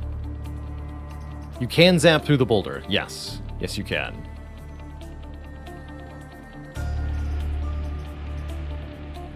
Hold the line. Alright, well that's going to be the end of the Into the Breach, though, one way or the other for today. I want to get a couple of Spire wins in. Defect's up first, so I think we can do Defect and Watcher, probably, both. At least I'd like to think so.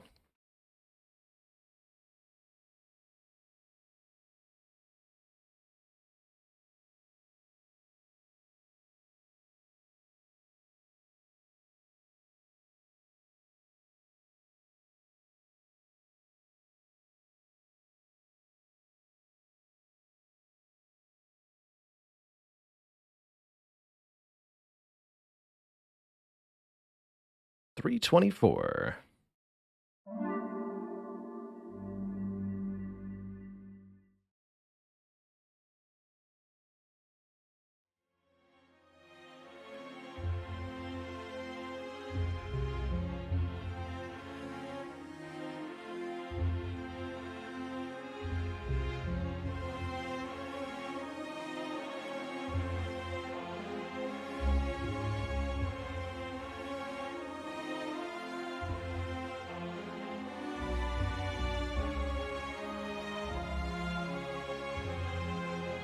Perfect.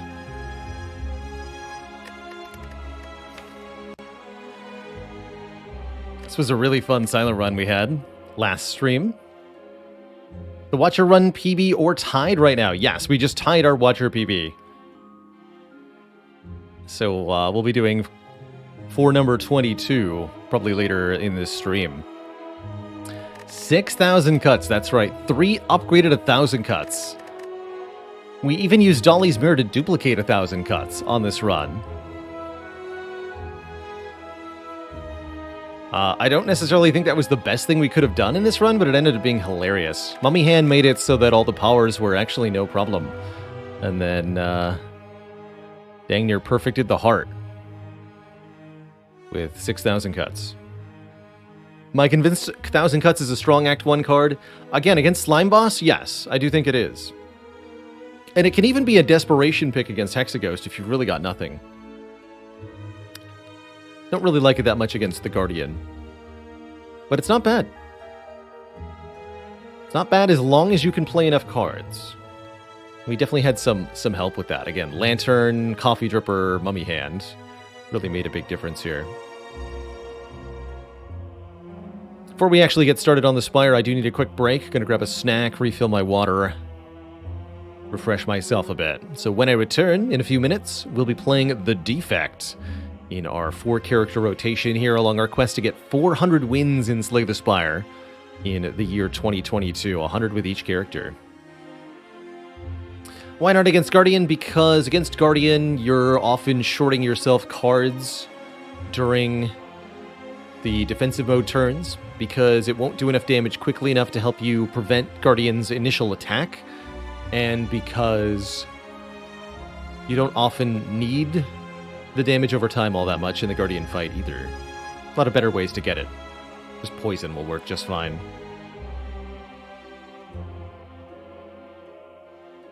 Yeehaw! Fistfuls of cheese, thanks for the full year. Look at that, 12 months sub. Alright, I will be back in a few. Don't go nowhere, folks. BRB.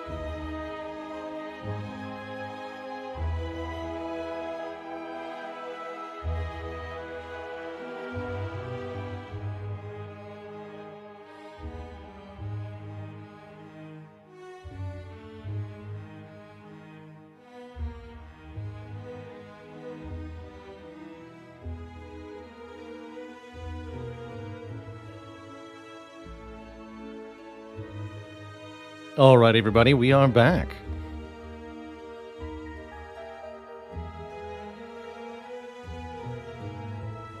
Back and ready for some time in the Spire. Before we get into a run, I wanted to show off something real quick I've had my hands on for a couple of days. Let's go to the full face cam for this. Does that look perfect? So, a couple days ago, I received in the mail from one of our wonderful viewers, Pika Keung, I think it might be pronounced, works for is an independent circuit board printer, and sent me some printed circuit boards with some slated Spire designs that they themselves, I believe, created. So I've got this to show off. A defect energy with the character symbol on it. This is a little printed circuit board. And there's more.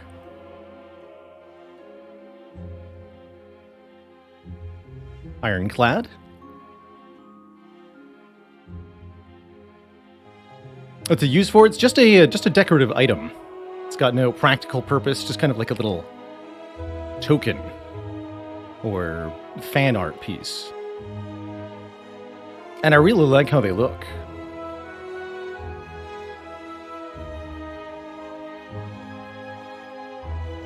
There's the silence. Oh yeah, so they've got the the energy symbol on the outside, and then the character's starter relic in white, plus the character symbol in that character's color.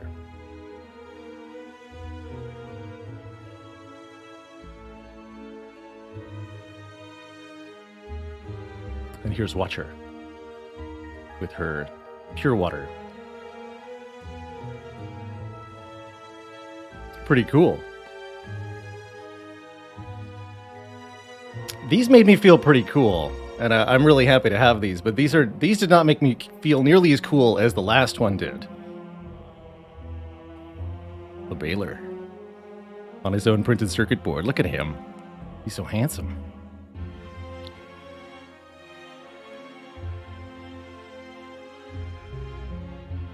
So this one's my favorite. Really, really happy with those. Yeah, now that's what I call fan art, hey? Pretty cool.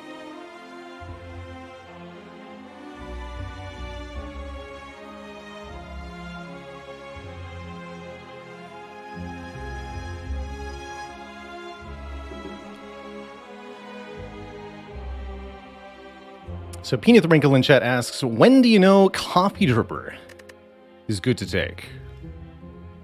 When do you take the no Healy relic? And usually my answer for this is any one good healing relic that heals you periodically. And that can be Eternal Feather, it can be Meat on the Bone, it can be Meal Ticket, which it was in this case. That's what helped me pick it in this particular run, was seeing that I had the Meal Ticket here. And then I could use that to heal at shops, which we did right at the start of Act 2. And we sure needed that health. Wow, we went down to 1.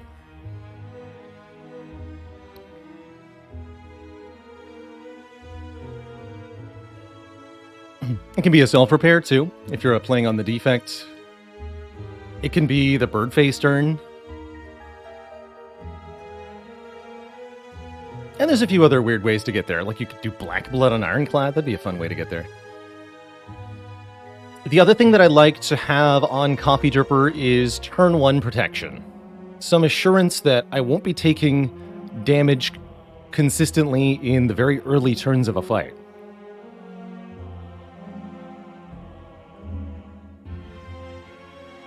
And for that, I'm looking for, I guess, Ring of the Snake Lantern provided it here.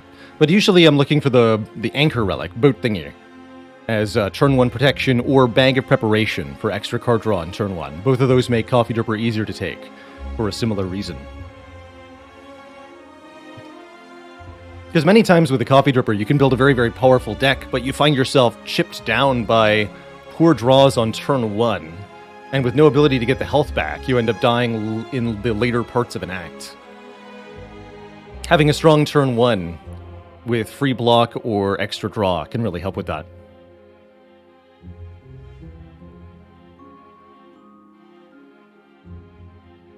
Yeah, you can also kind of assess Coffee Drippers being good if you find that you're already not taking damage in combats.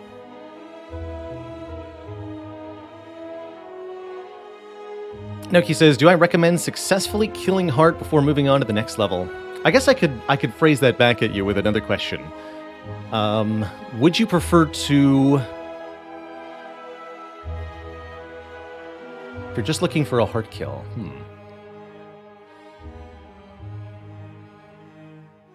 I guess you're going to be losing most of your runs either way.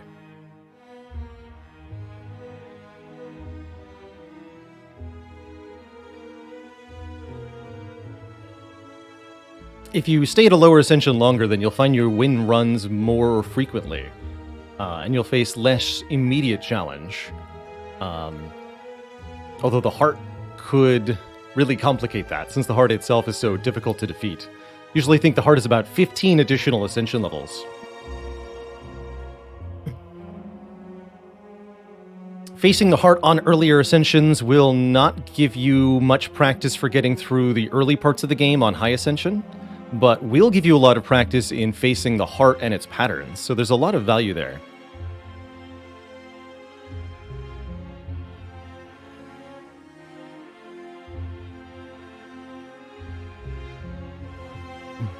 I don't usually recommend that people play on the highest ascension that they can every single time. You'll quickly run into a wall if you do that.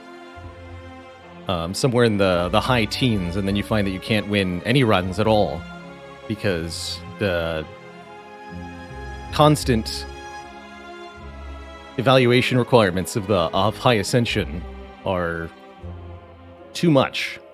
And it does bear repeating. Ascension 20 Slay the Spire is a ridiculously difficult game. Even the best of the best lose a lot of the time. Especially in the early game.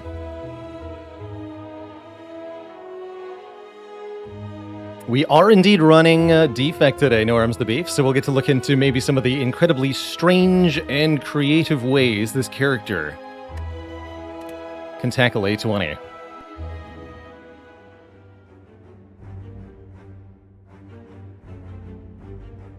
If you're asking about mine, Penis Wrinkle, we actually have a command.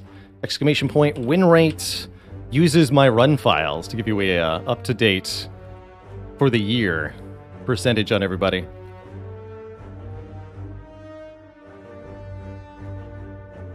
Okay, this is a very good set of starting options for the Defect. I'm going to talk about why each of them are good. Yeah. Successfully hiding behind the enemies here, but what about this? No. What the heck?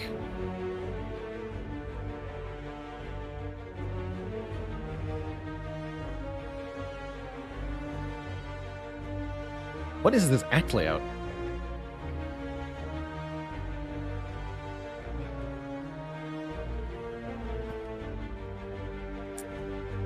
So this one's unusual in that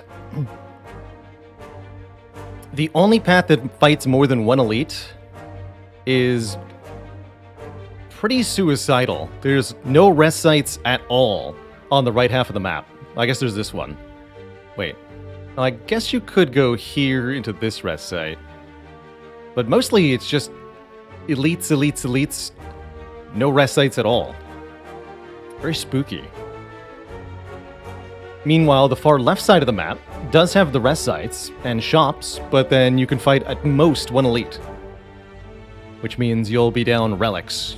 Generally, I think you want to aim for 2 is quite solid, and usually you'll see people who are gunning for Ascension 20 Heart looking to do 3 or 4, if possible, to get as strong as you can in Act 1.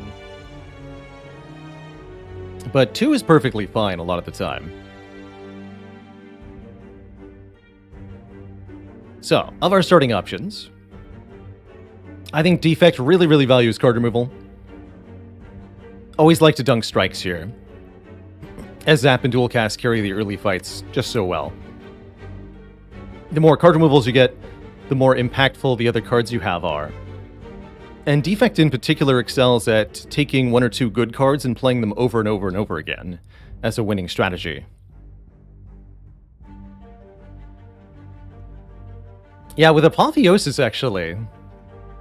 So, choose a rare colorless card. Could be a really, really strong start here. There are quite a few colorless cards that are very good for this character. In particular, Apotheosis to upgrade all of our starter cards, but also Hand of Greed as a way to generate lots of money. The Defect already really likes shops as a concept, so being able to farm cash off of regular encounters would also make the relative lack of elites this act a lot more appealing. Then we could do something like combat, combat, combat, combat, combat, shop, and roll into the shop with hundreds and hundreds of gold. So even if we couldn't fight more than one elite, we could buy 2 relics and call it a win. There's also Secret Technique, which I think is very good on this character too. How much do I consider the downside of the picks? There's a big downside to whatever's in the third boon slot, generally speaking.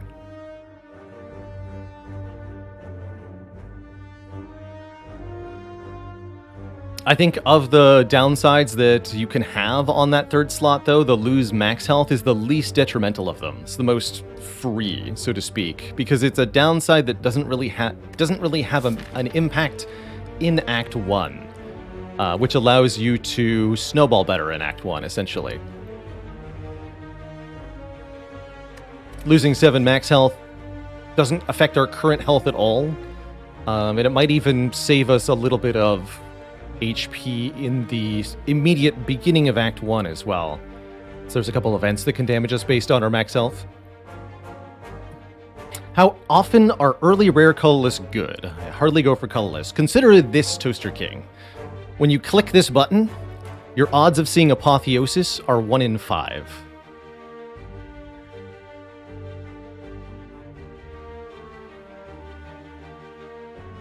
There are only 15 rare colorless cards, and you get to see 3 of them.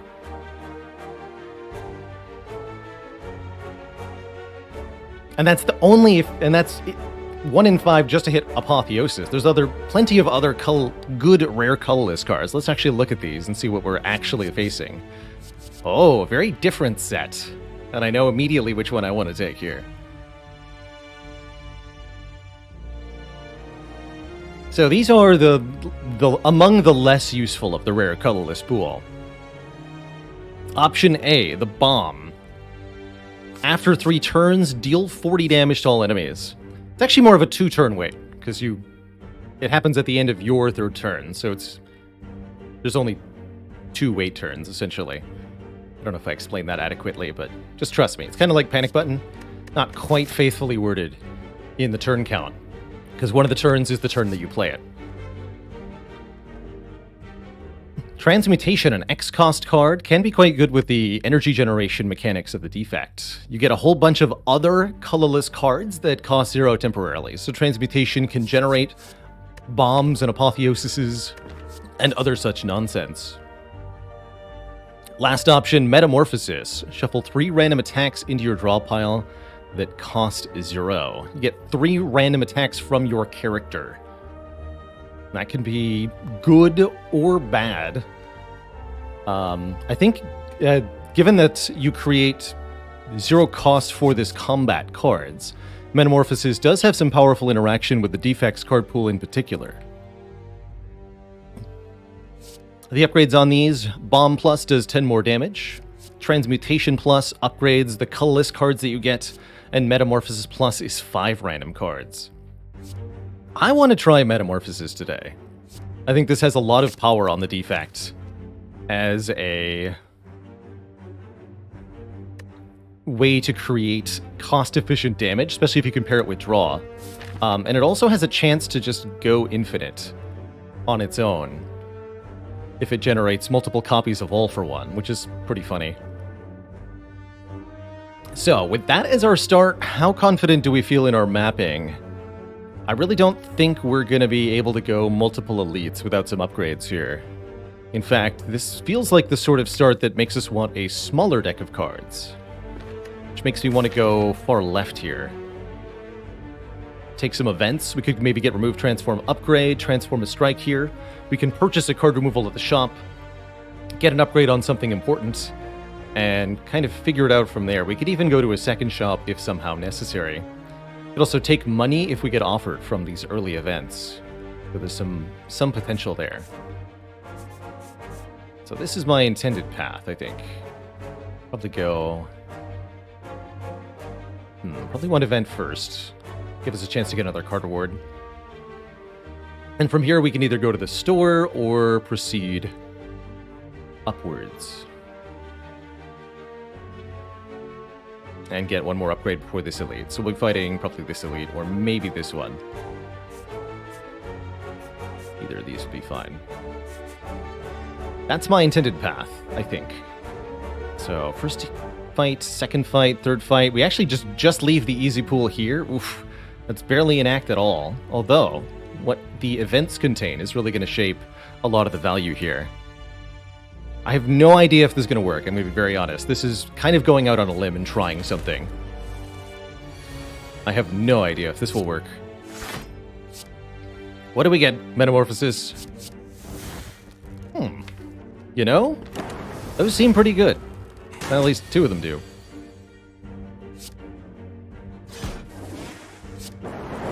So, can't kill, no. Meteor Strike's pretty hype, though. Bonk.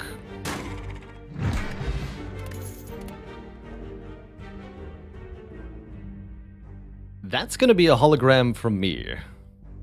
Hologram lets us fetch any of the created zero-cost cards.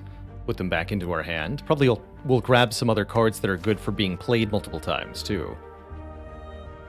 Maybe an argument for Streamline here, so that we have another card that becomes cheap. I really like the hologram here, and I think hologram is a very, very good early pick on this character in general. Hologram sort of belongs to a category of cards on this character that allow you to play another card another time. Rebound falls into the same category, but there's also more esoteric things like Reboot, Seek, Echo Form, as ways to duplicate a card, or multiplay a card. I think we just take 5 max here. Anyway, hologram is a really early pick because it allows you to put more value on other cards you see that are great dupe targets. So having a hologram makes it easier to pick up a future Streamline or a future Claw. BK Randy, thanks for the Prime sub. Would I take a scrape in this deck? Absolutely. Yes, I hope we find one and an all-for-one here. Mr. Match and Keep has seeded his card pool here with 2 pairs of curses, and there can even be 4 of the same curse. 2 pairs of zap, or 1 pair of zap, excuse me, and then a pair of commons from our character, a pair of uncommons, and a pair of rares. If we match any 2, we get to keep them, whether we want to or not. Okay, thankfully we're not getting a clumsy. There is an all-for-one, we have to find it. We found it. Oh. It's actually happening, Twitch chat. We know there's not... No, we don't know there's not 4 clumsies. Let's not look at that. What's here? Bullseye. I don't want a bullseye. Alright, sad we couldn't get that go for the eyes, but... I'm so thrilled that A, we have an all-for-one, and B, we got another card reward before this shop. Incredible. Simply incredible. Alright, give me some stuff. FTL Bullseye Barrage. You got it.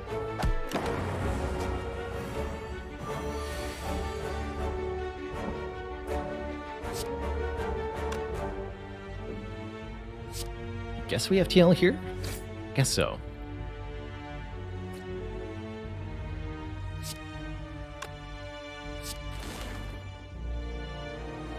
You defend, dual cast, and kill you. Okay. Kind of mediocre. But we're not to be discouraged.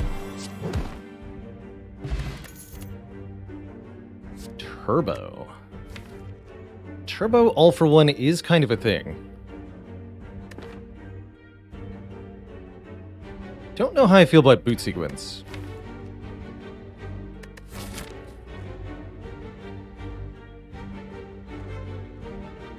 It's not going to be good in the upcoming elite fight or boss fight, but it will be good in basically every other fight.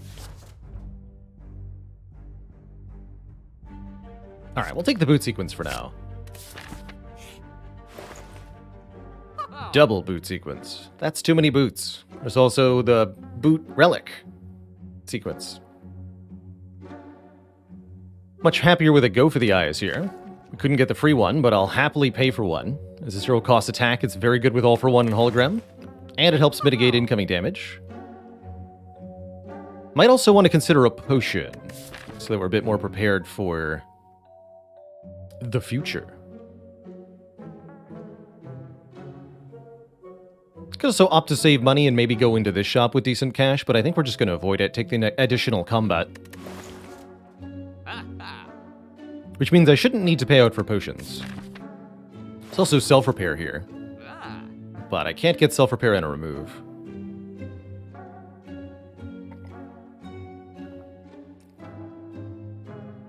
Have I been feeling any burnout from the Spire? I did a little bit during the Speed Timber attempt. Part of why I backed off from that. But otherwise, I've deliberately paced myself this year so as not to burn out on Spire or on streaming. I know I could do more than 400 kills in a year if I truly pushed myself, but do I really want to? I don't think I do.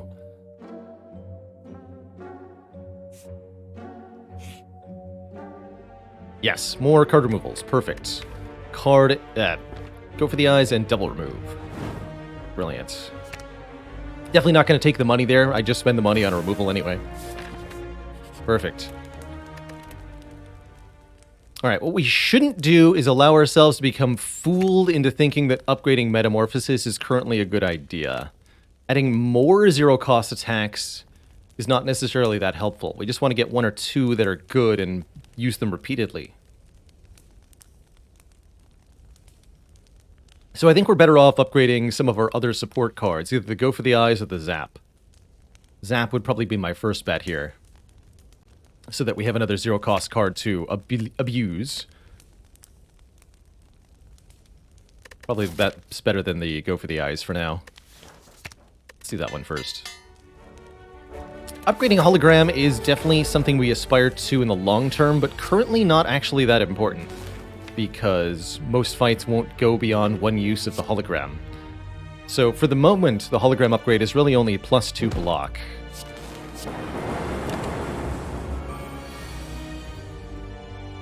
What do you got, Metamorphosis? Claw and Scrape. What a day.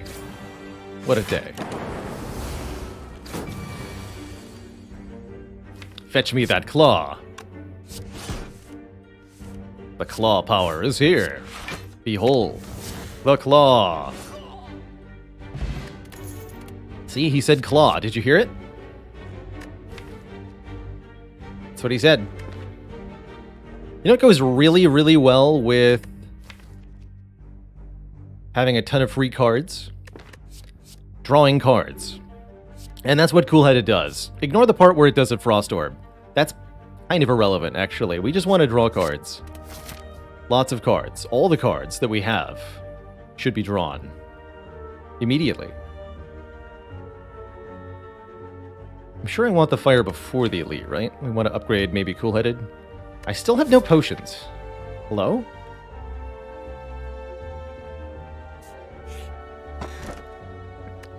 Oh man, question card is excellent.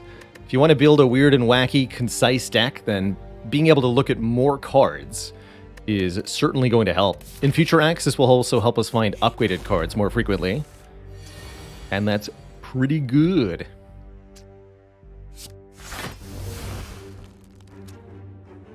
Dear Spire, why do you do this? I think I take 5 to deal 10 here? Probably. This is a bit of a race, this fight. Oh, all for one? No, I can't fetch back boot sequence. It's gone. It's gone for good. So yeah, all for one defend. We could full block with defend, but we make no progress in the fight. I don't know how I feel about that.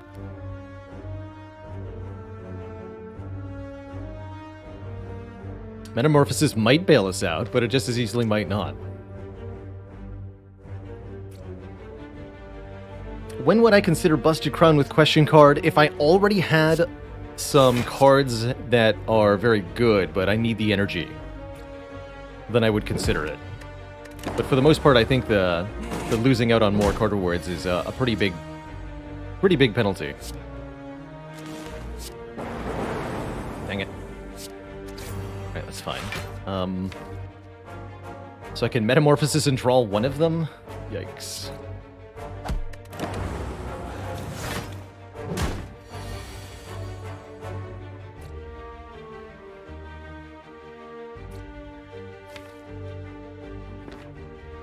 This fight is bad.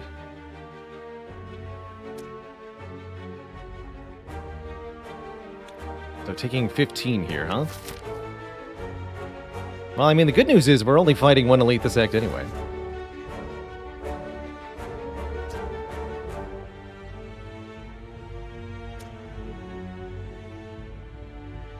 Jawworm's pretty low on health. I mean, we probably end the fight next turn if I play Metamorphosis. Actually, depending on what we get, I could even play Defend. Let's see what we get. Core Surge, Barrage, Scrape.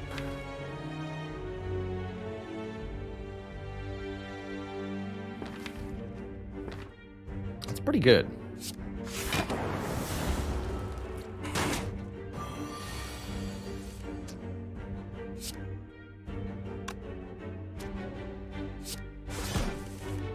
And I even got the Zap. Easy. Okay. Painful. Finally get a potion. Not exactly a good potion. And we do get another zero-cost card, Steam Barrier. I think would go very well in here. Could also consider more damage if we felt like that was the problem. Take the barrier. Especially since we're fighting Guardian. Too many of zero costs with an all for one? Not sure there is such a thing. Well, actually there is such a thing. It's 10. You don't want more than 10, for sure. Because you can't get them all into your hand then. Strike the one that will be attacking me next turn. So, all for one returns the Steam Barrier, and this Go for the Eyes.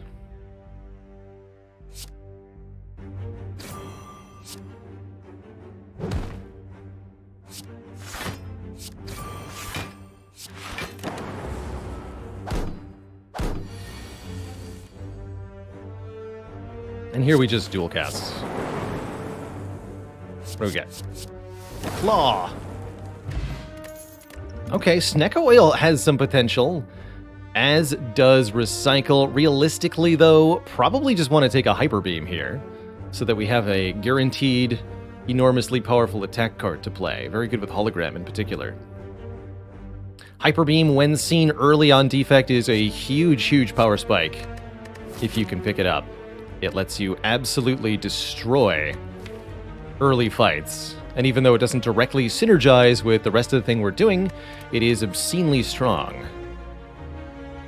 In the long term, I think this Recycle has more potential here, but this is not the long term. We want the damage. XFG says, if there are more than enough cards to return to your hand with all for one, is there an order to which ones will return? Yes. You get them in the order that they were played. So I believe the order they're shown in the draw pile is the order that they will be returned to your hand. A very good question. That can matter quite a lot. And the game does tell you exactly which cards you'll be getting. And in what order. Zero mana recursion, not good. Well, it's not as good as Hyper Beam, and it's also not zero mana unless I choose to upgrade it. We've got other things that we can upgrade to be free. Currently, though, I'm going to upgrade Hyper Beam. 34 damage is the goal here, so that we can blap. Very good card with the Snecko Oil, too.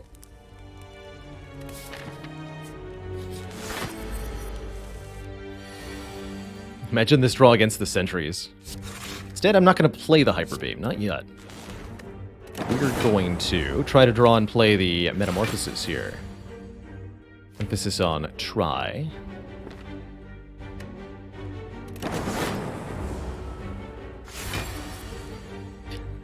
Alright, I guess that's what Snecko Oil is for. Hello?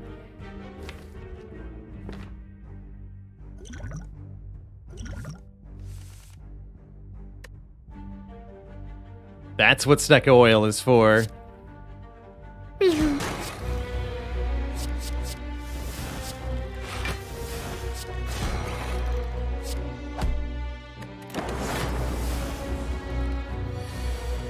Oh, we didn't draw the All for one.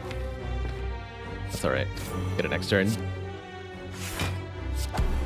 Still does 3 damage twice. Amazing.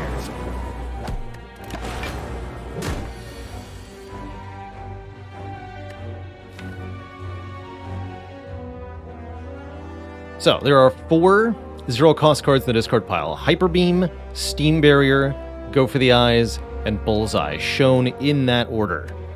If I play All for One, we get Hyper Beam, Steam Barrier, Go for the Eyes, Bullseye, in that order, into our hand. And if there was more than that, then the ones at the bottom wouldn't have been put into our hand, because our hand would be full. Okay, pretty happy with the Stone Calendar. That actually does help against Guardian quite a bit. Distilled Chaos is pretty nice as far as potions go, and Self-Repair is pretty nice as far as powers go. Problem is, none of that helps me not die immediately to the Guardian. So I'm probably going to have to rest, but I do like picking up Self-Repair quite a lot here. Will Metamorphosis get an upgrade? Honestly, probably not. I like the fact that it only generates 3 cards at the moment. More cards would be a problem unless I had obscene card draw. So maybe if I get 2 Scrape Pluses, we'll upgrade it, but that's kind of aspirational at the moment. Let's take the Self-Repair. Oh yeah, and we can actually heal in this fight. Assuming we survive. Which it looks like we're going to, because our enemies are absolutely screwed here. Get him. I think I'll block. Aspirationally going to play that Self-Repair. Somehow. Be weakened next turn too, you fiend.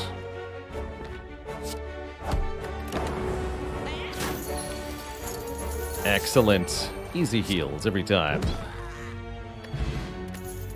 Yeah, Recursion wouldn't have done that. Hyper Beam did that. I think Rebound is also in the category of cards that are very nice here.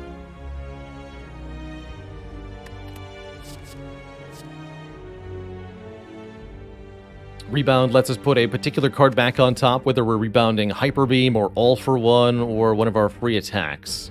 Doesn't really matter. It's very good. And yeah, we're definitely going to still want to rest before the Guardian, I think. I really see us taking quite a bit of damage on the defensive mode turns. And I might as well use the Thorns Potion, because I don't think it'll get a lot of use elsewhere. But yeah, I wish 25 was enough for Guardian, but I don't feel like it is. If I play that Hyper Beam one time, then our orbs are useless for the whole fight. And if I don't play that Hyper Beam one time, well, then what does turn 2 look like? Looks like I'm resting.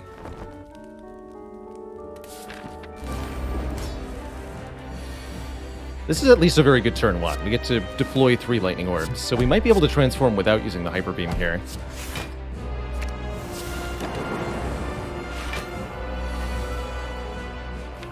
Yes, we can. Okay. That is fortunate. I didn't think we'd be able to get this to happen. And there's definitely a lot of draw orders where it doesn't, as you can see.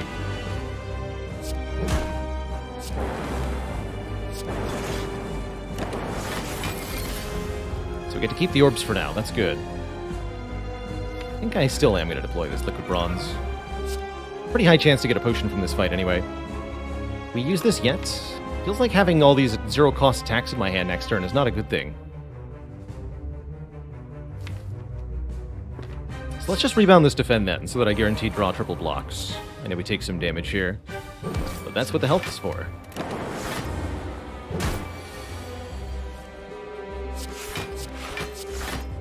Currently blocking 17. If I strike you, we still full block, but the Guardian takes a little bit.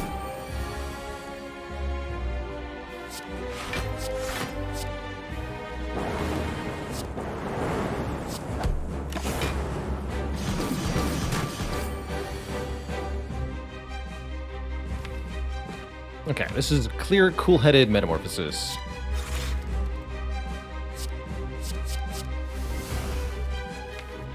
Hello?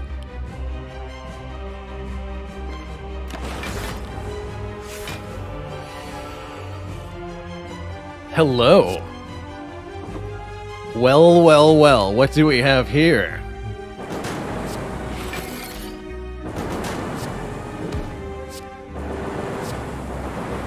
And blam.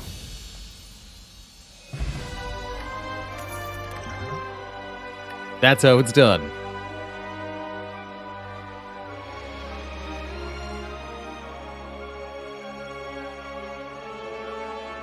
And that is how it's done.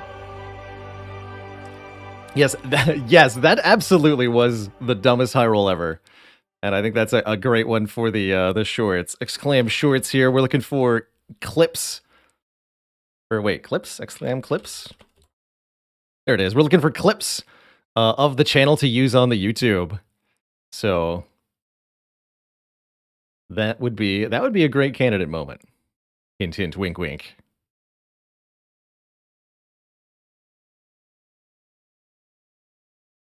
Ferez, I actually saw that happen on Amaz's channel too. I saw his clip from that. So I was extra tickled to see Thunderstrike pop up from our own Metamorphosis. As part of the reason I took the Metamorphosis, actually, is I saw that happen. And, well, there you go. It sure makes clippable moments, huh? Metamorphosis too good. So do we add Echo Form to this nonsense? I think the answer is obviously yes.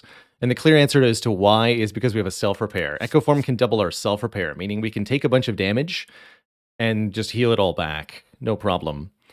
It also allows us to duplicate some other very silly things in this deck.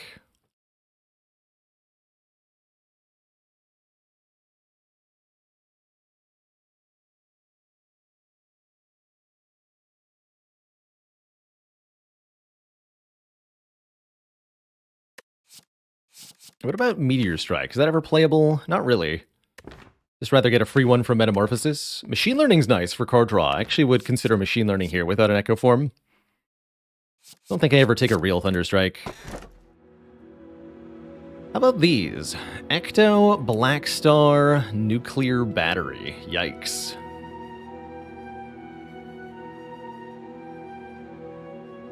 So for example here, if there was a Busted Crown instead of a Nuclear Battery, I would consider this Busted Crown. Because we do want energy pretty badly here. But taking a big downside to get it feels pretty bad. In this case, we can just take the Nuclear Battery. We don't have that much orb generation in the first place.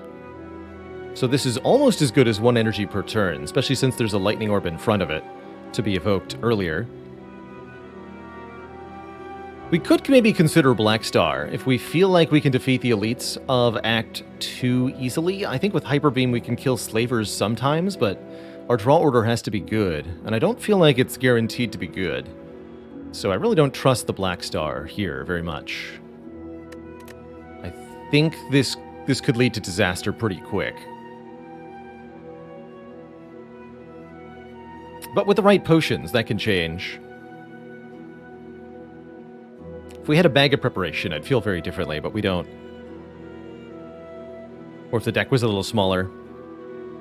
I'm going to take the Nuclear Battery. It's going to make it a lot easier to play the Echo Form. Amongst other things. Makes it easier to take a Compile Driver, too. Oof, those shops are in spicy locations. Yikes. Thinking we do want to fight some elites. The good news is you can't not fight elites. Have to fight one of these elites or the Burning Elite. So probably make it one of these. Usually I don't advocate fighting Burning Elite Act 2.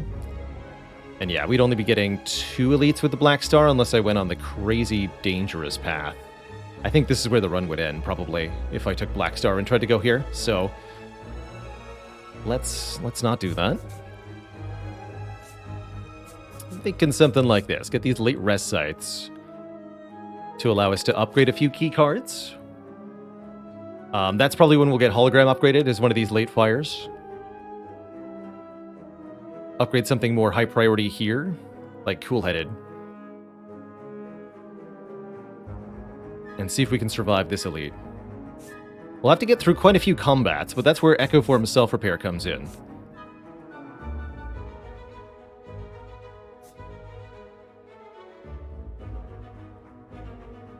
Maddie G says, in what situations do you upgrade Echo Form? Generally, if you're looking to retain it. So sometimes with Runic Pyramid, I'll upgrade Echo Form so that it's easier to find an opportunity to play it. But that's about the only time I consider upgrading Echo Form. Uh-oh. I might just preemptively Distilled Chaos. That is a sufficiently bad turn 1. I think this fight can't possibly go well, right? No way. We have to get back some advantage in this fight. Could do this. Okay, that puts Echo Form in play and plays Hyper Beam. Alright, I think ball's back in our court now. Metaphorically speaking.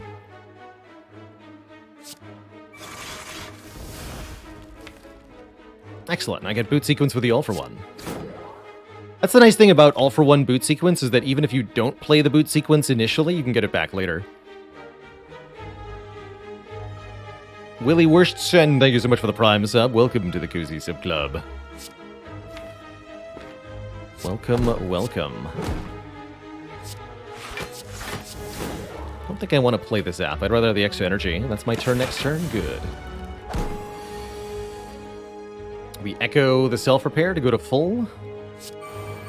And we hologram Hyper Beam. Play Hyper Beam. Perfect. We're at full health. We have 2 potions. And we're offered a Claw Plus.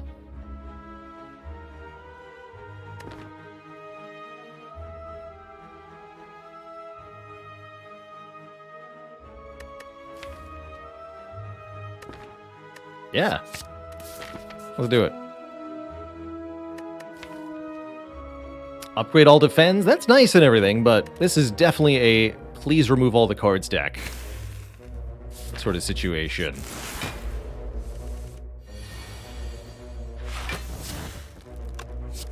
Big like.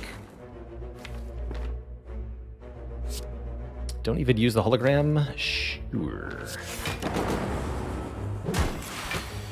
Don't actually value the lightning orbs right now.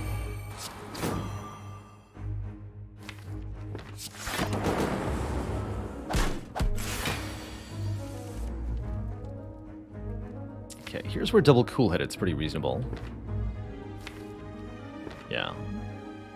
We're missing exactly 7 health. I think we can probably keep it that way. Okay, so if I all for one, we're returning Zap, Steam Barrier, go for the eyes. That's it. It's pretty good, though.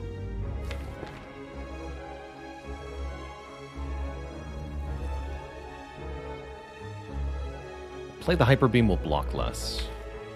Actually, how much are we blocking?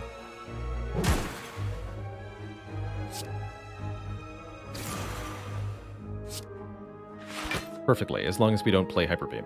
Okay. Let's go. Defend. Self-repair, rebound the zap.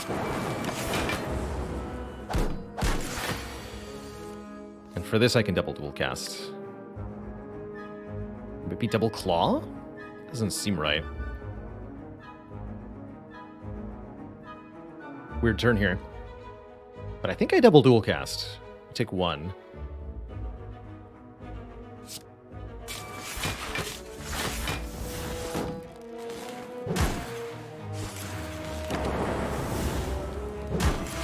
And we should be able to kill here, or I guess block, apparently.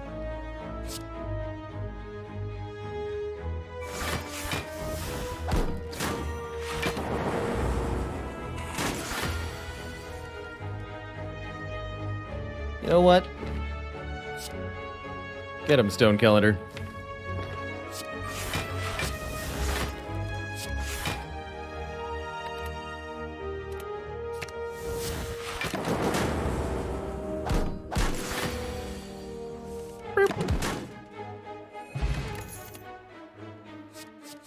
Okay, Skim is super duper the card that we want here. Card draw is absolutely the end-all be-all for this deck. Although Recursion is also worth considering in the long term.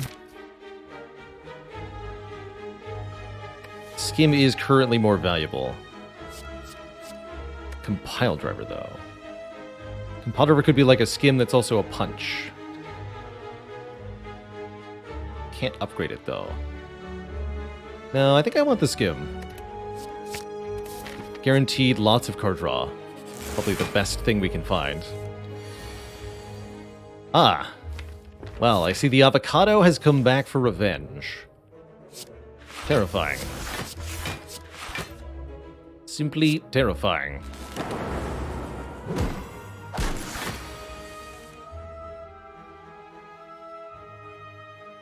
Dear Avocado, why are you so spooky?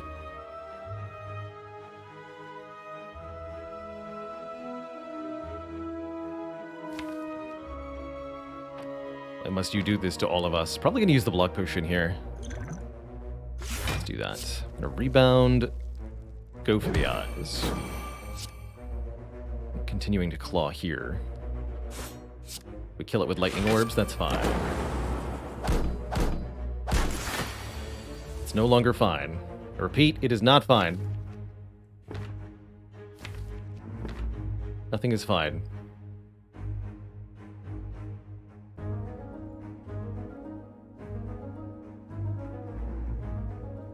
So, we're definitely taking some damage here. Probably want to get Echo Form in play.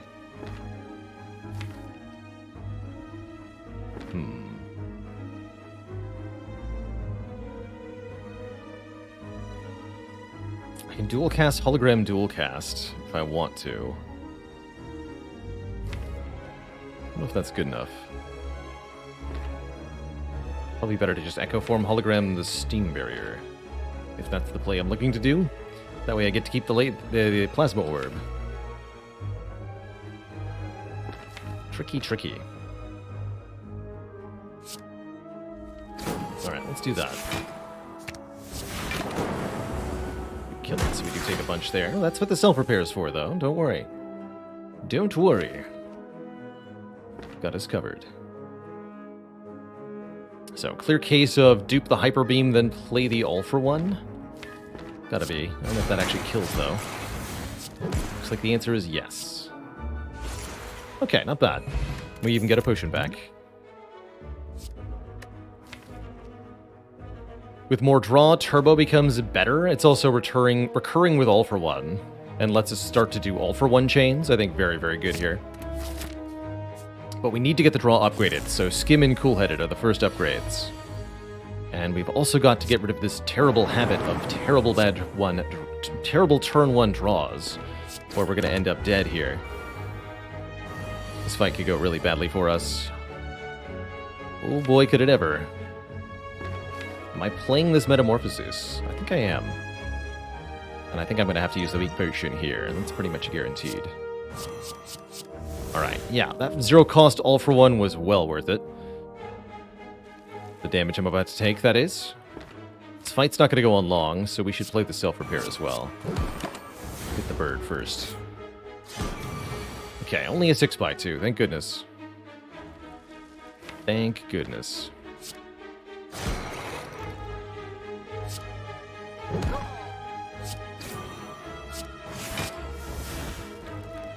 Could Turbo then Cool-Headed, but since that'll put more dazed into the draw pile than the cards I actually draw, I don't think it's worth it.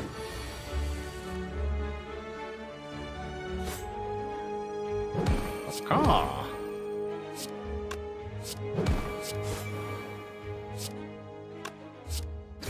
I managed to rebound the Claw and the All-for-One.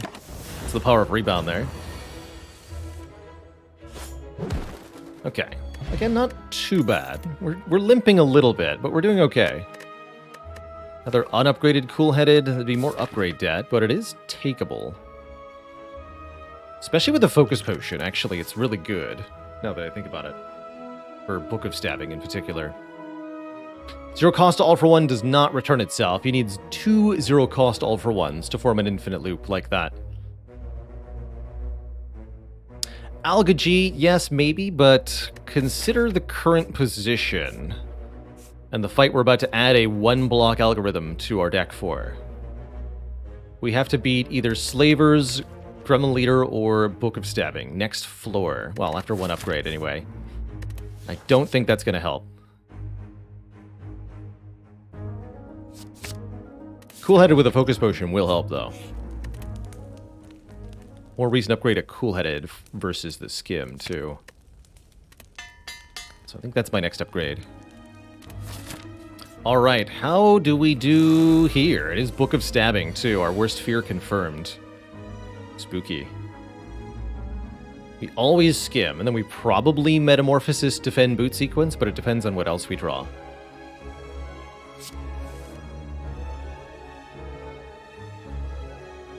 Metamorphosis, Boot sequence, Cool-Headed.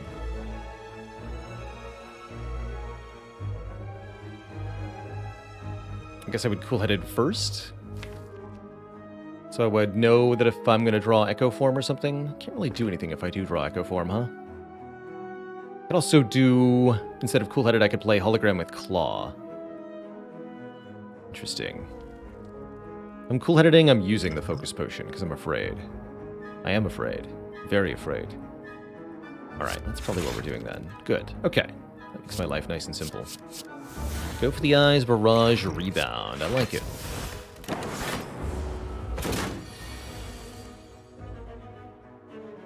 Excellent. We can probably just play the Echo Form here by evoking our Plasma Orb. Let's see what Cool-Headed has for us. Self-Repair and Hyper Beam. Well, I'm not actually going to play that, so probably we just... Since we'd lose our block immediately, right? We don't want to Hyper Beam here. Maybe I don't even play the Self-Repair. Although, what does our future turn look like? We've got 0 cost Rebound and All for One. Looking back, Steam Barrier, Claw. Looks pretty gnarly. I think the Lightning Orb would actually help quite a bit. Okay, let's go Zap Self-Repair.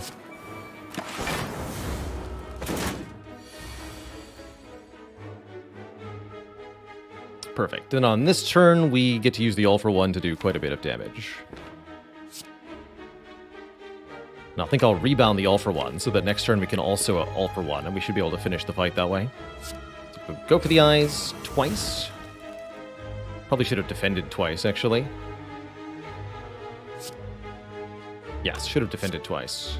Barrage, Rebound, All for One. Although with the Steam Barrier... No, we don't need to. Rebound the Claw. Then go for the Eyes Barrage. Alright, actually we're just completely fine. But remember the Echo Form. Double Claw. All for One. Claw.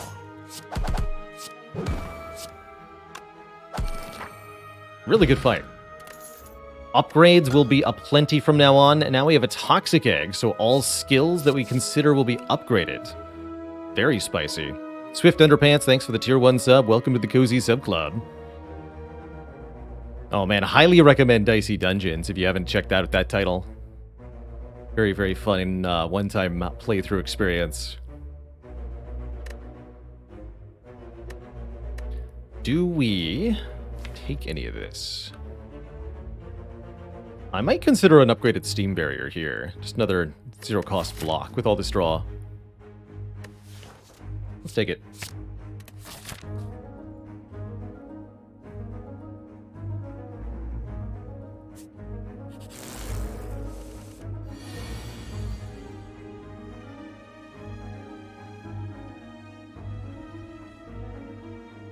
Vamas wants a dad yoke.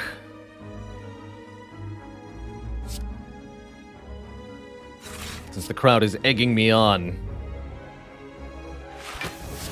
Shelled out so many channel points.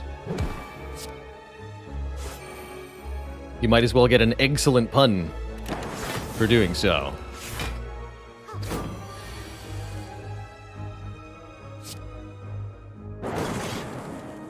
That pun was all white.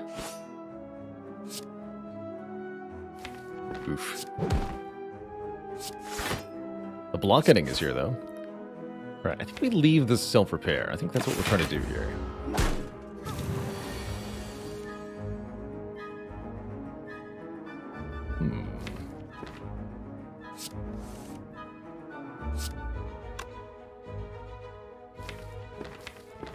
Alright, let's just make this easy then.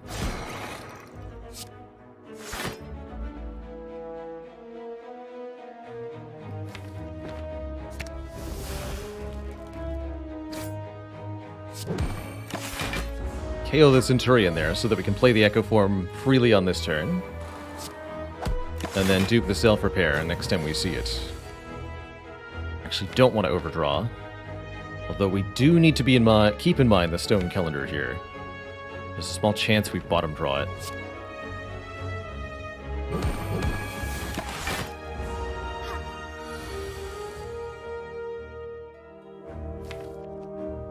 Alright, I'm going to double this cool-headed because if I hit it in the top 2 cards, I can still play it a single time. Whereas if I bottom draw it in the bottom 2 cards, I get to play it 0 times. Also let her heal herself to 54, and then she survives the stone calendar. The power of this lady. Ooh, fruit juice. Yo. Now those are some cards.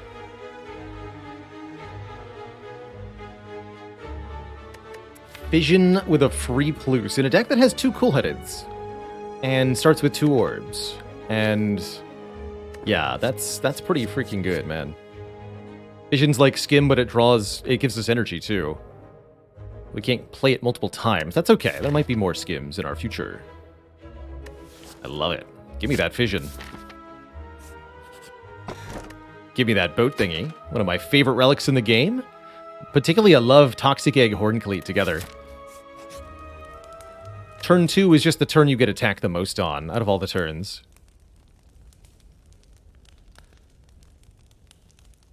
Alright, we'll upgrade the Cool-Headed. We could also consider upgrading Self-Repair. I don't think we're going to do that, actually. I think we're going to leave it unupgraded for now.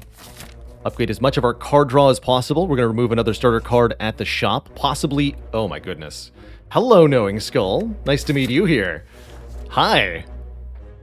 What is it you seek? What is it you offer? Says the Knowing Skull. Here we're offered the ability to repeatedly trade our health away to this fine gentleman in order to gain boons.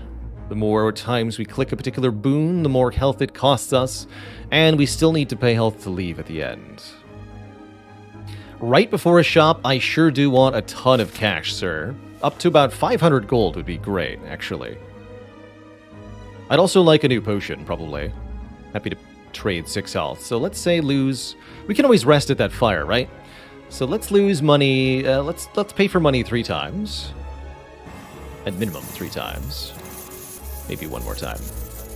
Get a potion for 6 health. It's a duplication potion. Perfect. I don't feel compelled to get another one. I'm not going to drink the fruit juice yet, because maybe there's Toy Ornithopter in the store. So why don't we take money 1 more time, and then leave. Go down to minus 15, 17 health, and then we'll rest, probably. With more max health from the fruit juice, too. Yeah, we'll rest. Give me 90 more money. 641. Bye! Membo card? Membo card. Yoink. Alright, we're filthy obscenely rich now. And life is good.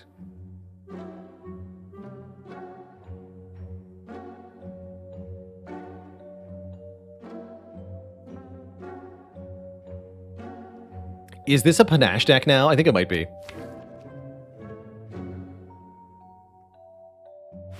Not because panache is necessarily good, but because it's hella fun. Definitely also buying Recycle. I might buy Orichalcum as a safety measure. Purity is interesting. I don't think this deck actually wants a Purity if I have a Recycle. But we're definitely buying Recycle. I think I'm going to drink the fruit juice here and buy another duplication potion, too. Look, I didn't take all this damage to the Knowing Skull only to not buy the panache. Come on. What does panache mean? It's like a flair or pizzazz, stage performance. A way of going about things that is overdramatic and exaggerated, but graceful at the same time.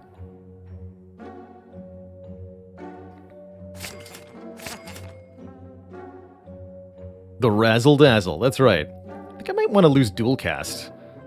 Do that. Dual Cast, you're not compatible with Fission. Take the cheaper Duke Bot. I want a Turbo? No. And the Orichalcum's practically free. Like, it might save me some health sometime. Let's take it. I don't need no Strike Dummy, though. I ain't no dummy. No Strike Dummy. Alright, this sort of turn is why I definitely considered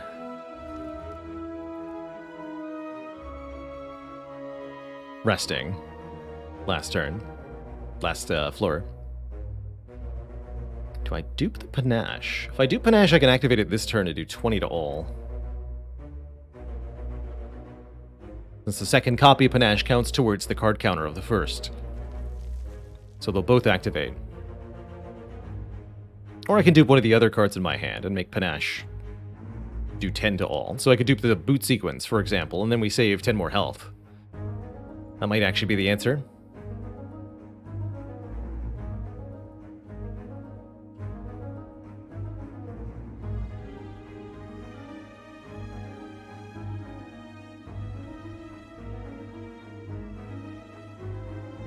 Then I block for 28.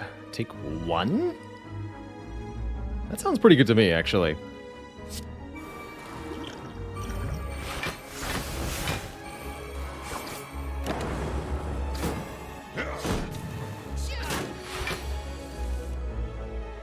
Let's draw some cards.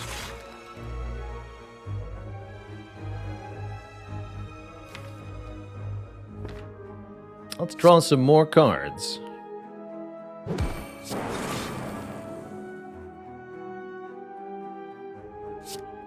Guess what? I want to draw more cards.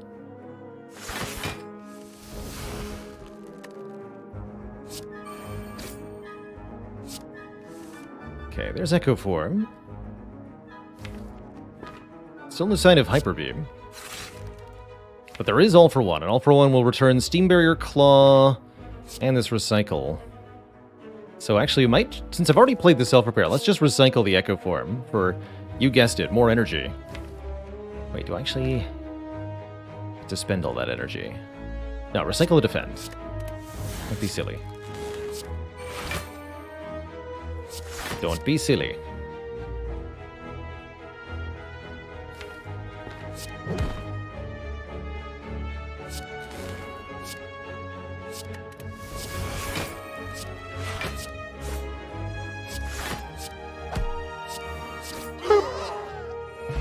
Glorious.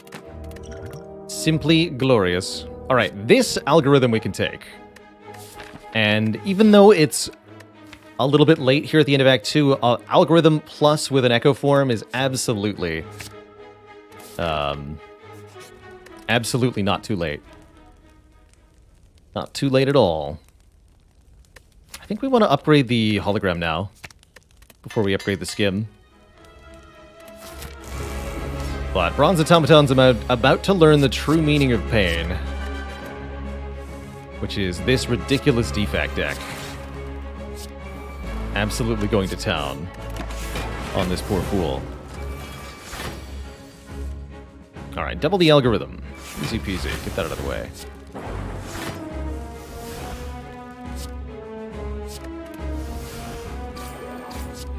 So rebound, All for One. Use the recycle to get rid of this defend. Claws, zap, go for the eyes. Alright, good start. They're probably actually stealing the All for One now. They are. That's annoying.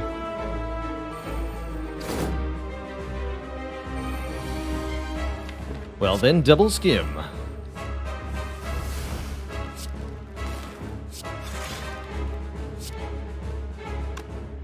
Rebound the turbo? Hopefully. Rather rebound... Recycle. There it is. Okay.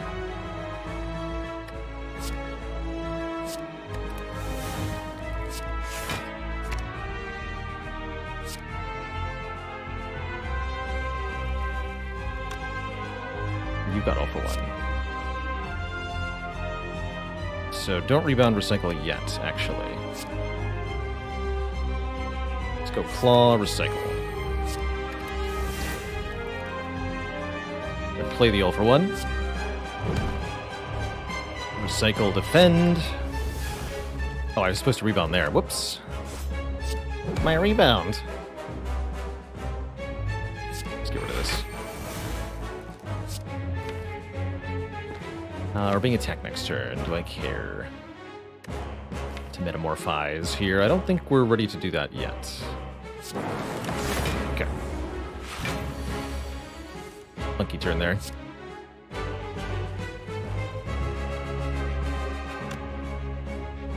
Nine by 2? No. Block that way.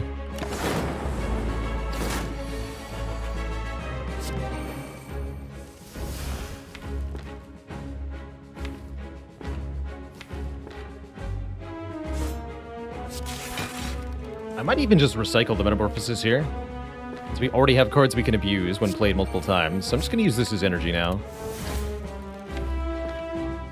Kind of a sad statement about the Metamorphosis, though. Alright, Hologram recycle on the Hyper Beam, too.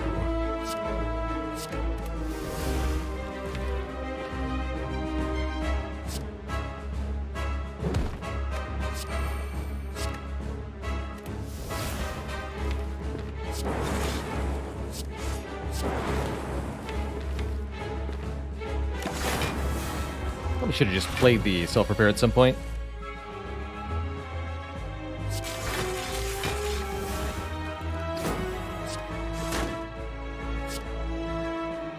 Yeah, here we are.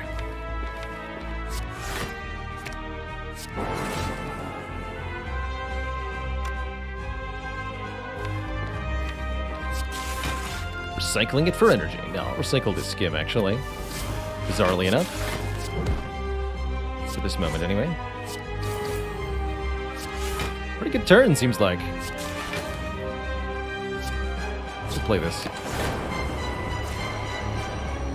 Get him, Stone Calendar. GG. What a fun defect. Now we're being offered a Seek Plus, which you know I'm not going to refuse here. No way. Holy moly. Seek Plus helps us get the Echo Form in play initially, or actually might let us play the Metamorphosis a bit more reliably in a way that we want to.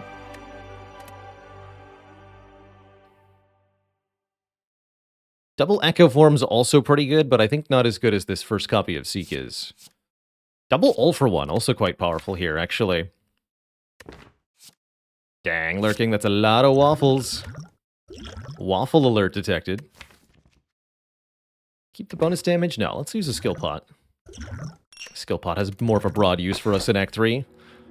So, do we take more energy, or remove 2, or double-powered potions?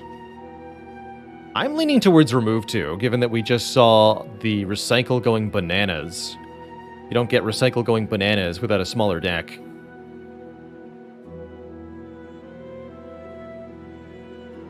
Coalesced all kind of at once. Yeah, it was two things happened. Toxic Egg got us a lot of free upgrades. Boat Thingy got us a lot of block security. And then we also manually upgraded a lot of the cards that we'd already added. So our upgrade density went through the roof. And we made an absolute buttload of money because of a particular event. I'm taking the remove 2 here. We'll lose strike and 1 defend. Double steam barriers have been working pretty well so far. Definitely want to continue going to stores. Looks like we are allowed to do that alongside fighting our burning elite, so that's good. We can upgrade our skim. which is overdue. Upgrade our Go for the Eyes, which is also overdue. And upgrade maybe the Turbo, too. Kind of ended up regretting the unupgraded Turbo, but that's not a big deal. Not a big deal at all. Oh, hello there, Zeke. Nice to see you today. And I've already got Recycle in hand, you say. Wonderful. Please let the Echo forming commence. Along with a 2-cost card I don't want to play this fight. Sorry, Metamorphosis, you're still Recycle bait. For now. Thanks, boot thingy. Making this turn less of a disaster.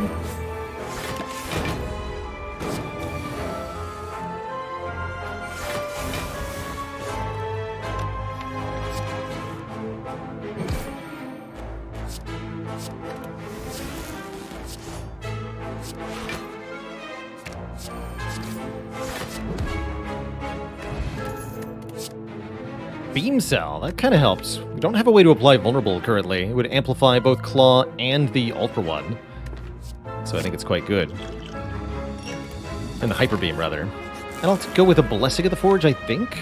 Not that many cards that want an upgrade here, but there's a couple, like the Panache, that would benefit pretty substantially. Do I just double Hyper Beam your face? Guess I can't do that, can I?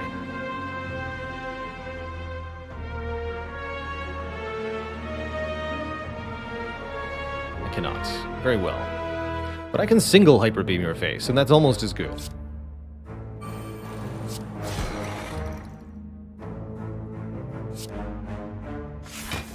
Can I actually play 3 more cards? Yes.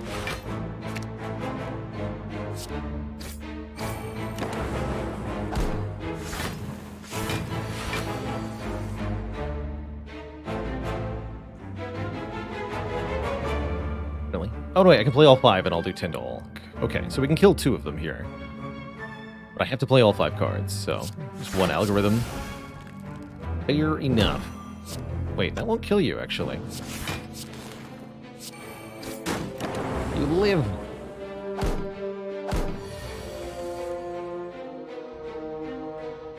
Why do you live?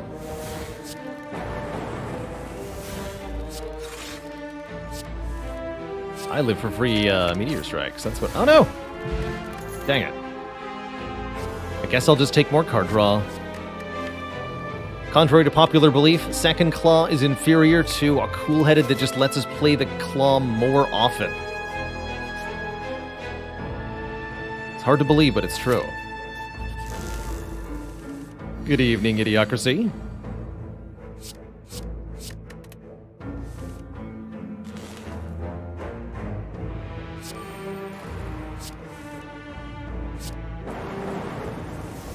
Alright, we're just getting started, apparently. Don't wait for Echo Form. Just go. Just freakingly go, man.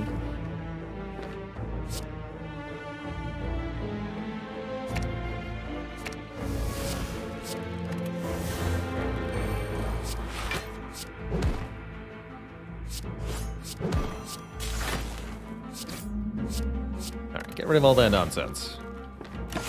Good talk.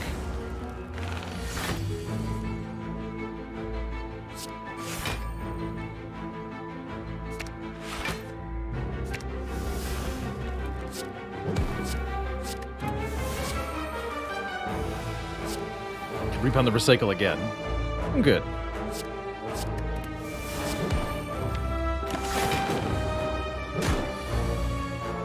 There we go.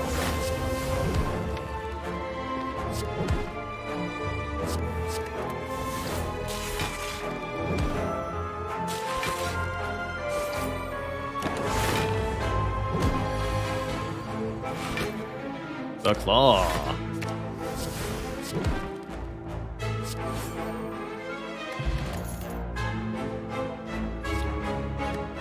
Oh, do we add Reprogram to this deck? With all these cool headeds, it's a bit weird. But could be an interesting direction to scale. Or we could just grab focus and use that instead. Defrag, especially a duplicated defrag, would make the cool-headeds block for a ton. I think I like that a bit more? But I can recycle the cool-headeds. Alright, I think the reprogram option's more cool, so let's do that. More interesting. More curious. What about another recursion here? If I had taken the...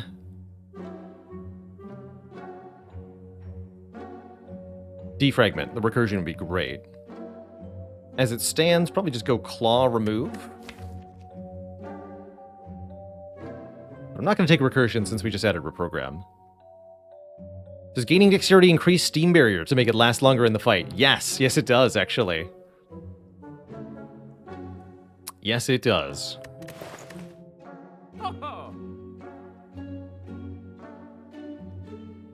These defends are half decent now. Do I ever remove zap at this point? Yes. Is the second claw even necessary? I don't think so, but it is, it's fun. It's dramatic. What a meal ticket. Guaranteed heal in Act 4 is kind of nice. I'll have plenty of money, might as well buy a relic here. Claw is law, after all. Enlightenment Plus could make Hyper Beam and All for One cheaper. I don't think that's good enough, though. We need them to be free. I'd take a Madness Plus. I would definitely take a Madness Plus. Okay, let's just buy the meal ticket. Heck yeah, what a turn one.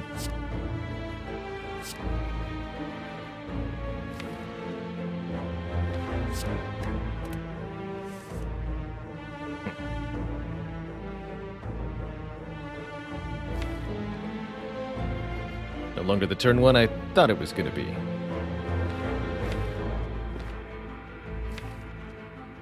What am I seeking here then? Fission. Yeah, let's hologram the cool-headed and seek fission.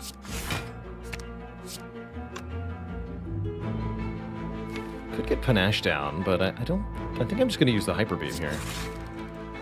There it is. Okay. So now I can seek Vision Echo form. Perfect.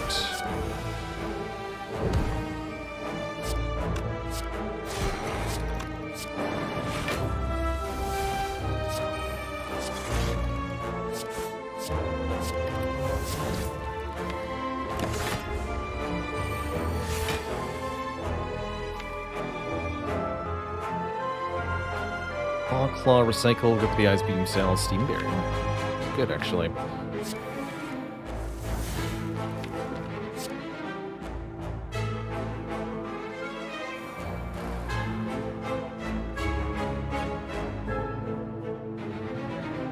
Here's another fun use for Rebound. So, currently if I play Cool-Headed to draw a program, we'll reshuffle the draw pile, the discard pile, into the draw pile, and I won't be able to use the All for One. But if I put an additional card on top of the draw pile before I play the Cool-Headed, let's say Turbo, then draw 2, we can draw the exact correct amount to allow the All for One to function here, while also getting the reprogram into our hands. I guess we could have also used Metamorphosis for something similar. Smack.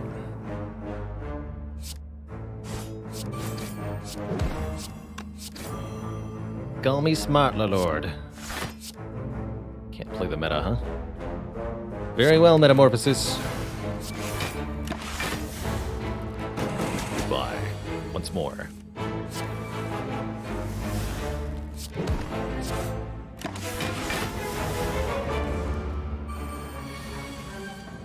Oh yeah. Forget to play that. Guess drawing all those voids had a purpose after all. Definitely taking another hologram here over a Cool-Headed. Definitely taking another hologram here. Hologram scales way better with reprogram. Provides 2 energy. That's what it does. That's what it does. Ooh, Glad I've got a flex potion for whatever this nonsense is. Let's just go Panache Cool-Headed Boot. This is a fight to not care about Echo Form in. Or Schurzies.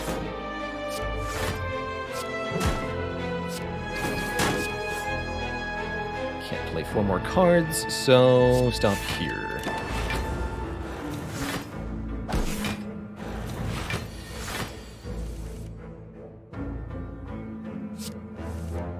Skin first, then Cool-Headed. Then Hologram Cool-Headed. Get 2 energy back. Then recycle the Metamorphosis. You had to know it was coming. Sorry, Metamorphosis, but I'm also completely not sorry.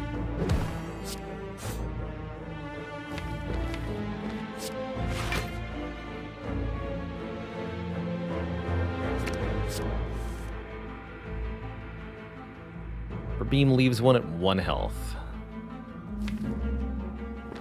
No, it kills them all. Excuse me. I don't want to do that.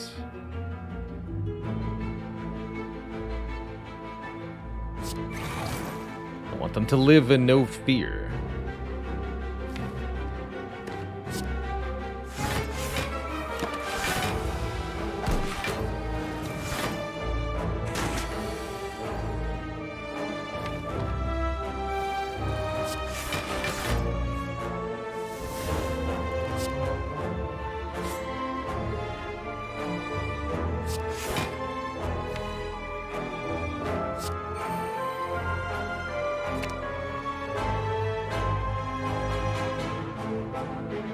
Looking to double the algorithm here. Means I don't want to draw.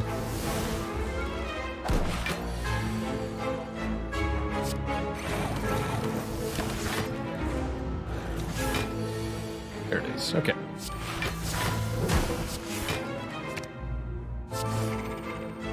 Beautiful fight. Ancient Potion looks good for the late game. Could take a turbo or a beam cell or a steam barrier, but we could just as easily not, since we have essentially all of those things anyway. I think Jawworm is more scary than Guardian to Silent? Yes. Yes, I do. Jawworm's a spooky fight sometimes.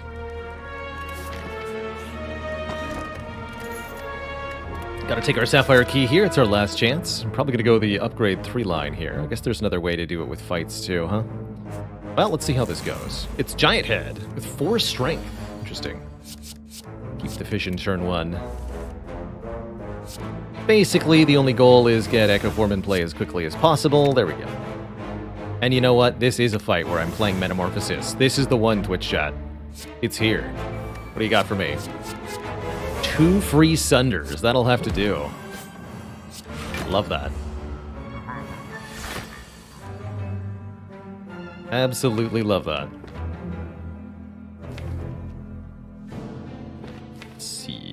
Here. I think we're drawing first. Double Cool-Headed. Okay, then we go Panache, Cold Snap, Sunder, All for One, playing Turbo, Boot Sequence, Claw. Oh, I didn't have enough room for the Sunder? Whoops. Mistakes were made. It's alright. Back that Void, actually. I don't want to see it again.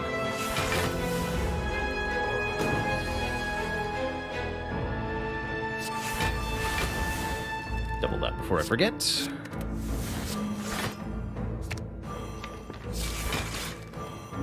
Swoon Bear. All for One. Oh my! Commence the bonketing.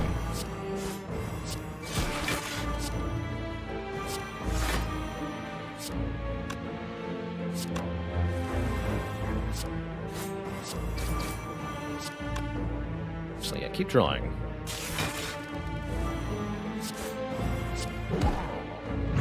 Kabonked. Absolutely kabonked.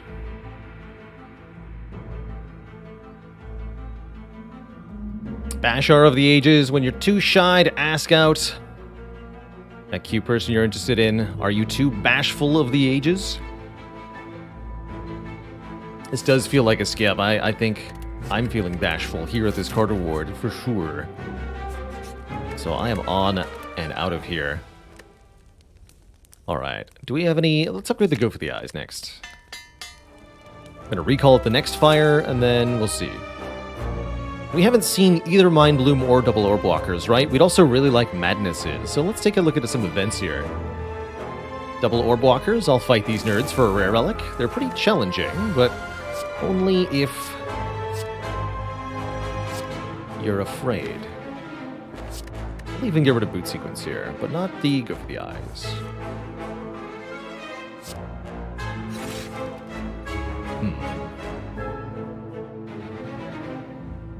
This would be a good use of the Duplication Potion.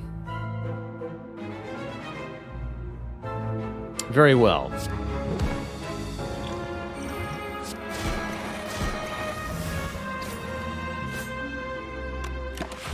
The Orc can block. Okay, this can get played one time only, and then I'll just win. Seems fine. Get 300 gold, again with the membership card. Probably can't spend it all, but that's pretty good. Deck want a heat sinks? Not really. Don't think it wants an auto shields or another rebound either. Run with too much money. That's life. This is very, very good with the current deck. So is Flash of Steel, but the finesse is upgraded. Secret Weapon and Secret Technique, these don't exhaust, so they work with All for One also.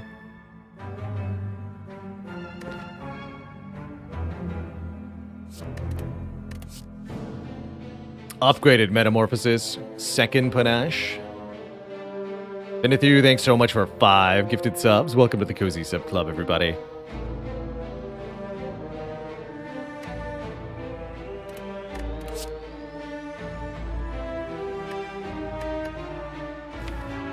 Secret Weapon can't get All for One if it's in the discard pile, is the problem. But it can fetch things to then get recurred by the All for One. Thinking ahead's a bit weird.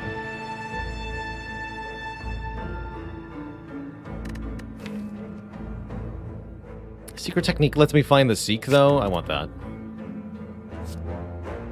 Not Forethought. And I'll take second Panache. That actually seems pretty hilarious. Absolutely, Pineapple. You'll find in general this is a very question-friendly community. Whether we've heard it 1,000 times or not, either I will answer myself, or if not, somebody in chat usually knows the answer and is willing to answer just about any question. So please, feel free to ask. Be not afraid. You know what? Let's upgrade these panaches. Poor man's 1,000 cuts, rich man's 1,000 cuts. Panache does more damage than 1,000 cuts, and it's free. Poor man's 1,000 cuts. Dare you call me poor? How dare you? Alright, well, I'm just going to go ahead and play Echo Form and Panache here. Look at this big ol' algorithm. From humble beginnings at the end of Act 2 to not really that much later, quite frankly. It's grown huge. A biggin. We haven't even played it twice each time. For example, here. We'll not be doing that. Now, I know the Awakened One's getting awfully angry and all that. Oh, dear. That ain't it, huh? Spooky. Alright, I'm gonna double a defend, but I am still playing this. Don't rebound a dang thing.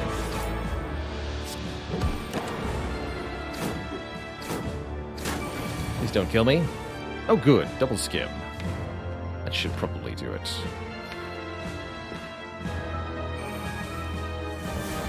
Much better. Alright, am I reprogramming first thing? Yes, because then I'm going to Steam Barrier and Finesse. I'm going to play a lot of cards this turn. It's going to be a good turn.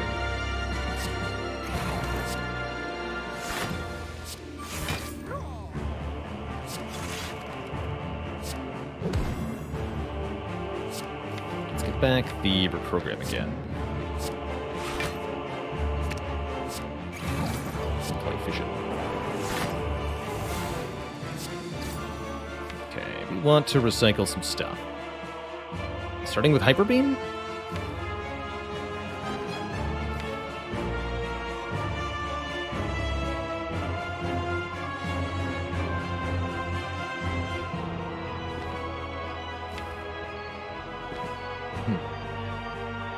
Yeah, I think starting with Hyper Beam. I want the recycle in the discard pile so I can get it with like All for One, or maybe I just want to All for One now. Does seem pretty good.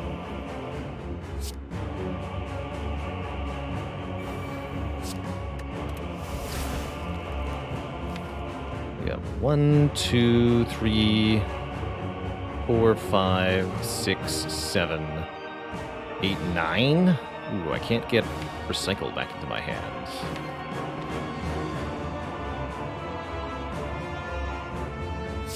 Or can I?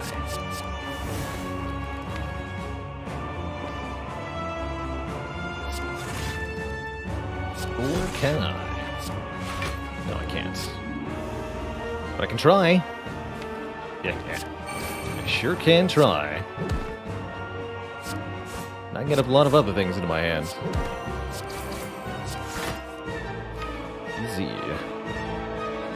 So, do I seek the Thunderstrike Scrape? I think I do here. Wow. 4 out of 4 hits. There's the Recycle. Let's seek for a Defend. Get rid of that. Do I want to end this fight phase 1 right now? I don't think so. I'm going to end it there. We're in a solid command of this fight, though.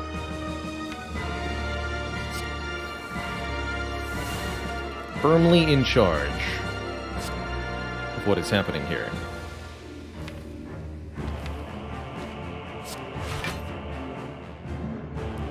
Turbo would let me play All for One, but I won't be able to get much out of my hand.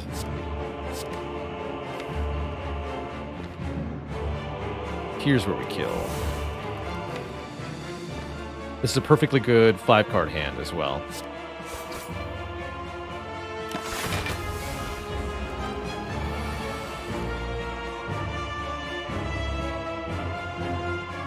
Alright, obviously we hologram All for One.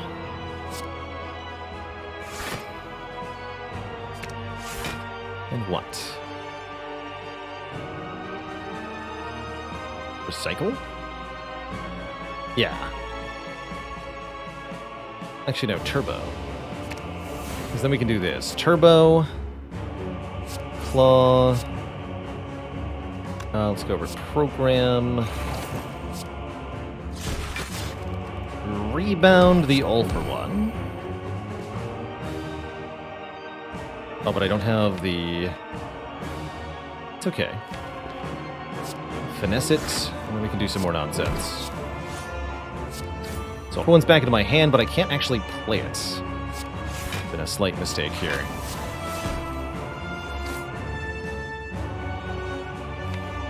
Or it has there.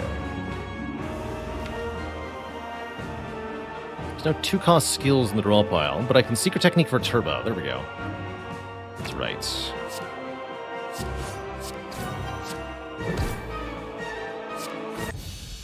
Ridiculous. Absolutely ridiculous deck. Time Eater's up next, and ostensibly, Time Eater might be more difficult to defeat. In practice, I don't know if I'm convinced.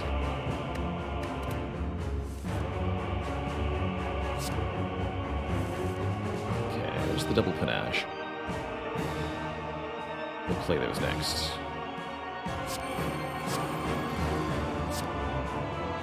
Not gonna rebound anything yet.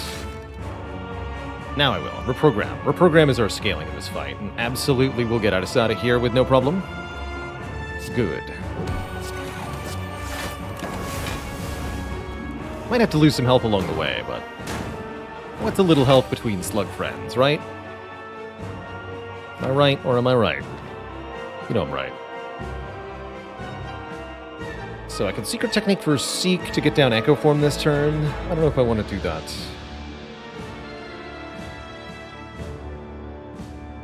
think I might rather play... No, I can't get hologram because there's no more holograms. Well, dang. Bummer.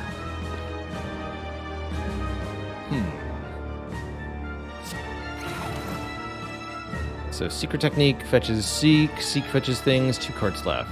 Can't play Echo Form and Genetic Algorithm, so don't bother. Got it. 3 more cards. Secret Technique, Recycle Claw. Get rid of Defend? Or Defend's bad? Not necessarily.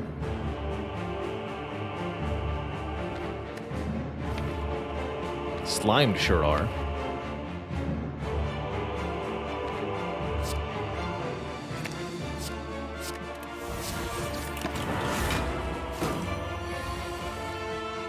Double Cool-Headed, then Fission?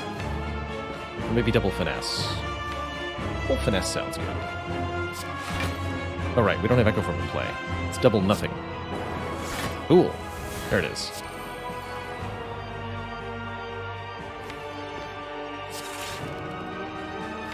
That's not the correct number of cards, but with Cool-Headed it's fine.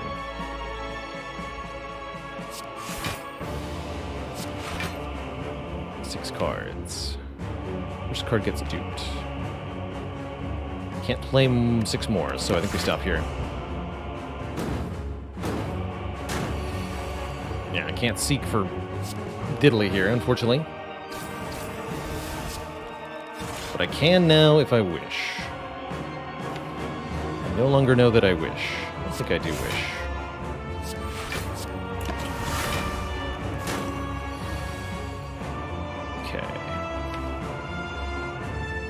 Quite good. Double Hollow fetches Seek.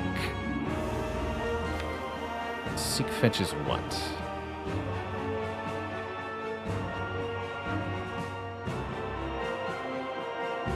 Secret Technique and Reprogram? I can also alter one to fetch Seek and Steam Barrier and Finesse. Actually, I like that. First card we play gets doubled, though.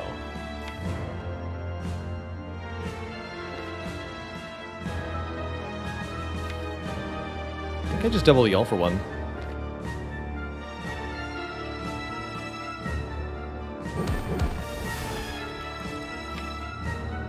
Give me Reprogram.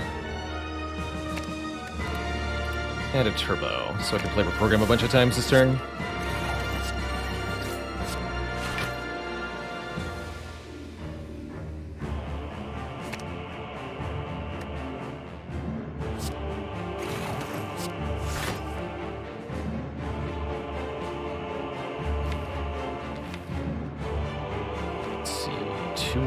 Definitely do 4 more. If I Secret Tech for a skill I can play. It could be Recycle.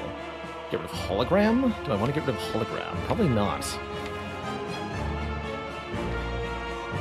Rather play Hologram. To get back Reprogram, but that's not an option this turn. Has to be a skill I can play, though. So it's either Steam Barrier or Recycle.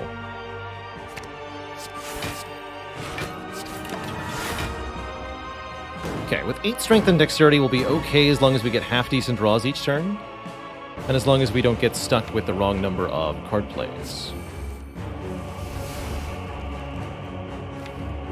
And it looks like we're doing fine in that regard. How am I blocking here? Doing just fine.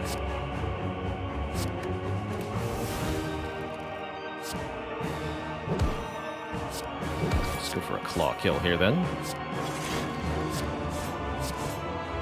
Oh, shoot. Speaking of leaving the wrong number of cards unplayed, I've made a grave mistake. I want to get a kill next turn. Well, then we'd better draw 2. I guess one option is to just play no cards. It's a hilarious option.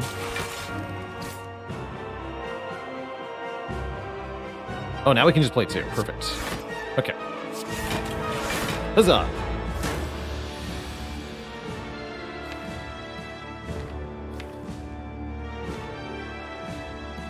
Stone Calendar will not prevail on its own. We need some help here.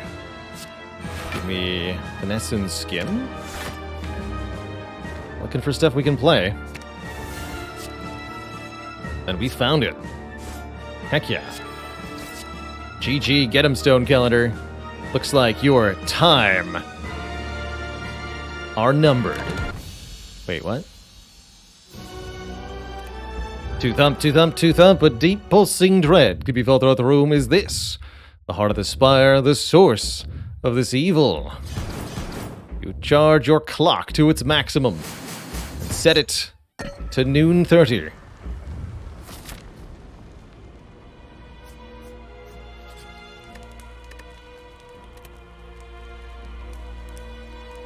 I bought the meal ticket so I wouldn't have to rest here, so I can upgrade Panache.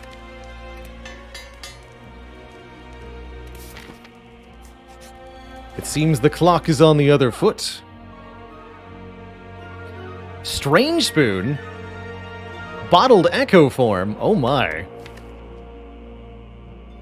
Oh my, Twitch chat.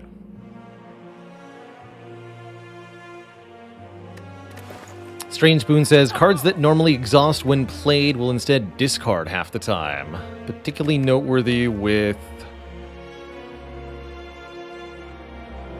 Seek, Vision, Boot Sequence, and heck, Metamorphosis of all things.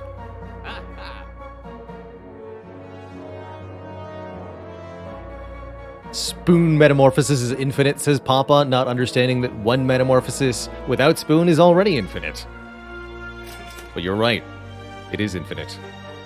Maybe. Definitely take the Tornado here. Bottle the Echo form for surezies. Probably take a Turnip. I mean, the Heart inflicts frail. Why not? The Impatience might be good. Of the potions, I like probably Dexterity Potion for the Heart the most.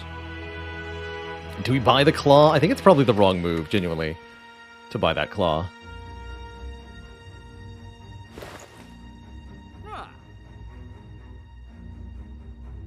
This is really more of a double Panache shenaniganry deck anyway. It's all about the reprogram, actually. That's what we want to see as much as possible. Yeah, we'll take Impatience. I will take a card removal of, what, Metamorphosis? No, I'll keep Metamorphosis. I could lose Self-Repair pretty happily now. Might help in Shield and Spear, but I really don't want it in Heart. Let's just lose it.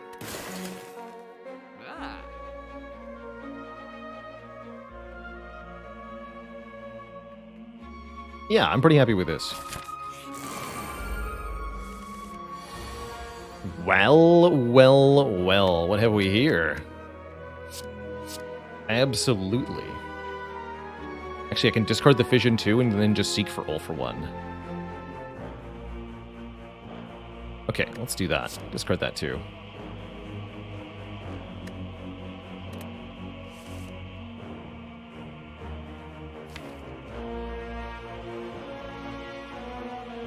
I'm seeking what? Secret Technique and All for One?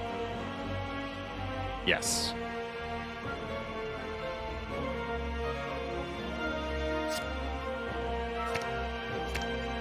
Yo, Strange Spoon says Seek is now in the discard pile. Good stuff. Please give me Recycle. You go to the discard pile too, Secret Technique. Let's draw more cards. See if you find Panache or something. Although I don't want to draw too many cards, right? Perfect. Okay, so let's recycle the Metamorphosis. I might even recycle Echo form. That's spooky. It's gonna be a spooky turn. Alright, All for One will return Boot Sequence, Fission, Seek, Secret Technique, Steam Barrier, Recycle, and Claw. Wow. That's a crazy All for One. So I've got Seek Plus in my hand, huh? So I'm going to seek for the other Panache. And I guess the Algorithm, because there's not going to be a turn 2, is there? There's not. So we might as well seek for the Algorithm. I can Secret Technique for that. So let's get a different card. Reprogram? Turbo. The other Claw.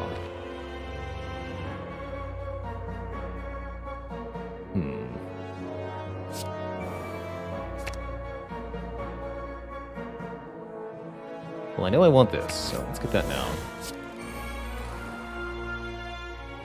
Recycle the Echo Form. Play this. Secret Tech for what? The other hologram? Probably, actually.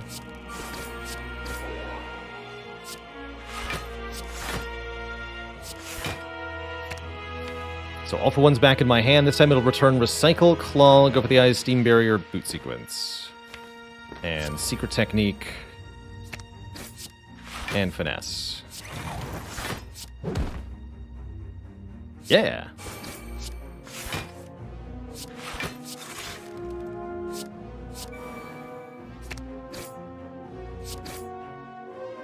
I could have gotten all for one back into my hand again there, by the way, at the end.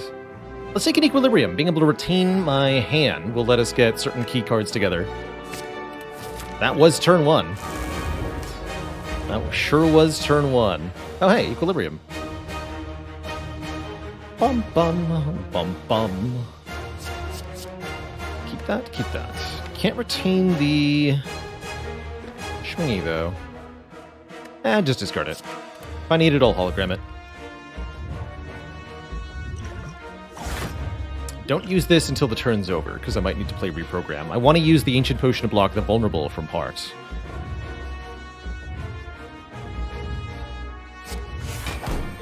Spoon! Oh. We got one of these turn 1s. Okay. Good.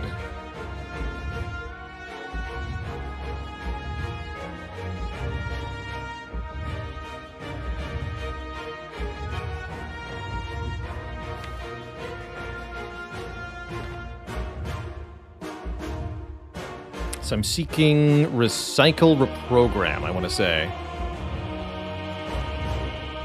Reprogram, Recycle the Defend. Might have to play the algorithm. It's a bit weird. Rather retain the algorithm, huh?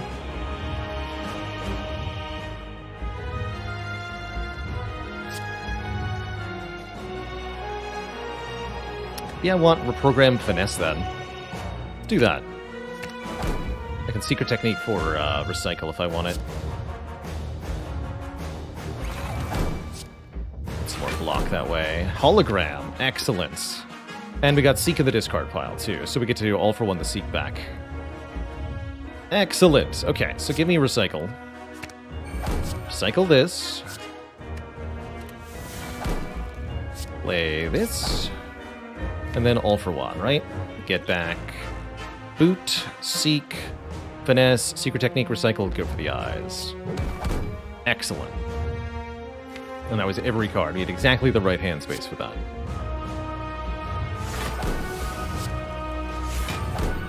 Okay, I got another Defend. Still 20 block. 2 energy short.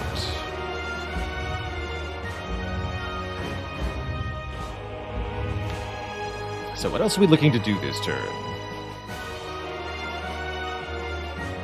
I mean, we want to play the Echo Form, of course.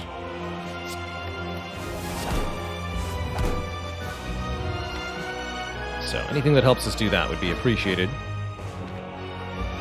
Turbo, I suppose, does. This does Fission.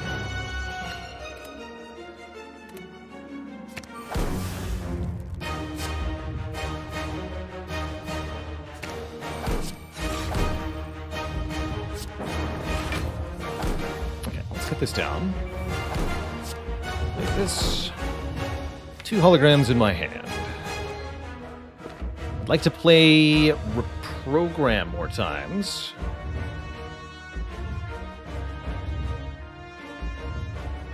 We don't need to Equilibrium Genetic Algorithm because we have the far simpler solution, which is Rebound a Hologram. Gotta love that.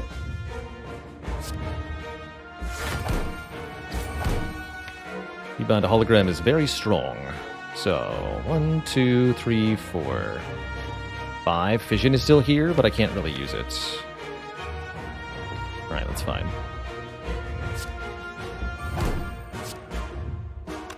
And I am drawing, so don't rebound the hologram yet.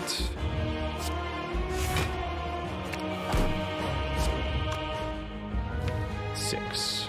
So So 1, 2, 3, 4, 5, 6. If I want Steam Barrier or go for the eyes, I gotta make more room in hand. I don't think I care. Rebound the all for one. No.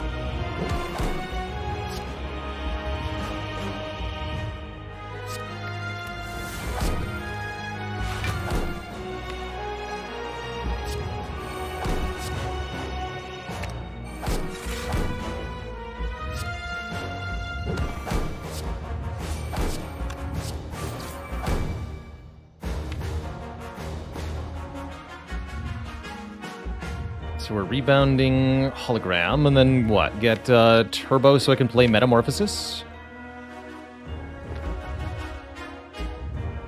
Yes, let's do that. Didn't get to play reprogram an additional time, but I think that's fine.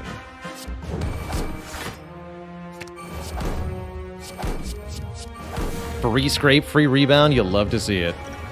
Alright, block that vulnerable, let's go.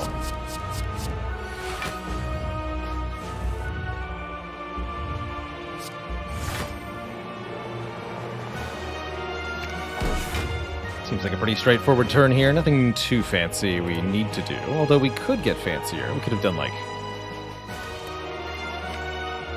all for one turbo. I think I'm just going to do this.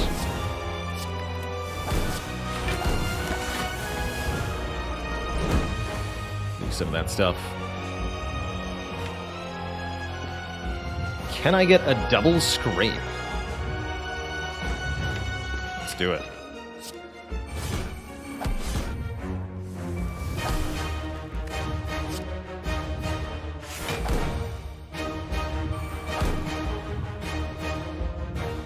Gotta play Hyper Beam if I want to use Impatience for draw. I don't think I do want to use Impatience for draw. I think I want to let Orichalcum block here. Just gonna go FTL Rebound. Or actually, I mean, I've already at negative focus. Might as well use the beam for damage. Hyper Beam Rebound.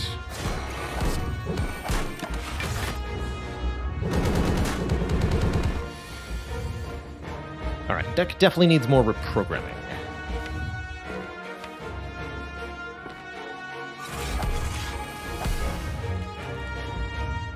Zero block, huh?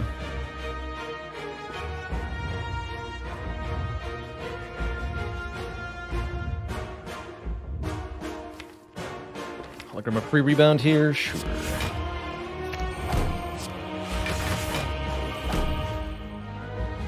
Perfect.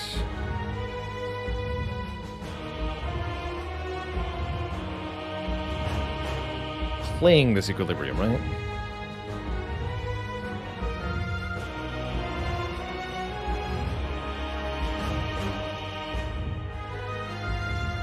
Yeah.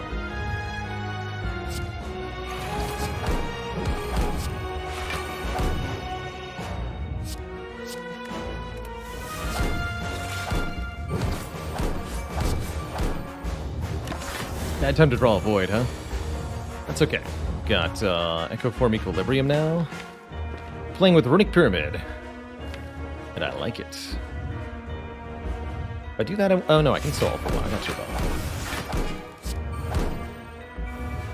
Spoon just saved it, though. Bummer.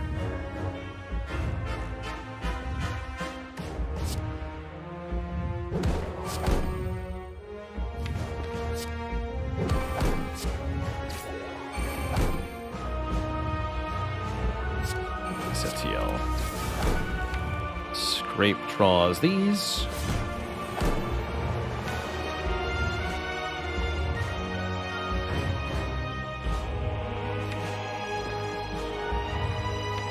Hologram can get what here? Some good stuff. Already got some good stuff.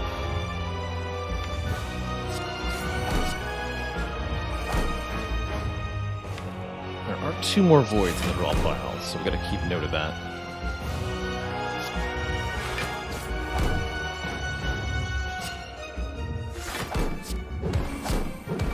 We found our hologram, get back the fence.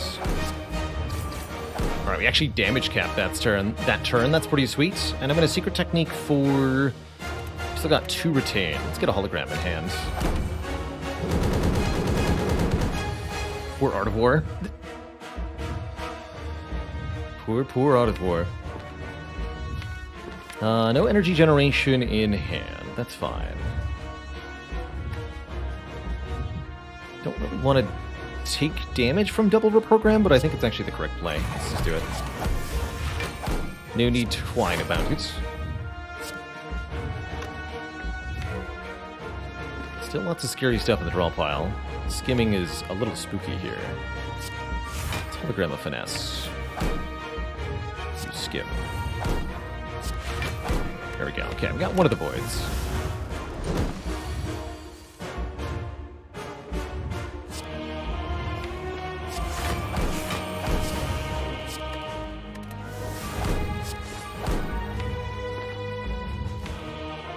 Just hold one now.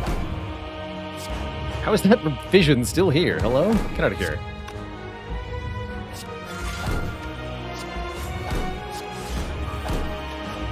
The turbo power. Beep.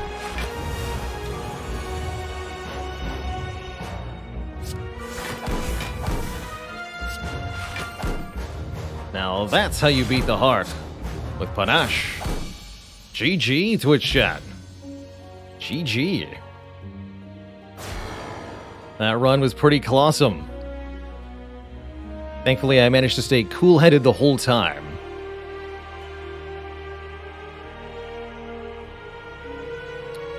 Think we might just be on a rebound from here. GG.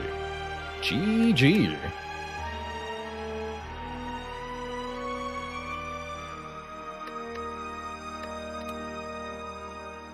The heck do I call this run? Good lord. A real heart-stopper and a showstopper. That's right, claw runs can be clawsome or clawful. How was Metamorphosis this run? Mostly irrelevant. Once we picked up zero-cost cards that always stayed the same, we didn't really want the Metamorphosis very much. But the Metamorphosis was useful in some of the early fights. And it did something hilarious against Guardian, so it was worth it just for that Guardian moment.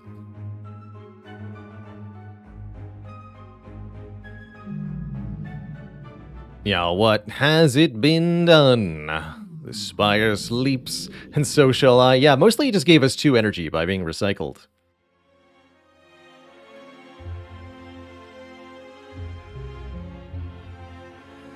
How's it going, Grandmaster Black? That winning series of runs did come to a conclusion a while back. Last couple ones are going up on YouTube now, I think. But that was a fun win streak.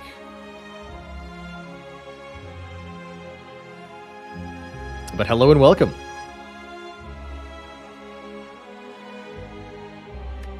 Hello and welcome.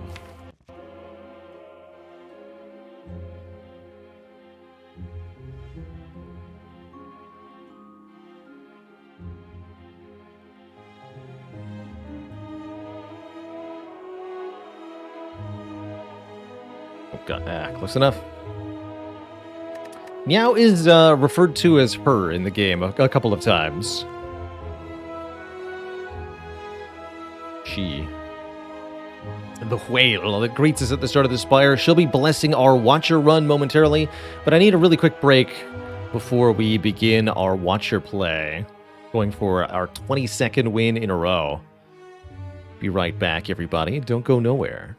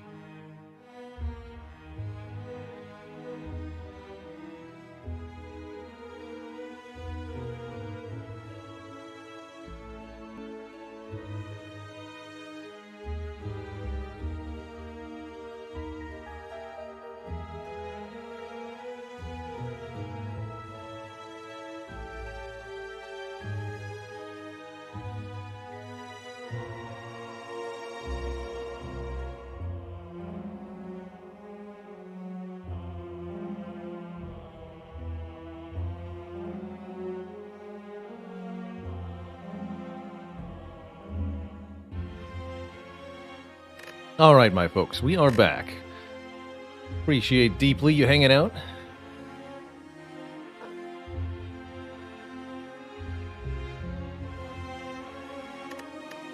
So, Watcher Ascension 20. We're going for number 22 in a row, which is pretty ridiculous. I do love me a 250 gold start. Wow, and there's like shops galore all on the same path. This looks like a beautiful Act 1 as Watcher to me. Probably something like this. If we're super weak, we can avoid the first elite, just go to a shop.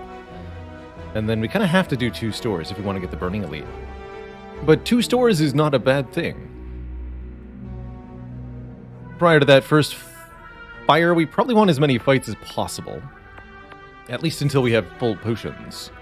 To make sure the first elite's easy. So then, vary from here. Yeah.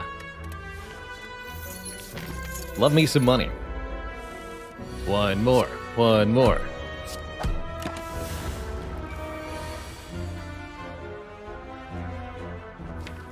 think the correct thing to do when you get this line is to go like this. Play 1 strike and wrath and full block with the vigilance. And indeed, that looked to be the correct line there. Early Sands of Time, one of my favorite first floor picks, actually. Very, very good for that first elite fight. Very, very good for the elites in Act 1 in general. I don't think an early Indignation, another Wrath entry, can also be quite good, but in a vacuum here, I think a Sands of Time is perfectly fine.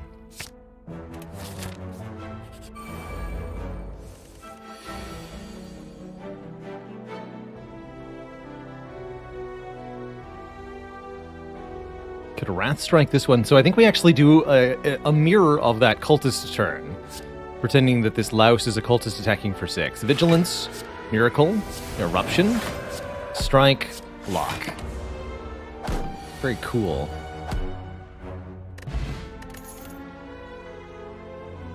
I'm also very happy with an early Bowling Bash to help us out against the 3 Sentries elite in Act 1. I think that's another elite that can be a little easy to underestimate as Watcher, but are quite dangerous.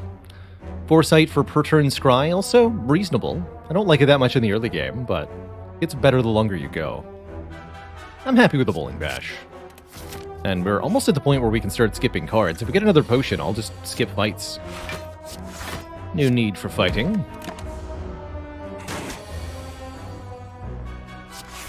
Super dead to Eruption Sands of Time next turn. See you later, Jawworm.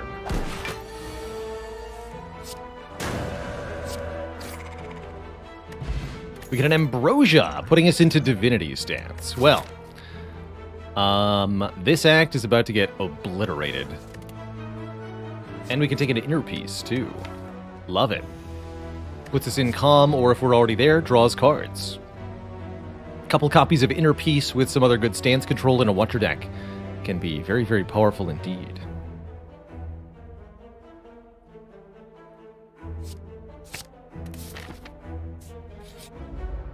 Oh dear.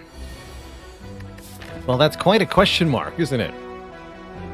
Be okay using the Essence of Steel in this fight. Saves us 2 health this turn, maybe more in the future.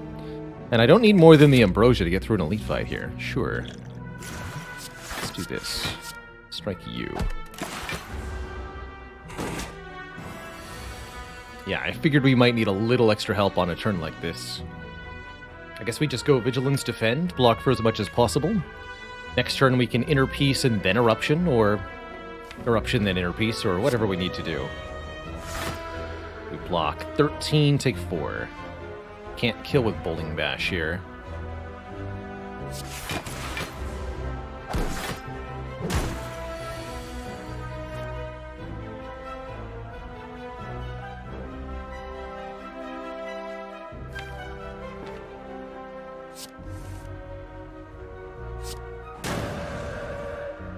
I'll have Sands of Time next turn, too.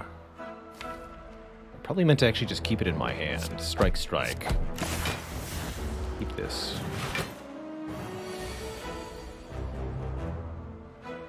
I bungled this, didn't I? Yeah, I did. Wait, no, 15 plus 9 is 24. We're fine. We're fine. Math. I've not bungled it. No bungling here.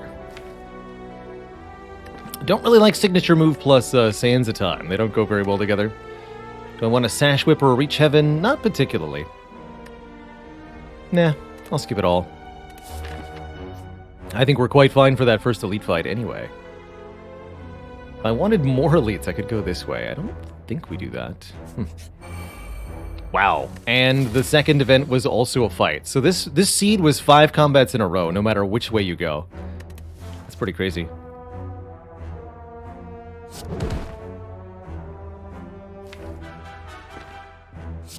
think I'll take 1 here. Make sure Eruption can kill this. Or 2 strikes.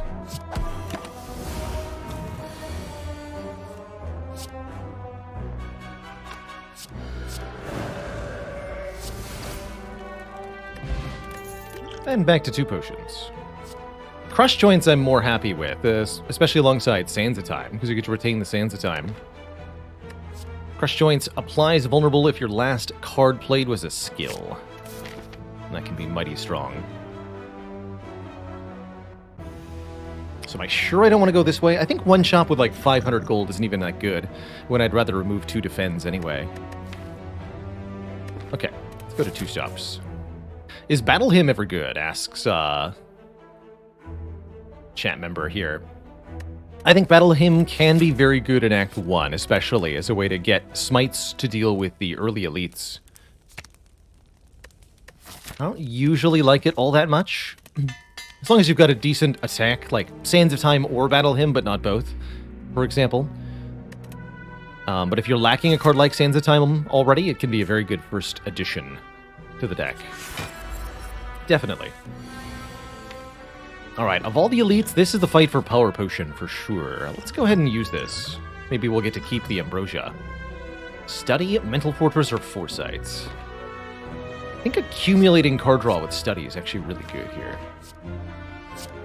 Take a Study. We want to get the Sands of Time into our hand and getting cheaper. Sadly, we didn't draw it here or turn 1. But Insight gets it now. Lagavulin is waking up at the end of this turn. We might as well play Eruption, then Strike, then Vigilance. Keep Sands of Time in hand at 3 cost. Yeah. I could play it for 40, but it's a bad idea. We'd be stuck in Wrath here.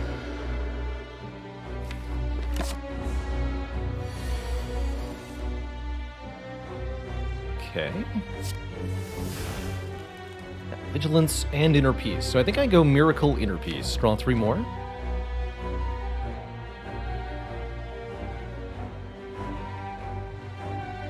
If I use the Ambrosia, we kill right now, but I think we win this without the Ambrosia. Wow, no Eruption, huh? Alright, look at Defend and Insight. So there's Eruption.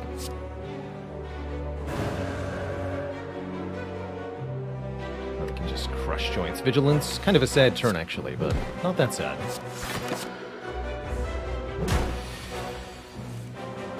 Here, I'll just block 3 times. And now we can go crazy.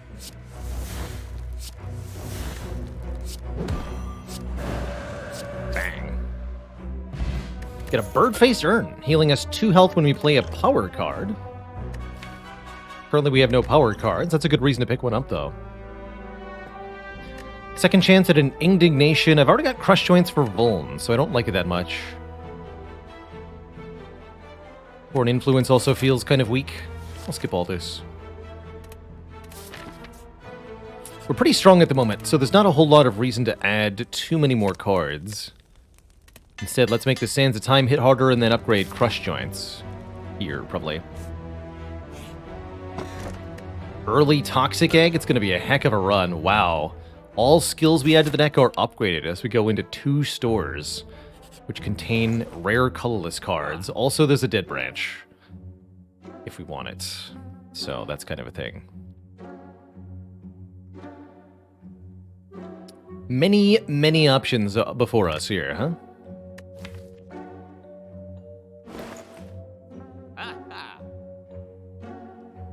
There's also Meditate Plus for ultra cheap.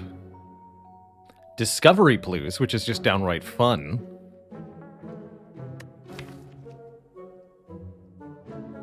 Definitely taking Meditate here. Not going to go for Panache. Don't think I actually take the Dead Branch, especially with a second shop coming up. I'm going to go Defend Remove for sure. One of those. Maybe we'll take Sanctity here. I will take Meditate. I am going to try this Discovery. I think it's going to be powerful. And do I take a Sanctity before a Gremlin Knob? No, I don't. No, I really don't. Okay, we'll keep the rest of this cash.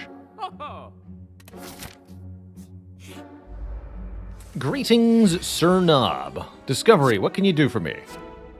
Ah, create a free Sands of Time or a free Battle Hymn. This is free 20 damage, or this is more smites that I get to retain.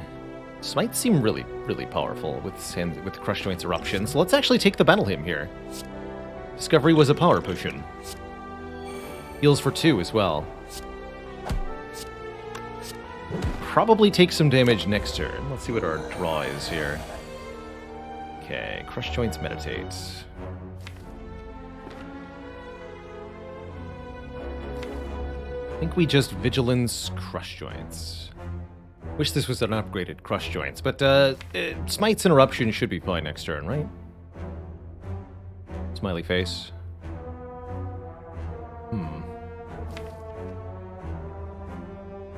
I can do some math here, huh? Next turn I have 6 energy.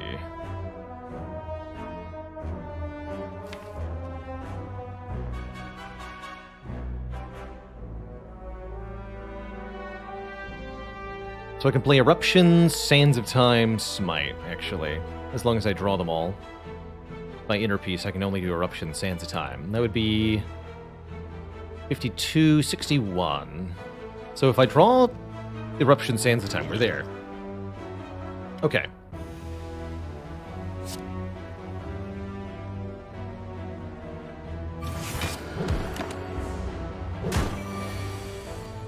We did not draw the Sands of Time. So now what? Eruption, Smite, Smite, Strike does... 69 damage, right? 24, 30 times 2, 60, 69, yes. Nice.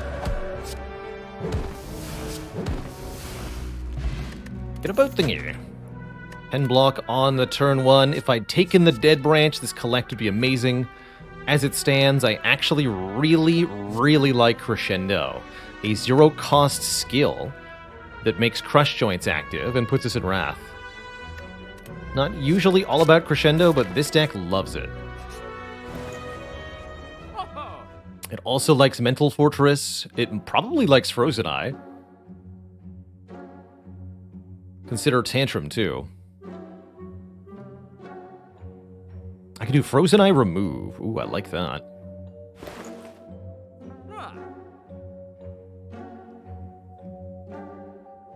Deep Breath Plus is also kind of interesting. But I think I'm going to go for the Frozen Eye and the card removal here. Frozen Eye allowing me to see my exact draw order is going to be very, very useful later on. And is going to improve the power of Scry and draw effects, which with the Toxic Egg will already be upgraded. Power Potion here? Question mark? Pretty nasty fight we're in, sure. Establishment with the Meditate, sure. Or Deviform for the energy up front. Actually, this is going to be better.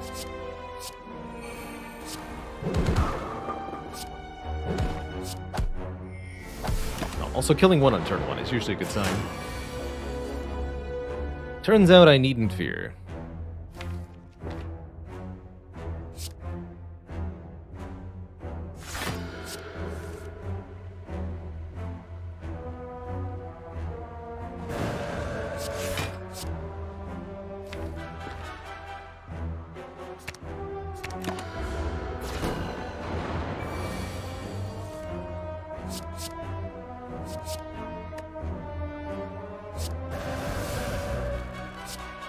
Bonk. Judged. Get a Cloak Clasp, giving us block for every card in hand at the end of the turn. A very ridiculous set of relics in Act 1. We're offered a Judgment Plus? That's hilarious. I'm taking that. How often do you get a Judgment Plus? Not often enough. Judgment has actual utility on Watcher as an early game answer to low health enemies that would otherwise be a little bit annoying to deal with.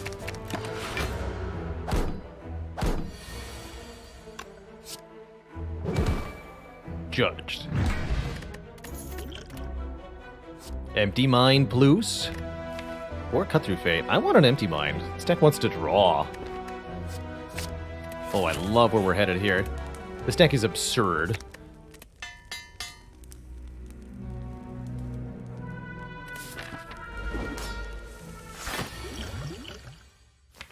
I think I might as well Thorn's Potion against Hexaghost. This is probably overkill. But better over than under here. Here's our draw next turn. Empty Mind, Vigilance, Meditate. Definitely want to Inner Peace then.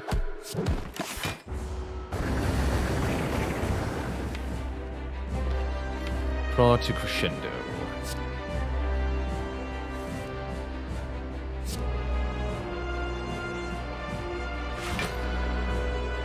Eruption Strike, Meditate. Get back Empty Mind and Inner Peace, I guess.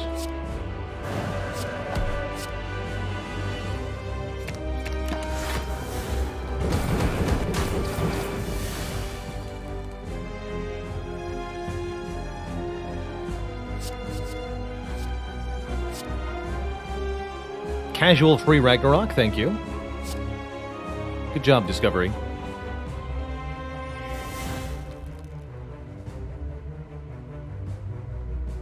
Okay, Empty Mind now.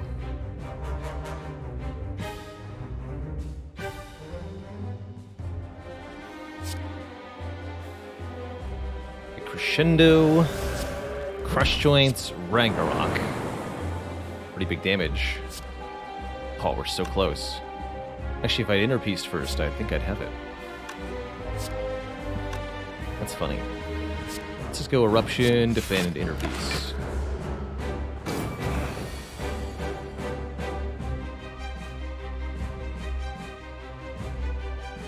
Vigilance Meditate is a full block and sets up the kill. Let's do that.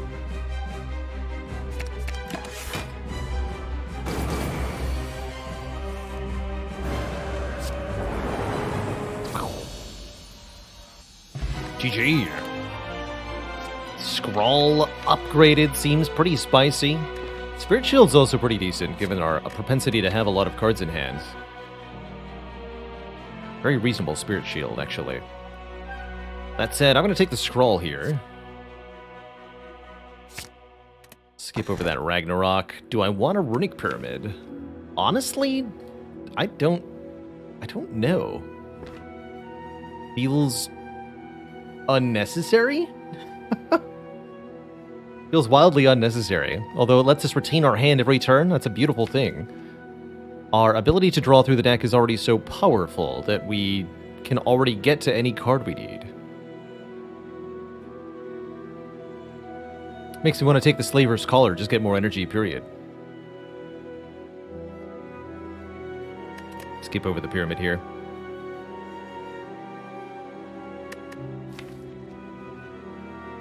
Yeah, I can see this being a more energy deck. Especially with Frozen Eye. Especially with Frozen Eye. I think as long as we continue to have Ambrosia in our inventory, we can take very aggressive pathing here. Maybe even skip this fire, depending on how we're feeling. Although we've got lots of good upgrades still. Inner Peace, Holding Bash, actually not that many. Never mind, I retract that statement. Substitute my own. Devotion is a heal too, but I'll take Wheel Kick here.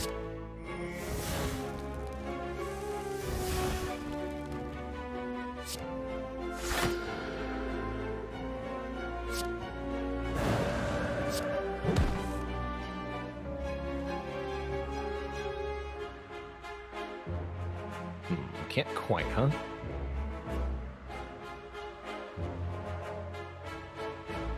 Sands of Time kills next turn, though, so just judge.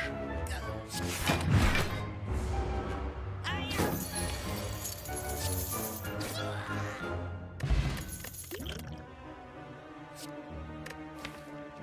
think Divinity is a wise addition here. How about a Wallop? Deals block based on the damage. I really like Wallop with Crush Joints. I really like Wallop with Crescendo. Okay, let's take a Wallop here. We'll have to upgrade that, but we have the space for it. Hey there, Spheric Guardian.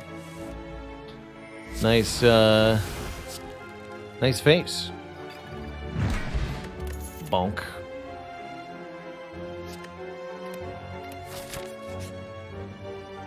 And sure, I'll gain some max health, no prob. Wow, it's 125 for a card removal. Maybe I don't want to go to that second store. Or maybe I don't want to remove here. Maybe I just want to buy Third Eye. Let's do that. Let's buy Third Eye. That'll leave me with more options in the next shop. Third Eye scries the top 5 cards of the deck, giving me a lot of foreknowledge on what's about to arrive. Especially in conjunction with the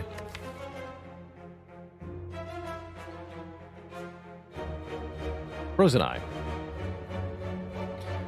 You know, I kind of love these bites, actually. We lose 21 max health, but we gain the ability to regain health through fighting. Through biting and fighting.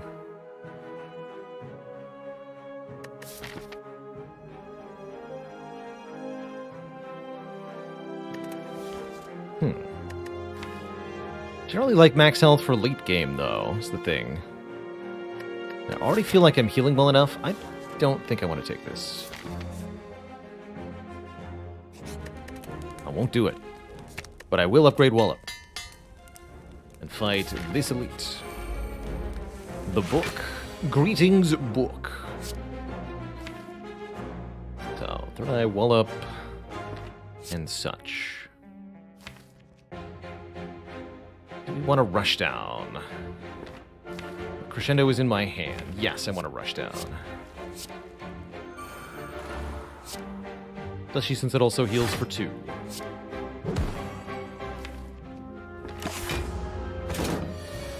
So here I could go Vigilance, Crescendo, and then Wallop blocks for a whole bunch. Perfect.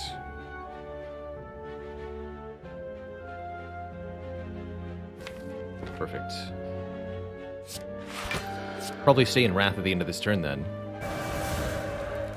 36 damage, 36 Blanc. We can use the Third Eye to discard some of the cards we don't want to draw next turn. Probably everything except Meditate Eruption. Discard 3 here.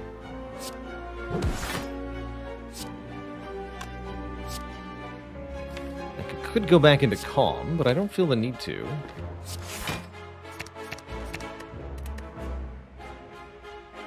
I think I just strike and keep the Miracle.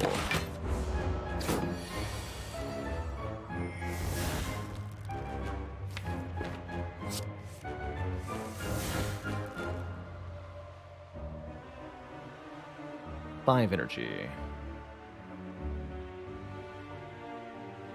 Can't kill. But I think I can kill if I use the Bottled Miracle here, right? 18 plus 12 is 30. 30 plus 26, 56. 56 plus 52 is exact kill. Okay, yeah, I gotta do that. Too satisfying not to.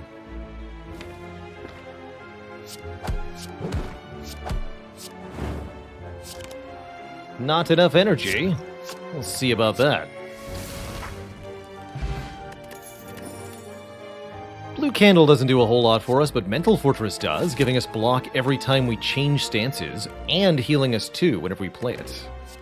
Perfect. Better than paying for that card. Upgrade this immediately? Yeah, we upgrade this immediately.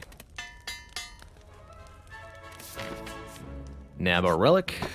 Bag of Preparation is more draw on turn 1. Now I definitely don't need the Runic Pyramid. And we should be easily good to go this way now. Ooh, is this the one? Is this where we use it?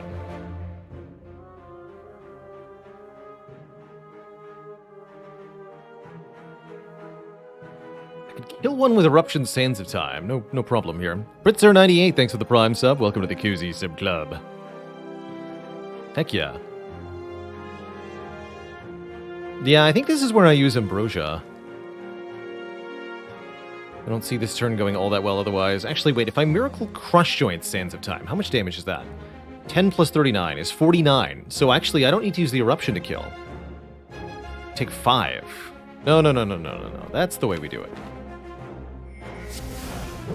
That's what I like about Sands of Time over Windmill Strike. You can just pay the energy up front for the damage when you really need it. Full block, excuse me. I think I thought about using the Ambrosia there. Easy. Easy. Okay, Crescendo Scrawl up next. What do you got? Rush down. Or a Tepid block card. Guess I'll take the Rush down.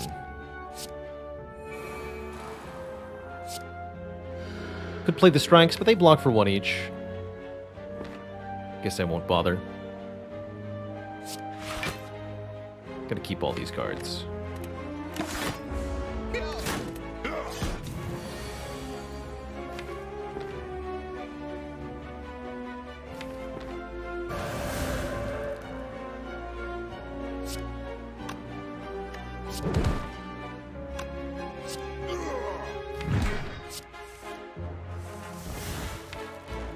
Top card.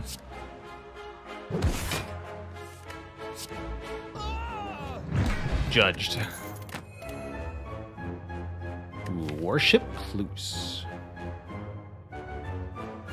Okay, I could see this deck pathing into Divinity now. Especially with the Wallop in the Sands of Time. And more energy.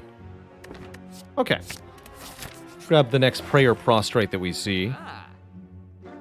Make our life a bit easier. We could also go for Enlightenment Plus to make all the 2-cost cards cheaper. Worship, Wallop, Sands of Time, Vigilance. Interesting. I think we'll just remove cards, though.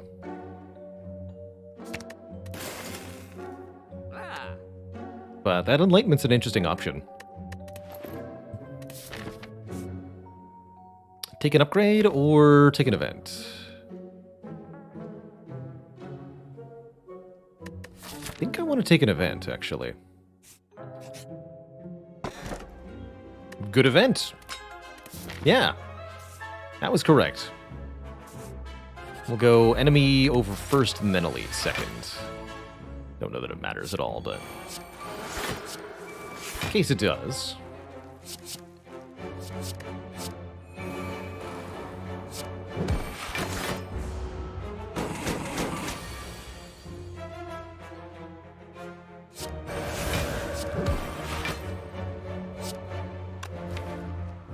Already played all the powers, so we might as well just kill.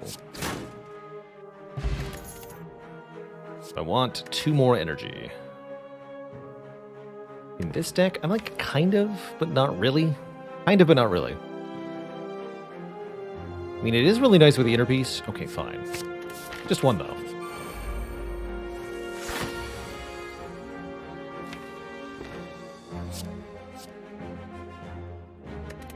Free wheel kick. Perfect for bonking 1 sneaky gremlin here.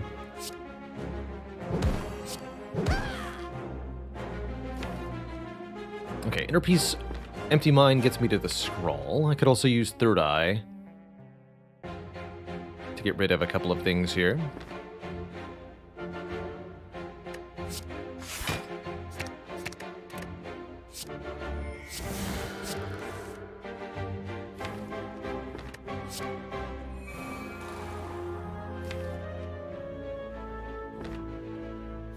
So go scroll.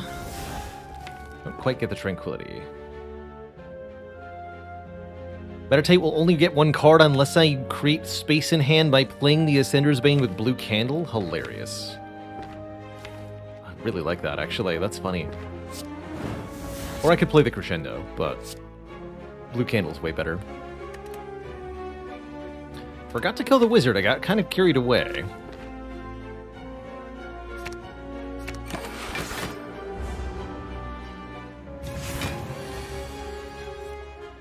But that's alright, apparently. Free Simmering Fury. Actually sounds quite nice.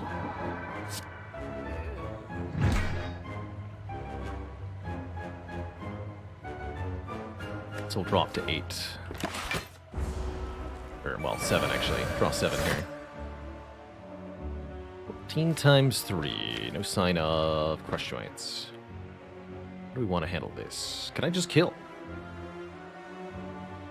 I've got another 2 energy here, so we can easily do 14 times 3 plus 52 plus 30. What is that?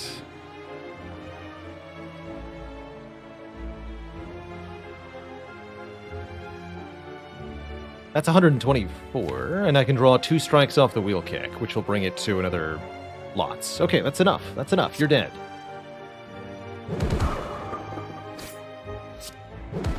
I don't have the energy to play both strikes, or do I? Tranquility Crescendo. Got him. This deck is fun.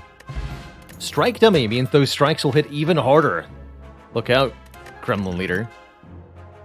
Do we want a fasting in this deck? No. We want divinity in this deck. That's what we want. That's what we want.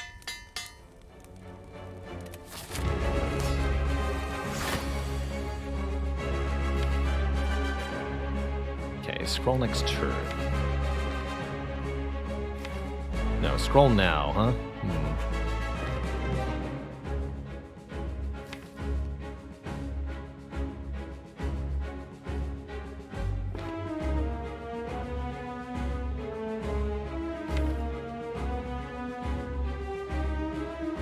We want it next turn.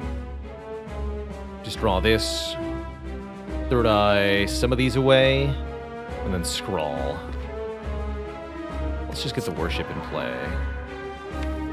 Put ourselves in calm. Guess that was probably better. Inner Peace Strike. I don't have Art of War or anything. That's fine. I doubt we're going to miss the 9 damage on Collector here.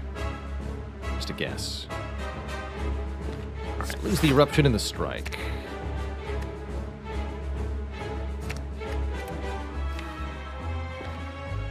Draw up to 7. 1, 2, 3, 4, 5, 6, 7. Do I want Meditate? Yes. Play the Defend then. Okay.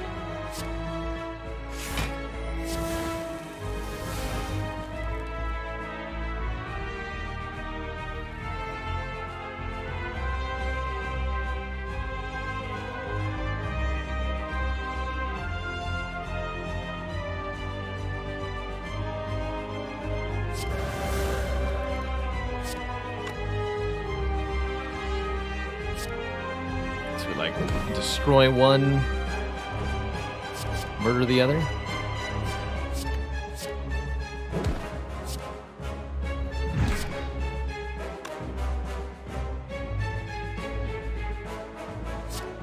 Holding Bash, Meditate.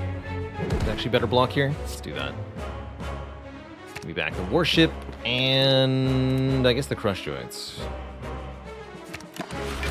Take 1.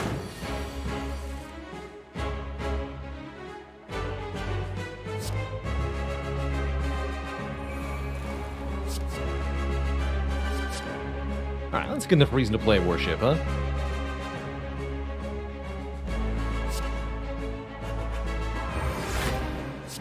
Bonk. Bonk. Bonk. Badonk.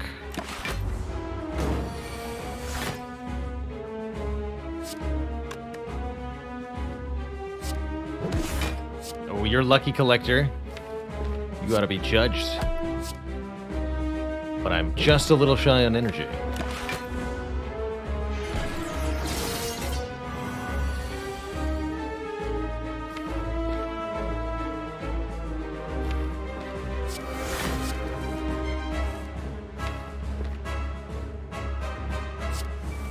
Or am I? Judged. Yeah, if only I'd played that strike. Could have judged the Collector. What a shame. Is this an Alpha Beta Omega deck? No. We're doing divinity things. Blasphemy? Also no. I think we skip all of these. 3 upgraded rares, I'm just going to skip them because they're a little esoteric. They don't interact with the deck in the way we want to. Yeah, Frozen Eye is really starting to pay off now that we have multiple good draw cards. I think Empty Cage would definitely help. Thin this deck down a bit, or we could go more energy, but I don't think we need more energy because we're going to be generating energy with our stance cards. So let's just thin the deck. Take an Empty Cage here. Love me some removals. -1 strike, -1 defend. We'll remove another starter card at the next shop, probably this one. I think it's 150 gold for removal, but still worth it. Max of 2 elites, huh? Awkward. Oh well.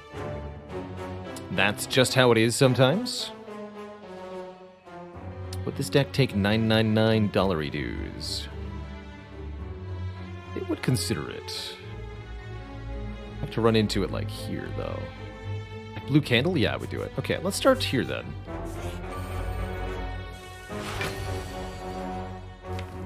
Just get wing boots. Easy.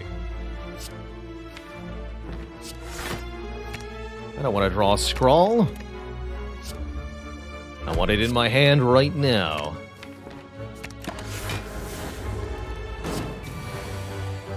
So fun little fact there, you can use Scry from cards like Third Eye to discard cards so that Meditate can target them. It can be very useful at times.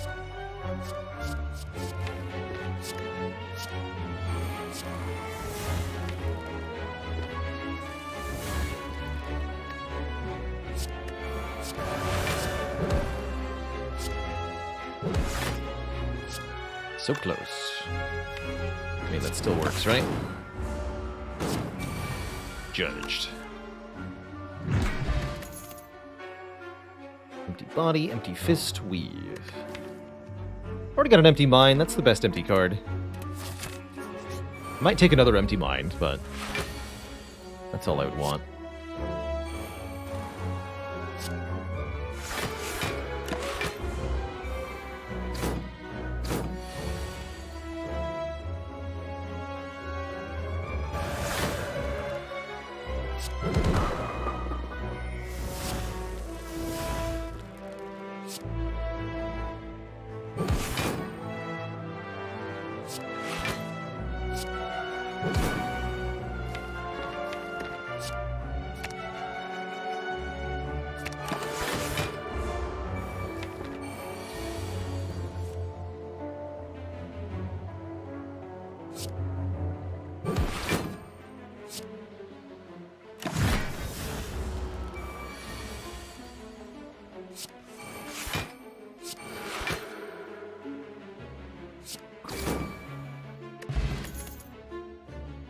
Swivel could do things. Feels unnecessary, though.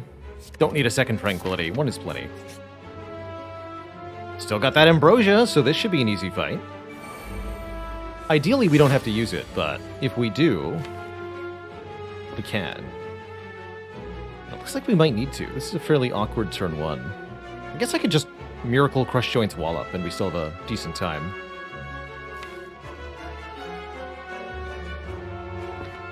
Still have a very decent time.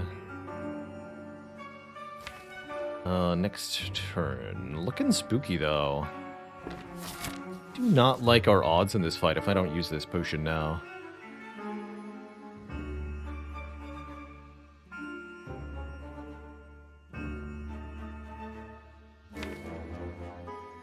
Yeah, and these cards are kind of on the bottom. Getting 4 burns out of the deck this turn. I'm just going to use this.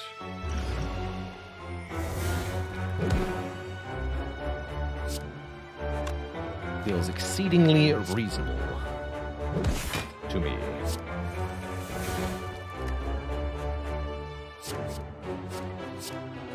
Give me another one.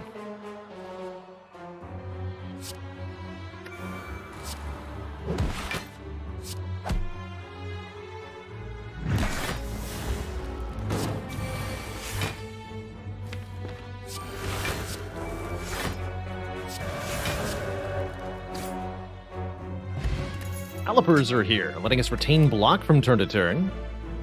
And Halt Sanctity or Fear No Evil. Take a Sanctity? Let's take a Sanctity. I think Sanctity with Frozen Eye is going to be really good. Upgrade a card, or take the Warped Tongs, upgrading a random card every turn in exchange for a Pain. Problem is, most of the cards are already upgraded, so I don't need a Warped Tongs. Let's upgrade the B-Bash. Good old B-Bash. Get the upgraded. Can't draw with Inner Peace. Got it.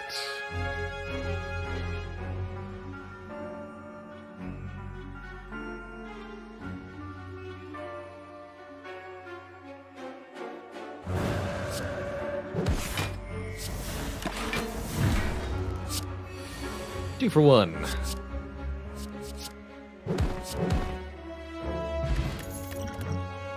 There we go. Here's Divinity. Let's take the Prostrate over the Prey. Perfect.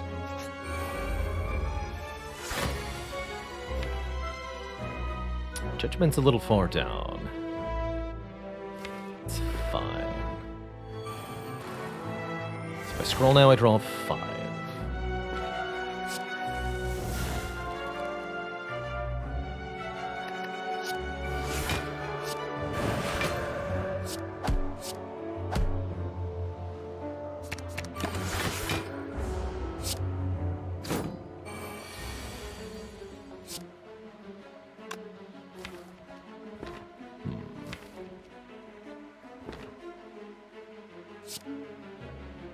Only draws 3, that's fine.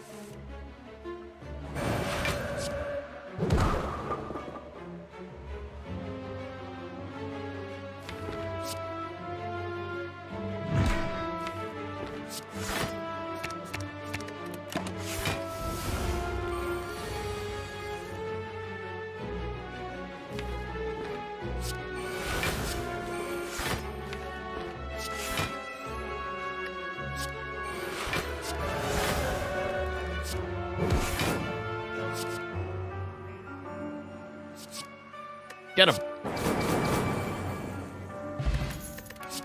Good work.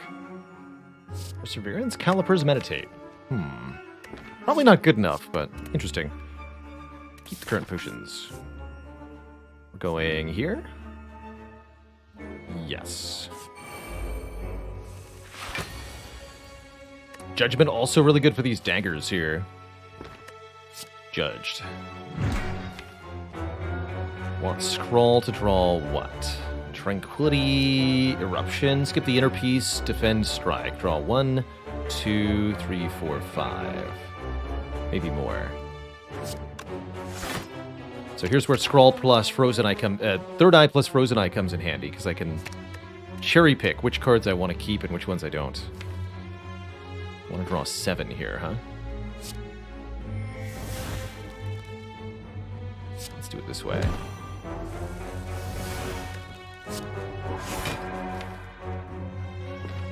More ships in hand. Got it.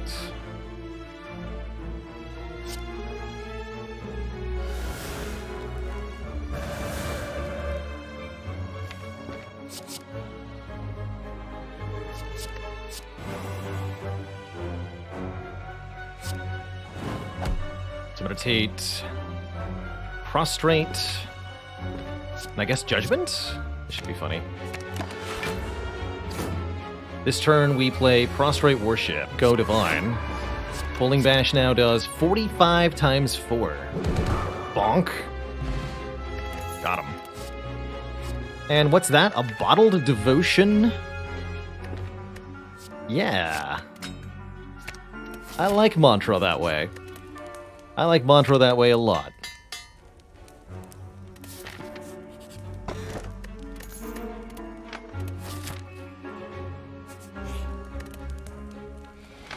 This is going fantastically.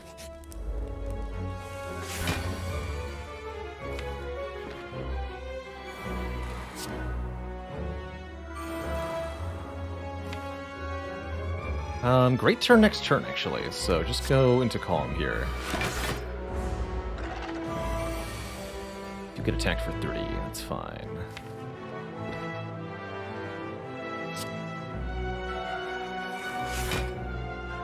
Eruption. Tranquility. Crescendo.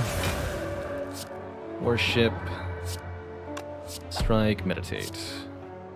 Back scroll.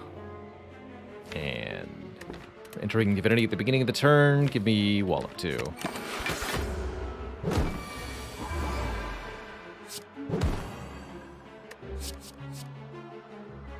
Double judgment.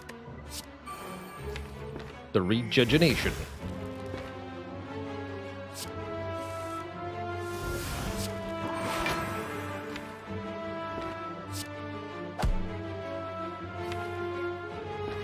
Just draw the Meditate.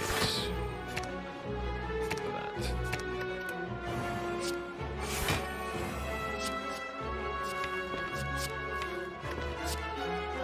Oops. It's actually not what I wanted to Omni, but that's fine.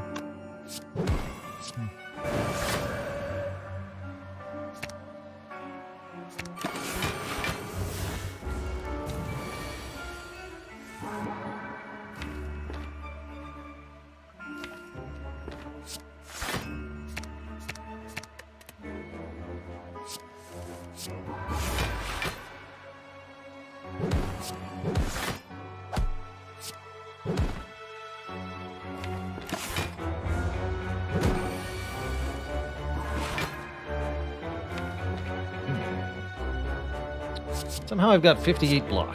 Seems good.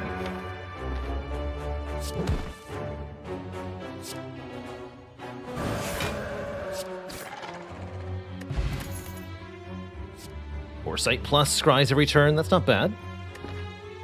Wave of the Hand plus gives us a way to apply Mass Weaken, which is also really, really nice. Let's get that wave. Yeah, when you Omni the wrong card and it doesn't even matter. Oops. My bad, tee-hee.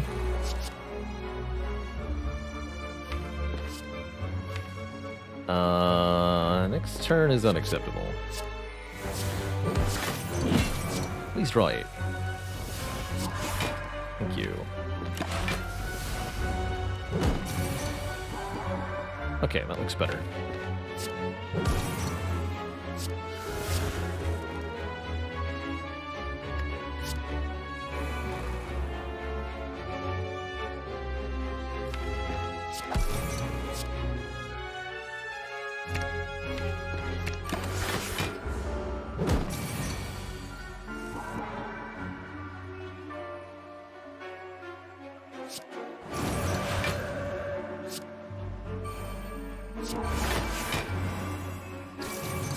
Bonk.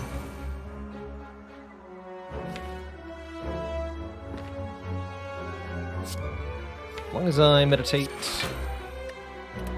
Stuff. We can play signature move again next turn. Good old stuff.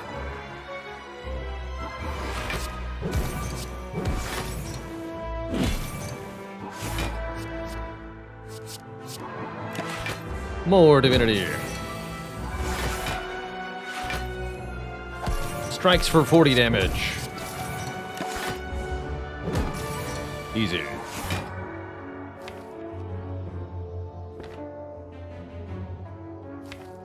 Can't quite actually go back into divinity, though. Alas.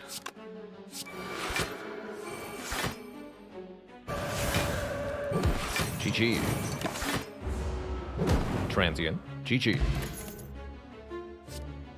No thanks to all these big, beefy cards. Give me a shop with a card removal in it. Could buy Peace Pipe, which lets me toke 2 cards, but I could just buy 2 removals for the same price. Master strategy for a more upfront card draw, looking kind of intriguing. But I think we just go for removes. Last couple purges will go a long way here.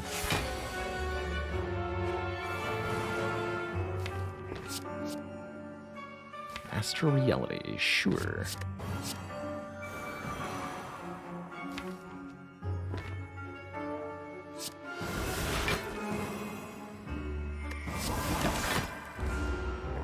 Sneak 5 mantra into play there.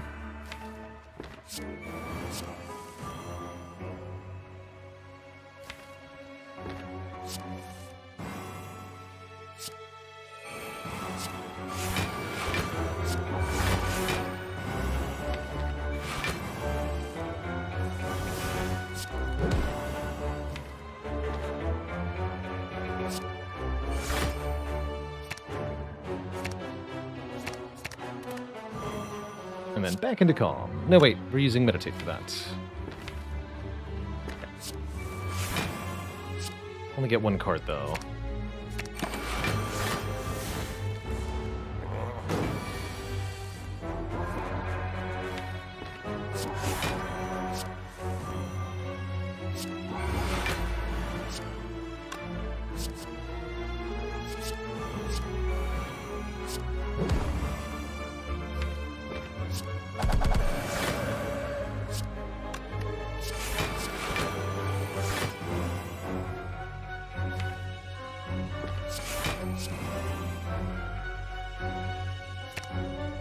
Ship and discovery again.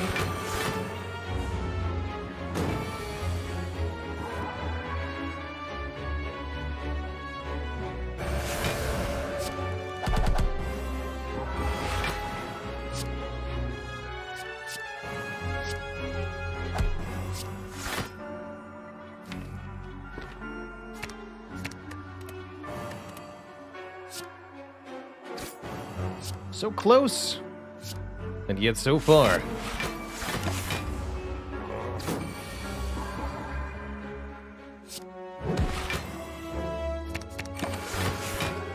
Be judged, my friends. Got a kunai. If we play 3 attacks in 1 turn, we'll gain dexterity. That's got some utility to it. But, we don't need it necessarily. And I'll upgrade the Vigilance, too. Wow, this deck is pretty potent.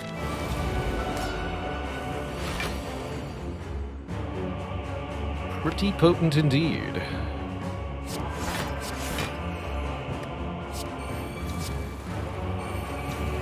Get back those 2 cards. Perfect.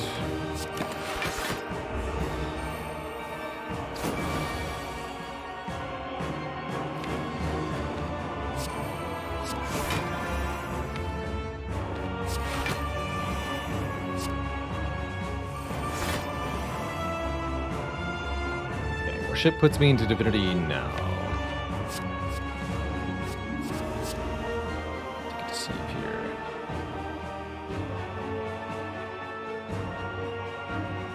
Sure.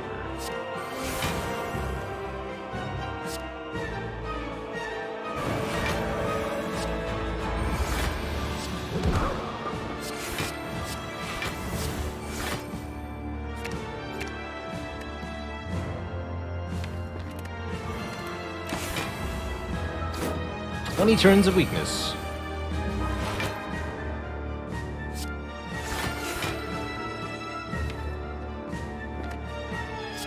It's tough, man.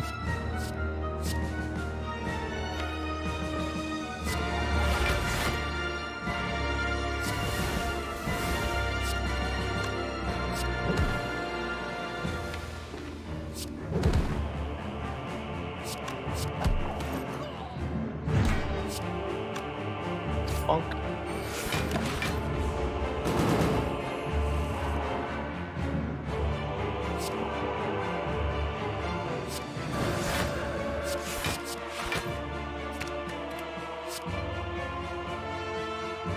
Get back Sands, get back Prostrates.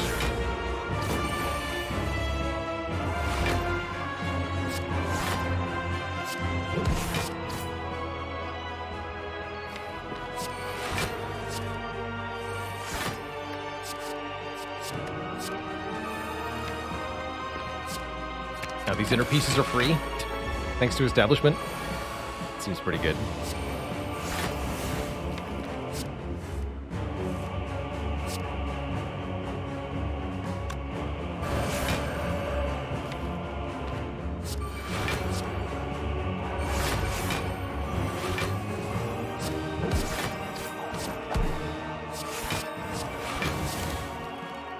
Judged.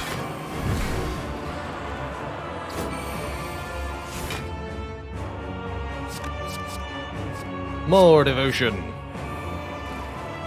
There's no stopping me now. Ooh. Make Discovery Plus free. Make a Discovery infinite. There's no limits to our power.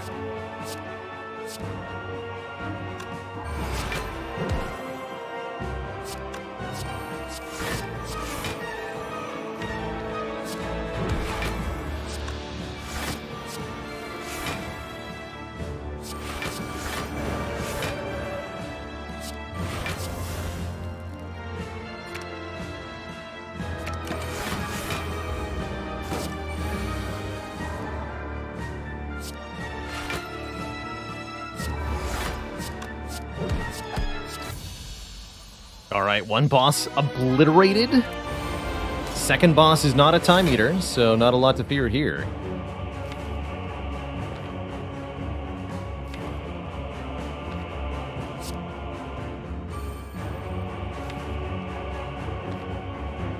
Okay, I do want to play the worship if possible.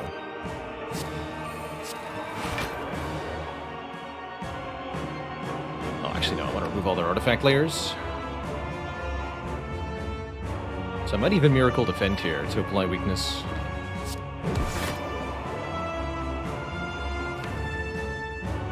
Next turn is pretty gnarly, unfortunately.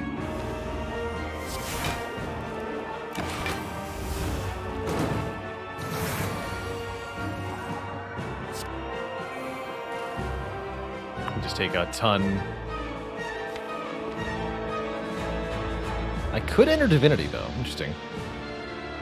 Actually, that allows me to get a lot of block from multi-stand switching. So let's go Eruption, Worship, Rolling Bash, Strike. Actually, don't take that much.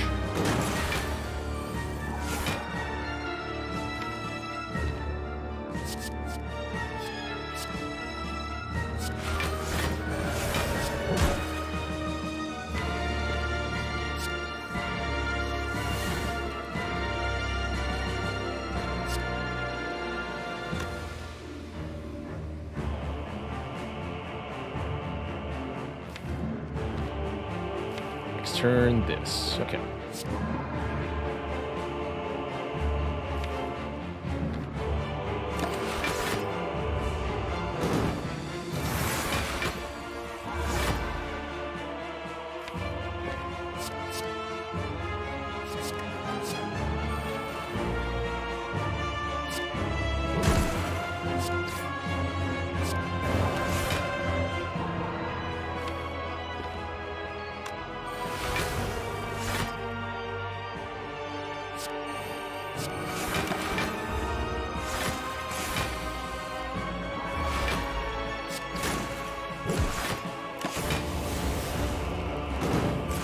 Take your days elsewhere, sir.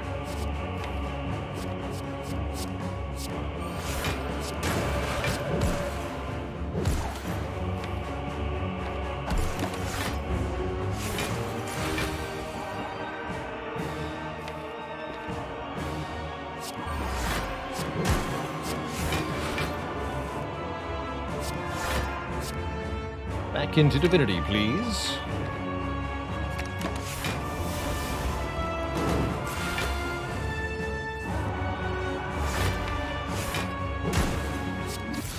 GG. Alright, a decisively handled Act 3. We're on to Act 4 with an obscenely strong deck. Basically no starter cards, Frozen Eye to determine our draw order, good potions, lots of max health. Really not a lot that can go wrong here. I even get to upgrade Defend. Fully upgraded deck once I remove this strike. Or I could take Orange Pellets. When we play a power attack and a skill in the same turn, we can remove all of our debuffs. It's got some power to it. Also a Prey Plus. Poor Apotheosis not doing a whole heck of a lot here.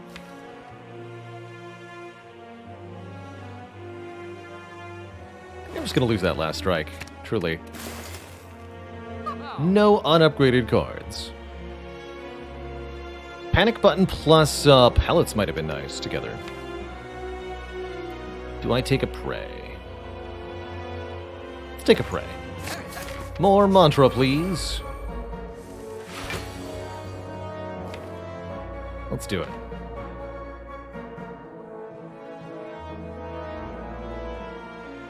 So, a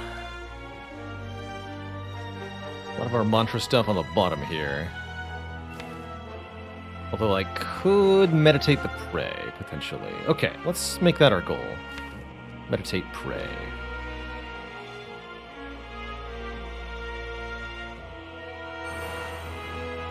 So we go Tranquility, Eruption. I'm gonna bonk this thing next turn super hard. Let's put the damage here. Draw 7. 7 brings me to prey. Perfect. And even discovery, if I want to. Let's do it. Perfect. Cut through fate. Powerful.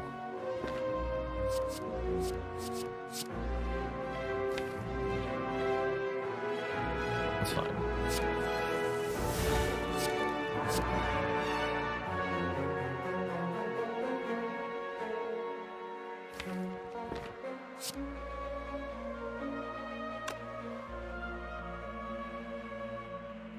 Get close to 40. Maybe if I used a potion, but...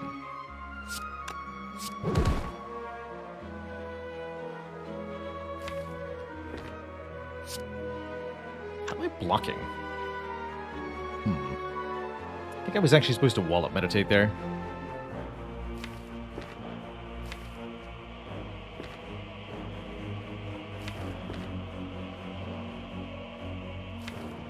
Yeah. That's fine, we can go cut through Fate Sanctity. That'll be mostly enough block. We have... Pantograph. This is fine.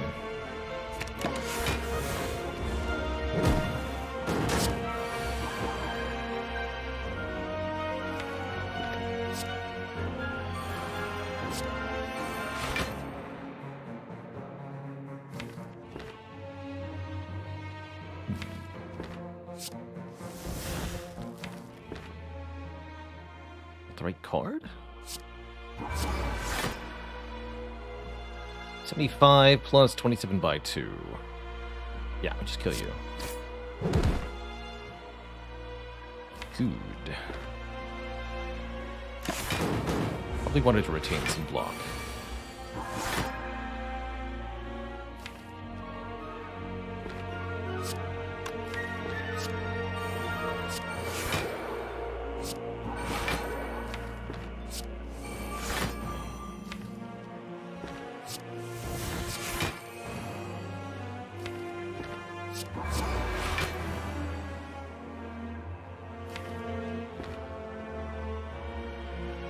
Okay, plenty of block get. Let's go worship. And just meditate the prostrate and the cut through fate. Do a grievous harm on this turn. Yeah. You can't escape me with your block, fool. I am all powerful. Easy. Alright, full health for the final battle. I don't need any of these cards. Let's go. 24 upgraded cards versus 1 Corrupt Heart. Draw on Devotion and Wave of the Hand turn 1. That's pretty promising. Next turn looks a bit iffy though, but that's what Third Eye is for. Unfortunately, Mental Fortress is a bit further down. Let's see what Power Potion contains. Establishment, Rushdown, Nirvana. Let's take an Establishment for this fight. It's going to help us generate more energy with the Meditate, especially, which is unfortunately the bottom card of the deck here. And then double what? Devotion? Probably double Devotion. How do I survive next turn? Got some fun options. Vigilance, Third Eye, Empty Mind. Discard almost everything. Okay. Probably want to wave the hand first? Yes. It's going to require using the Miracle. I'm okay with that.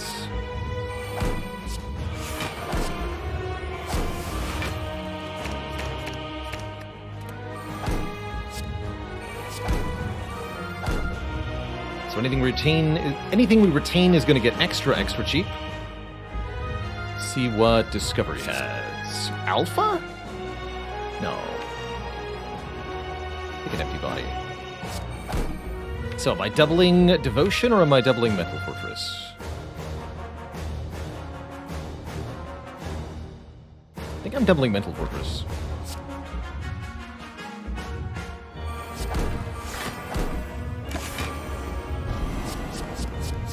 Hopefully we draw it this turn.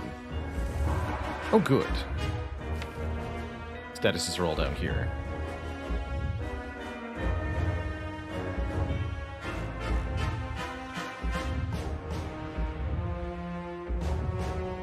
So we'll get 24 block going into Calm, then going into Divinity. Okay, that works.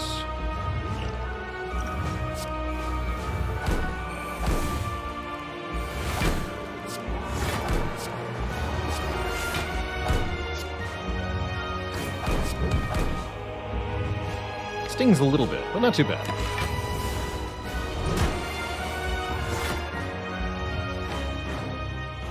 Didn't think about Inner Peace, but we're okay. Insight into Sanctity, into Scroll. We're there.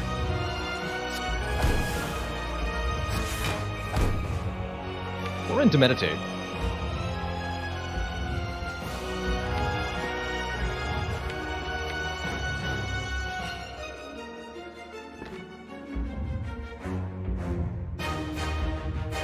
Yeah, Crush Joints, Worship, Meditate, Get Back, Wallop.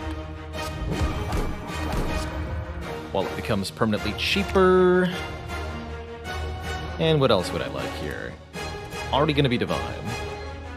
Give me the cheap Sanctity, too.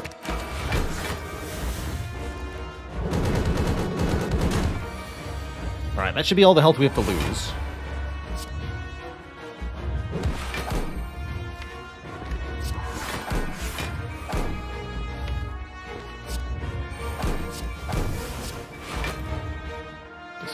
This, keep this.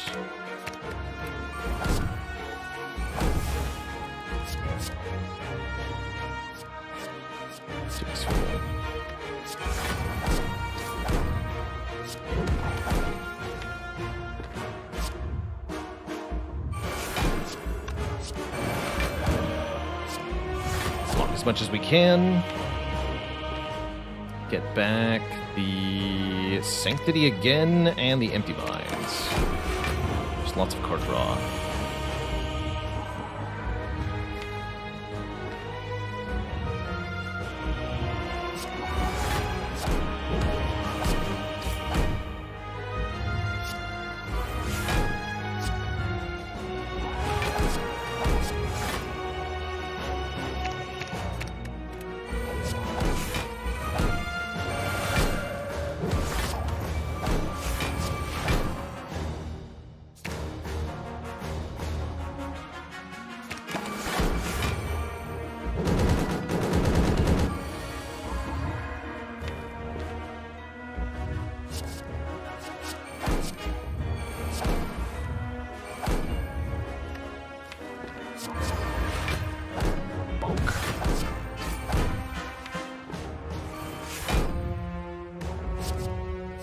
Double bonk.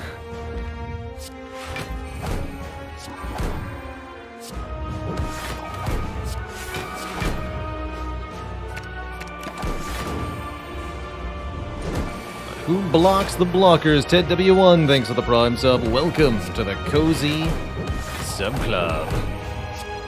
Look at that sheer bonking power.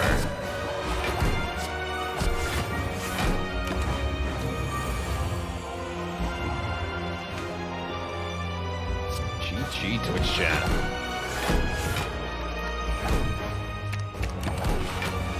GG.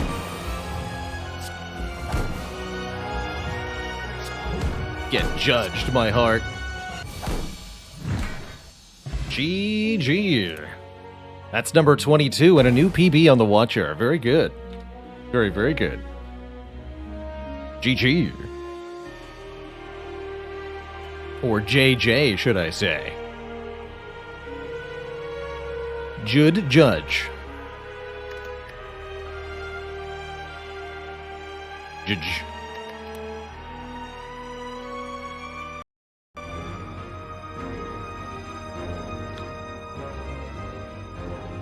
Now what has it been done?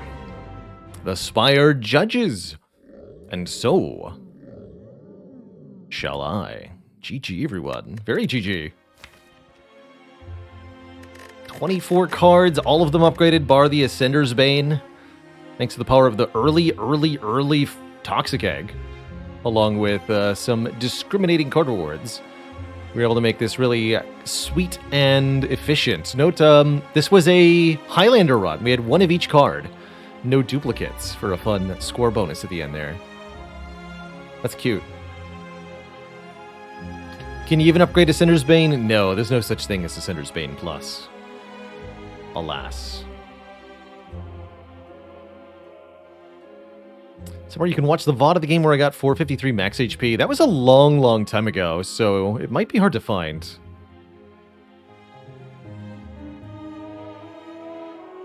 Mercenary campaign game we played a little while back was Battle Brothers. That was a good game. I really want to like Battle Brothers a little bit more. The way I feel about Battle Brothers is kind of like this big overarching RPG campaign, but the only content is random encounters. So close. Any potato today? No, unfortunately, I gotta get out of here, Twitch chat. My bedtime. Had a really wonderful stream today. We finally got the Hazardous Mechs done in Into the Breach. Got a couple great runs in Slay the Spire. But I have to now say so long and farewell, everybody. We'll be back tomorrow, not later than noon Eastern Time. Trying to get a few more Spires slain.